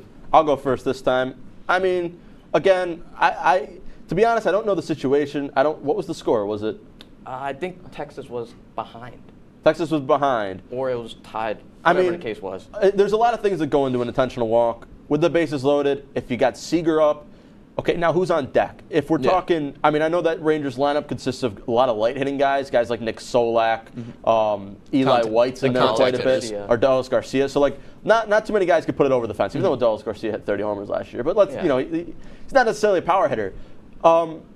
So it's a situational game. We look at who's next, and I think that's why teams like, I know we're going to talk about them in a minute, teams like the Yankees who have such a deep lineup, you can't really do that because the guy on deck might take you over the yard as well. But with the Rangers, it doesn't matter. Like, it was fine. Yeah. I don't know. I don't like the move because bases loaded and then you want to intentionally walk. I don't like it. I like the idea of just put the ball in play and hopefully you can get out of it. I don't like the idea of intentionally walking him, but I'm not a manager, so I don't really have a say in the end. On Tuesday, in Al Roker studio, not coaching Major League Baseball. Yeah, exactly. I wish I was. I know, me too.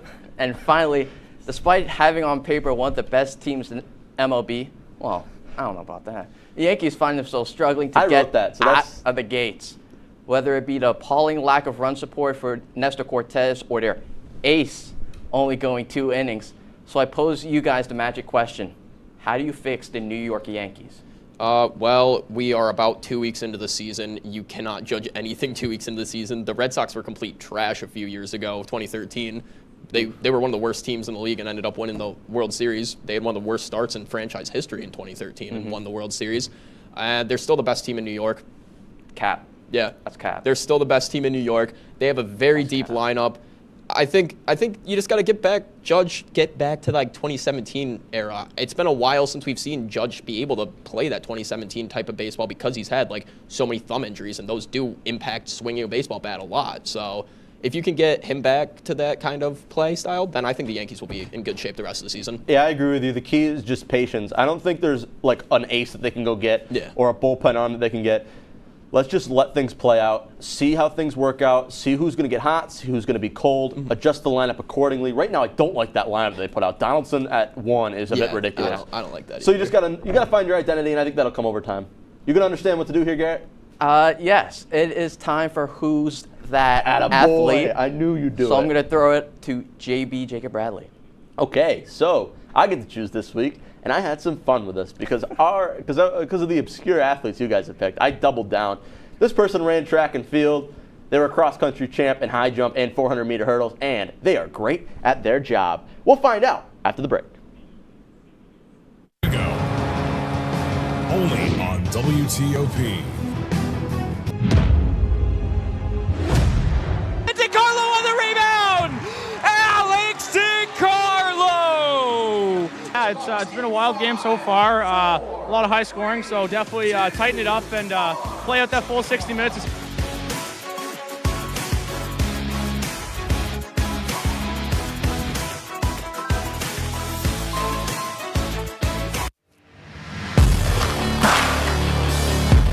Welcome back to the best show on WTOP 10 out in Oneonta, Oswego. Did you hear that Bad Bunny's going to be in Canada over spring break? You know? I heard that one. Drink the cognac. The week. Oh my God.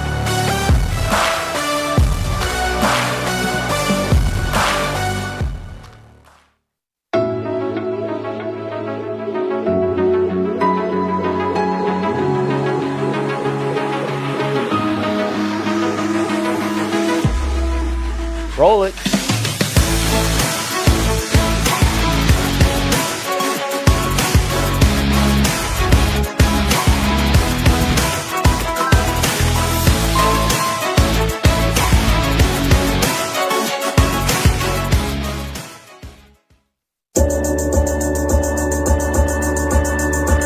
The Kinda Late Show with Chloe and Anna.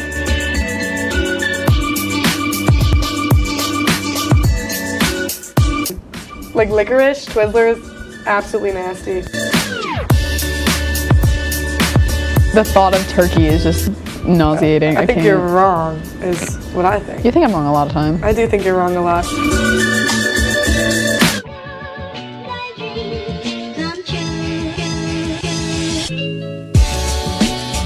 Back to sports talk. And now it's time for the athlete of the or reveal that athlete, whatever it's called. You guys got any guesses? Let's hear what you got. I don't have a guess. I'm guessing Usain Bolt because he ran 400 hurdles. I don't know. Oh man, well, it's actually Mia Dirks. From our VPB. She's great at her job. Yeah, Mia. Good job. I didn't realize that she was an absolute athlete. I think maybe we need to readdress the basketball teams if she wants to play on. But my second guess was you. Oh yeah, I didn't do it, but I couldn't be bothered to do that. That is impossible, 400-meter hurdles. So, cheers to Mia in the back. She's great. But now it's time for everybody's favorite segment, the last Kicking It with Kyle of the semester. Kyle, take it away. Welcome back to the most magical part of your week, Kicking It with Kyle. I'm talking more magical than Disney World because football is back, baby. You know that. We start USFL coverage with the inaugural game in Birmingham as the New Jersey Generals and the Birmingham Stallions kicked off the season. The first half of the game was a bit slow, but how did we pick it up in the second? Second half, QB Louis Perez airs the ball out to standout receiver Randy Statterfield, who had to climb the ladder changes. And yes, that did play hockey over our football thing, but we're going to ignore that. We love that. So the QB duo of him and DeAndre Johnson, who had a few good runs. He's more of a running back because they run a RPO kind of style play. Sure. But they did fall as the Stallions won 28-24 with a last-minute touchdown by Jamar Smith. You know, it may not be as skilled as NFL football, but to me, football's football. So I have to ask you guys, what's your opinions on the USFL? Okay, I want to first apologize if we made too much noise there on the exciting. Yeah. It's exciting. It's the season finale. USFL, it's always good to have, there we go. Always good to have some extra football on the side. I didn't catch it, but based off of your enthusiasm, I think the USFL might be having a new fan if I watch it this week. What team do you support? I am, as of 2 days ago, a New Jersey Generals fan. Nice. Ooh, nice. What other teams are there in the league? Pittsburgh, New Orleans, Houston has one, I think.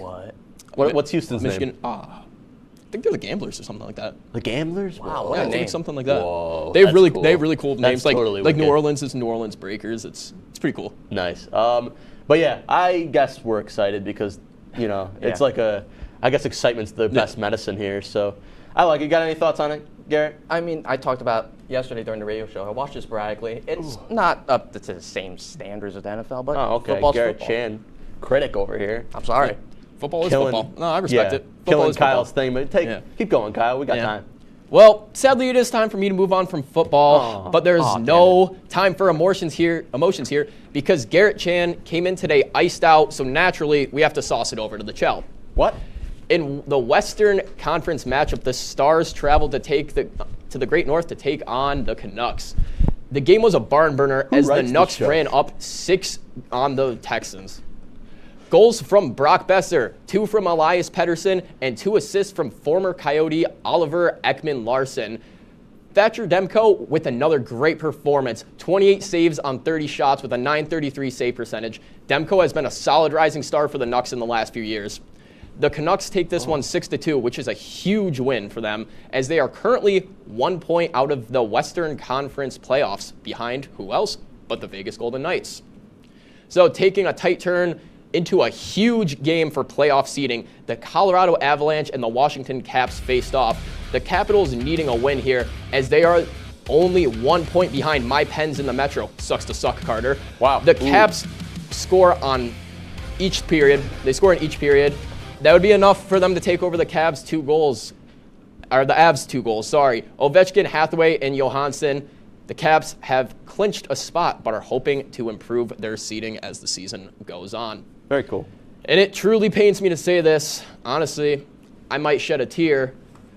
But this concludes the last Kicking It with Kyle for the semester. Yeah, not ever. Thank you all for listening. Don't worry, season 3 will be back because college football is back. Stay tuned. We have chaos after the break. So much chaos. So much.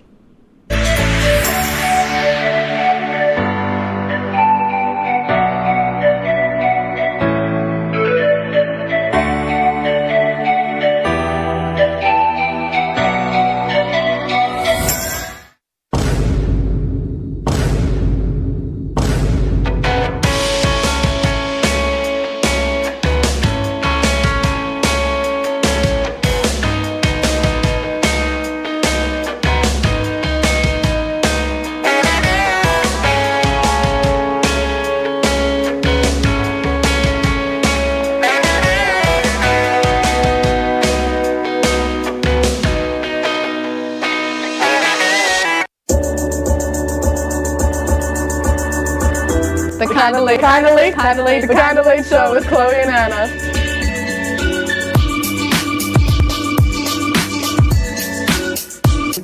Like licorice, Twizzlers, absolutely nasty. The thought of turkey is just nauseating. I think you're wrong, is what I think. You think I'm wrong a lot of time. I do think you're wrong a lot.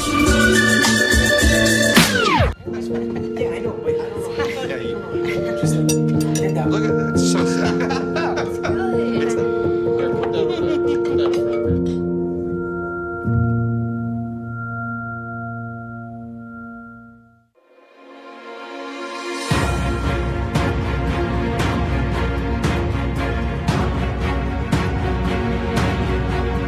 Here's our weather outlets, and we're so sorry on Saturday. And that's awesome.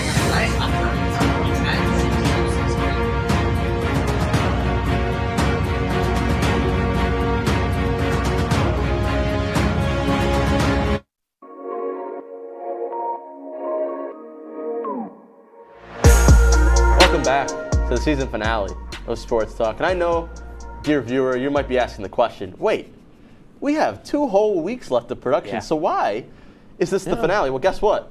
Garrett, if you listen to our podcast, this man's a big honest guy. You like people that are honesty, and we're nothing but. So let's talk a little bit why this is going to be our last production, as I now have to readjust this because it's a little bit loose. I got it. Yeah, you got me.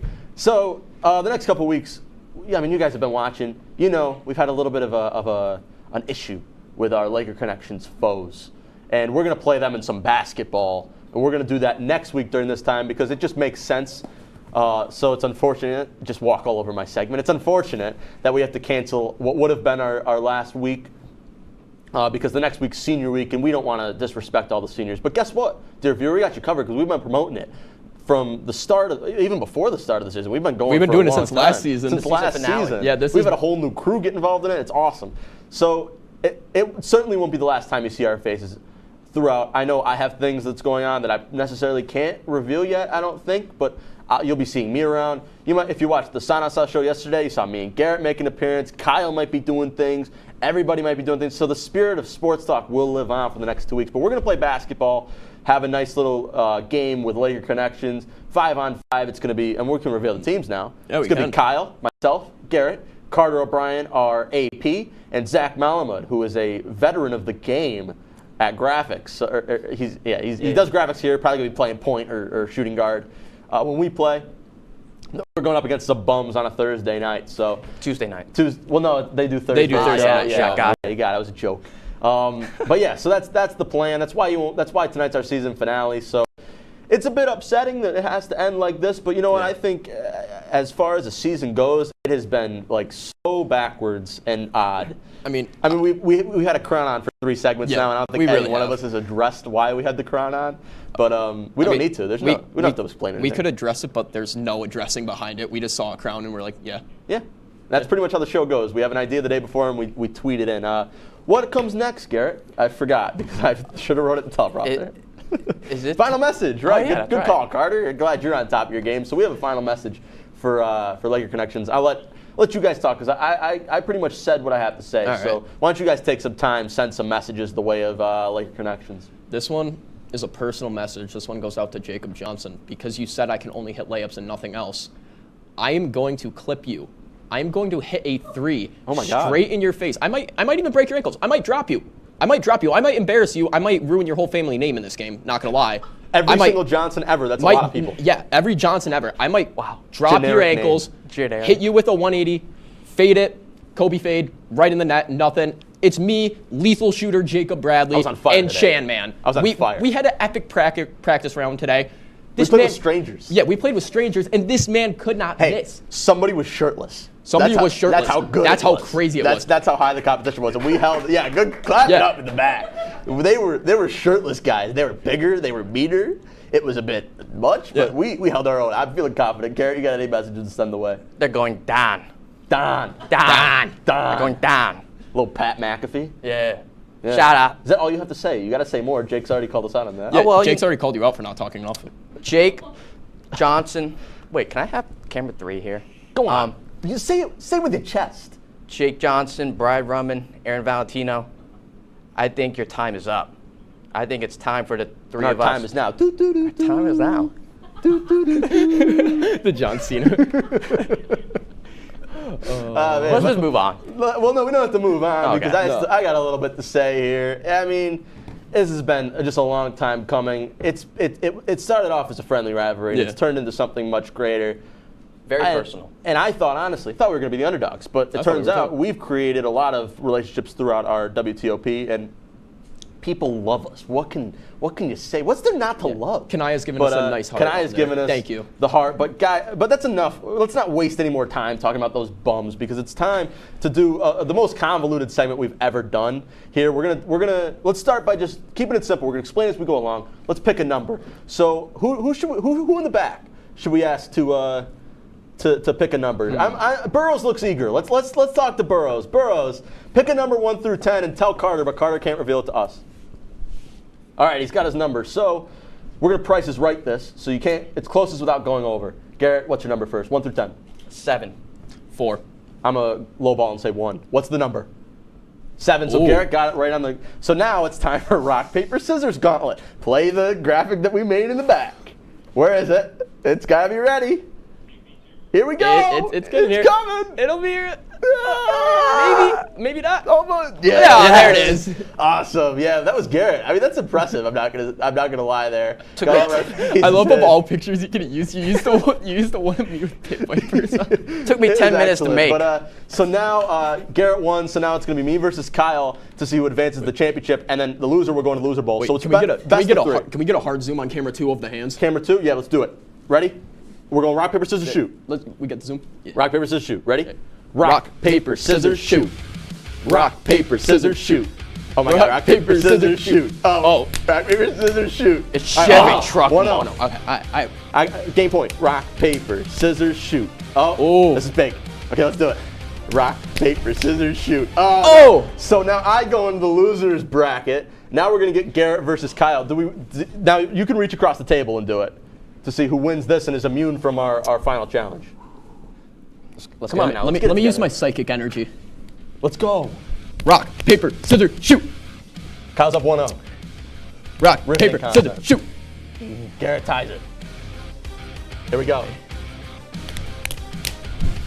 Garrett wins. So Garrett is immune. Now it's going to go back to me versus Kyle to see who has to face our punishment. I haven't been punished yet. I'm scared. Something is pulling I'm on yet my to hair. be punished on this show. I'm horrified. Rock, paper, scissors, shoot. Uh-oh. Slow zoom. Dramatic effect. Here we go. Rock, paper, scissors, shoot. Yeah. Oh, yeah. Let's do it. Bring in the wheels, Scott. Here we go. We'll finish slow zooming out first. Here we go. I made it so long. I made it 2 full seasons. I made it all the way until our last episode of season 2. Right here. Before. Right here. Oh, man. Scott's taking way too much TV time here. Well, I'm just gonna. My segment. All right, now let's get the slow zoom on the wheel. We all know how this goes. This is the wheel of, I don't want to say death, but it can be. Garrett drew this one this week, so let's see if I remember what it is. This is a jersey swap, poorly drawn. Can we still hear me on the mic? We probably can. I might have just peeked. Beard, quotation marks. That's going to be a nice little, there we go. Beard, like, shave it into mine or draw it on them. Yoga, this is going to be fun. This is going to be us taking a yoga class and filming it. That's more of a physical punishment because none of us are flexible at all. Oh, God. Run MCC, that's going to be filmed. We're just going to take a jog around MCC. Nothing's going to be thrown at us or any obstacles whatsoever. Just going to be a nice jog. Oh my God. Because that's how this show works. Is this me? Yes. Pie. Where's my beard? Pie face is next. That's going to be a nice little sit down in the middle of the quad. Have everybody pie us. Chops. This is going to be fun. This is wrestling, so we're breaking into the seal of wrestling. People are going to chop us. That's going to be a nice little physical punishment as well. Now it's time to spin the wheel and make a deal. I don't get to spin my own. I like the sound effects. 1, 2, 3. Oh no. Chops. Come on, chops. If I get body slammed, I'm going to be real upset. Body slam's not on there. What is it? You got chops. Chops. Yes, that is so exciting. So let's explain what chops are going to be. So there's a wrestling show on WTOP 10 called The Burial Ground. That's Jack Franzino and Clyde Anderson. They're great. They're fun. They know wrestling. They know how to chop somebody. So a chop, I'm going to simulate, I'm not actually going to hit you, is a cupped hand to the right chest, I'll say. Pec. Good word. Pectoral. I was worried there. The right pec. And it's just going to hurt. So we're going to do that. Me and Garrett get to chop you. Clyde and Jack get to chop you. No. So that's for, Please don't break my rib cage. I hope you know. I'm like 130 pounds. I don't have any weight on me. Please don't break my rib cage. I can't afford the medical bills. This is going to be fun. I'm a poor college student. I can't afford the medical bills. I'm not off the hook myself because I have to still do dye my hair. Yeah. Because it depends on how the summer goes. I might just go bald, and that just defeats the whole entire purpose. You way to clap in the back. I know I look so terrible with my long hair and my crown. No, you look beautiful. You look great, we have plenty of time here to talk for a little bit. We got 4 minutes. That's what we did. So we get to. Oh my God! I thought this was gonna take way longer. Yeah, I did too. So now we got a few minutes. Now we got a few minutes to just talk. You know what? Let's talk about the season because it's been a fun. It's really let's. But first, actually, no. First, okay, go ahead. Preview what I'm gonna do to Laker Connections. Oh sure. Oh, watch yourself. Oh my God. Wow. 3. This is way too expensive equipment. But let's actually get serious for a minute. Yeah. Let's just send a lot of thank yous because we have had. I know the 3 of us have had a blast, right? We've had so much fun. Oh yeah. And what always gets it for me is the engagement, whether that be, you can look at me, you don't have to look directly at the camera, whether that be from the crew, whether that be from people that don't even have anything to do with the show. Yeah. I get text messages all the time about you guys saying, oh, I watched the show, it was great. Our social media presence has been awesome. So obviously, if you've watched a second of our show, it means the world, because we get to do stupid stuff because of you guys, and because you guys have shown so much interest, we get to take our show further and further down the lane of stupidity. But we also want to thank just a few of the seniors that are leaving. On the crew, I know Jose is graduating to an extent. Got one more semester, never mind. Jose is going to be back. Come on, Jack, you get in here, Jack. You're not featured on this channel enough. Yeah, come on. Get in here. Jack Joannides. I'm correcting the pronunciation. Yeah, Jack. He's the man. Yeah. If there's something that's broken in the studio, the man comes in and fixes it. He's been here for every single show. You're the man. Yeah. Like, seriously, the presence that you have in this office is going to be. I'm here for every show. I know. Here for every hockey, basically every sports broadcast. This place wouldn't run without you, Jack. Yeah. Dude, the fact that next year we have to go into the rest of our collegiate career and not have you there is going to be it's going to be tough. The best part. You know what the best part is? What's the best part? Merrick is here for 2 Merrick more. is here. Is here for 2 more years. Let's hear it for Merrick. 2 years, Merrick. All right, Jack. Obviously, we appreciate you showing up every single week. It's been so much. Aaron's a senior. Aaron's the best as well. He's been our teleprompter. He's somebody who, I'm not going to lie, I did not know heading into this year. Didn't know him. I saw Aaron Brown. I said, awesome, we have somebody new. And he has been the best. He's showed up. Every single week, he's put in his all for a teleprompter. I mean, like, if you might not understand, teleprompter isn't the most fun job to do, but he's showed up every single week, and he's worked so hard to do it. He's been the best. Kanaya is not a senior. Would you stop, please? Aaron's the best. Anybody? Do we have any seniors in the back? Sacconi's a junior. We don't. We thanked all the seniors. As far as consistent people that you see on the show that just make run-ins, Megan Trubia was awesome. Mm-hmm. She came in a lot. Donna's not here tonight. Donna's not here tonight, but she's always here, and that's really cool. I'm not crying. I have something in my eye. Seriously, I'm not crying. No, I promise I'm not crying. But yeah, it's been an absolute blast this season. I think it's going to be hard to top this one next year because we're losing so many faces. Erin just put up her finger. Put up 2 fingers. She didn't flip us off. Put up 2 fingers. She has stop it, Kanaya. She has been incredible. She shows up every single week. Loves this, does the photography. We're going to lose her for a semester. There's that cough that I've been waiting for. She's going to the Disney program. It's incredible. We can't wait to see what you do because you're so talented and you're so awesome. So we're going to miss you tremendously, but when you come back, feel free. Tuesday nights are your night as well, so come here as often as possible. Just a thank you to everybody. We're going to wrap it up here, but any messages from you guys? I mean, we thank the seniors, but we got to thank the crew and everyone who just came to the show and made it possible. I mean, we do a lot of crazy stuff. We do a lot of things that sometimes it may not be a good idea to do on TV, but regardless, we just want to thank everyone out here and behind the control room, behind the scenes, the control room, because we got to get out of here, Garrett. I appreciate it. But thank you, everybody. I love you. Where is Donna Basil? Who knows? We'll see you next season. Watch the YouTube for more content. We'll see you. Athletics. Aaron, there were 6 big points. This is the one you've been waiting for. This group has never beaten Cortland. Getting started with some men's soccer as the Lakers had 2 conference matchups for half of the Lakers' goals this entire season. Offense is key. You talked all about scoring goals.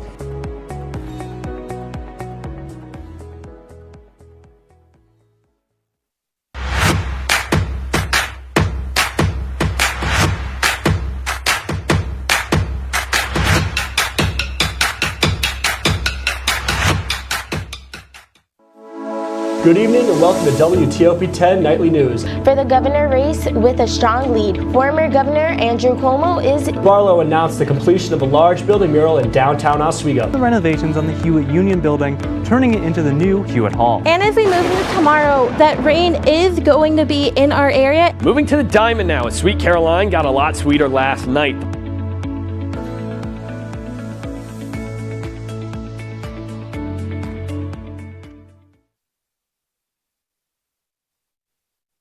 Life's taught me a lot, and I'm ready for more. Well, you're not the typical kind of candidate that I hire. But you are exactly what I'm looking for. Your company could be missing out on the candidates it needs most. Learn how to find a great pool of untapped talent at gradsoflife.org. We've been marinating chicken in all sorts of liquids for 24 hours.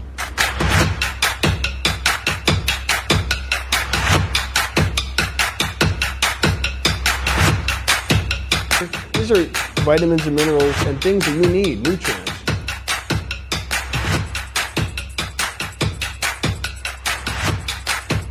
The chicken speedy is a staple of our culture.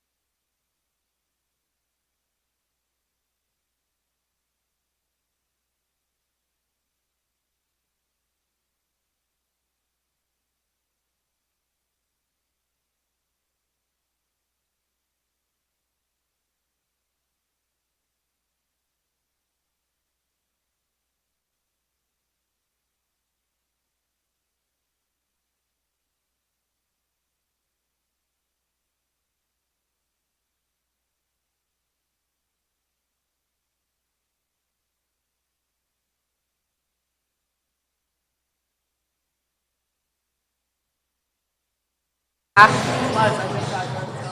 he's gonna do.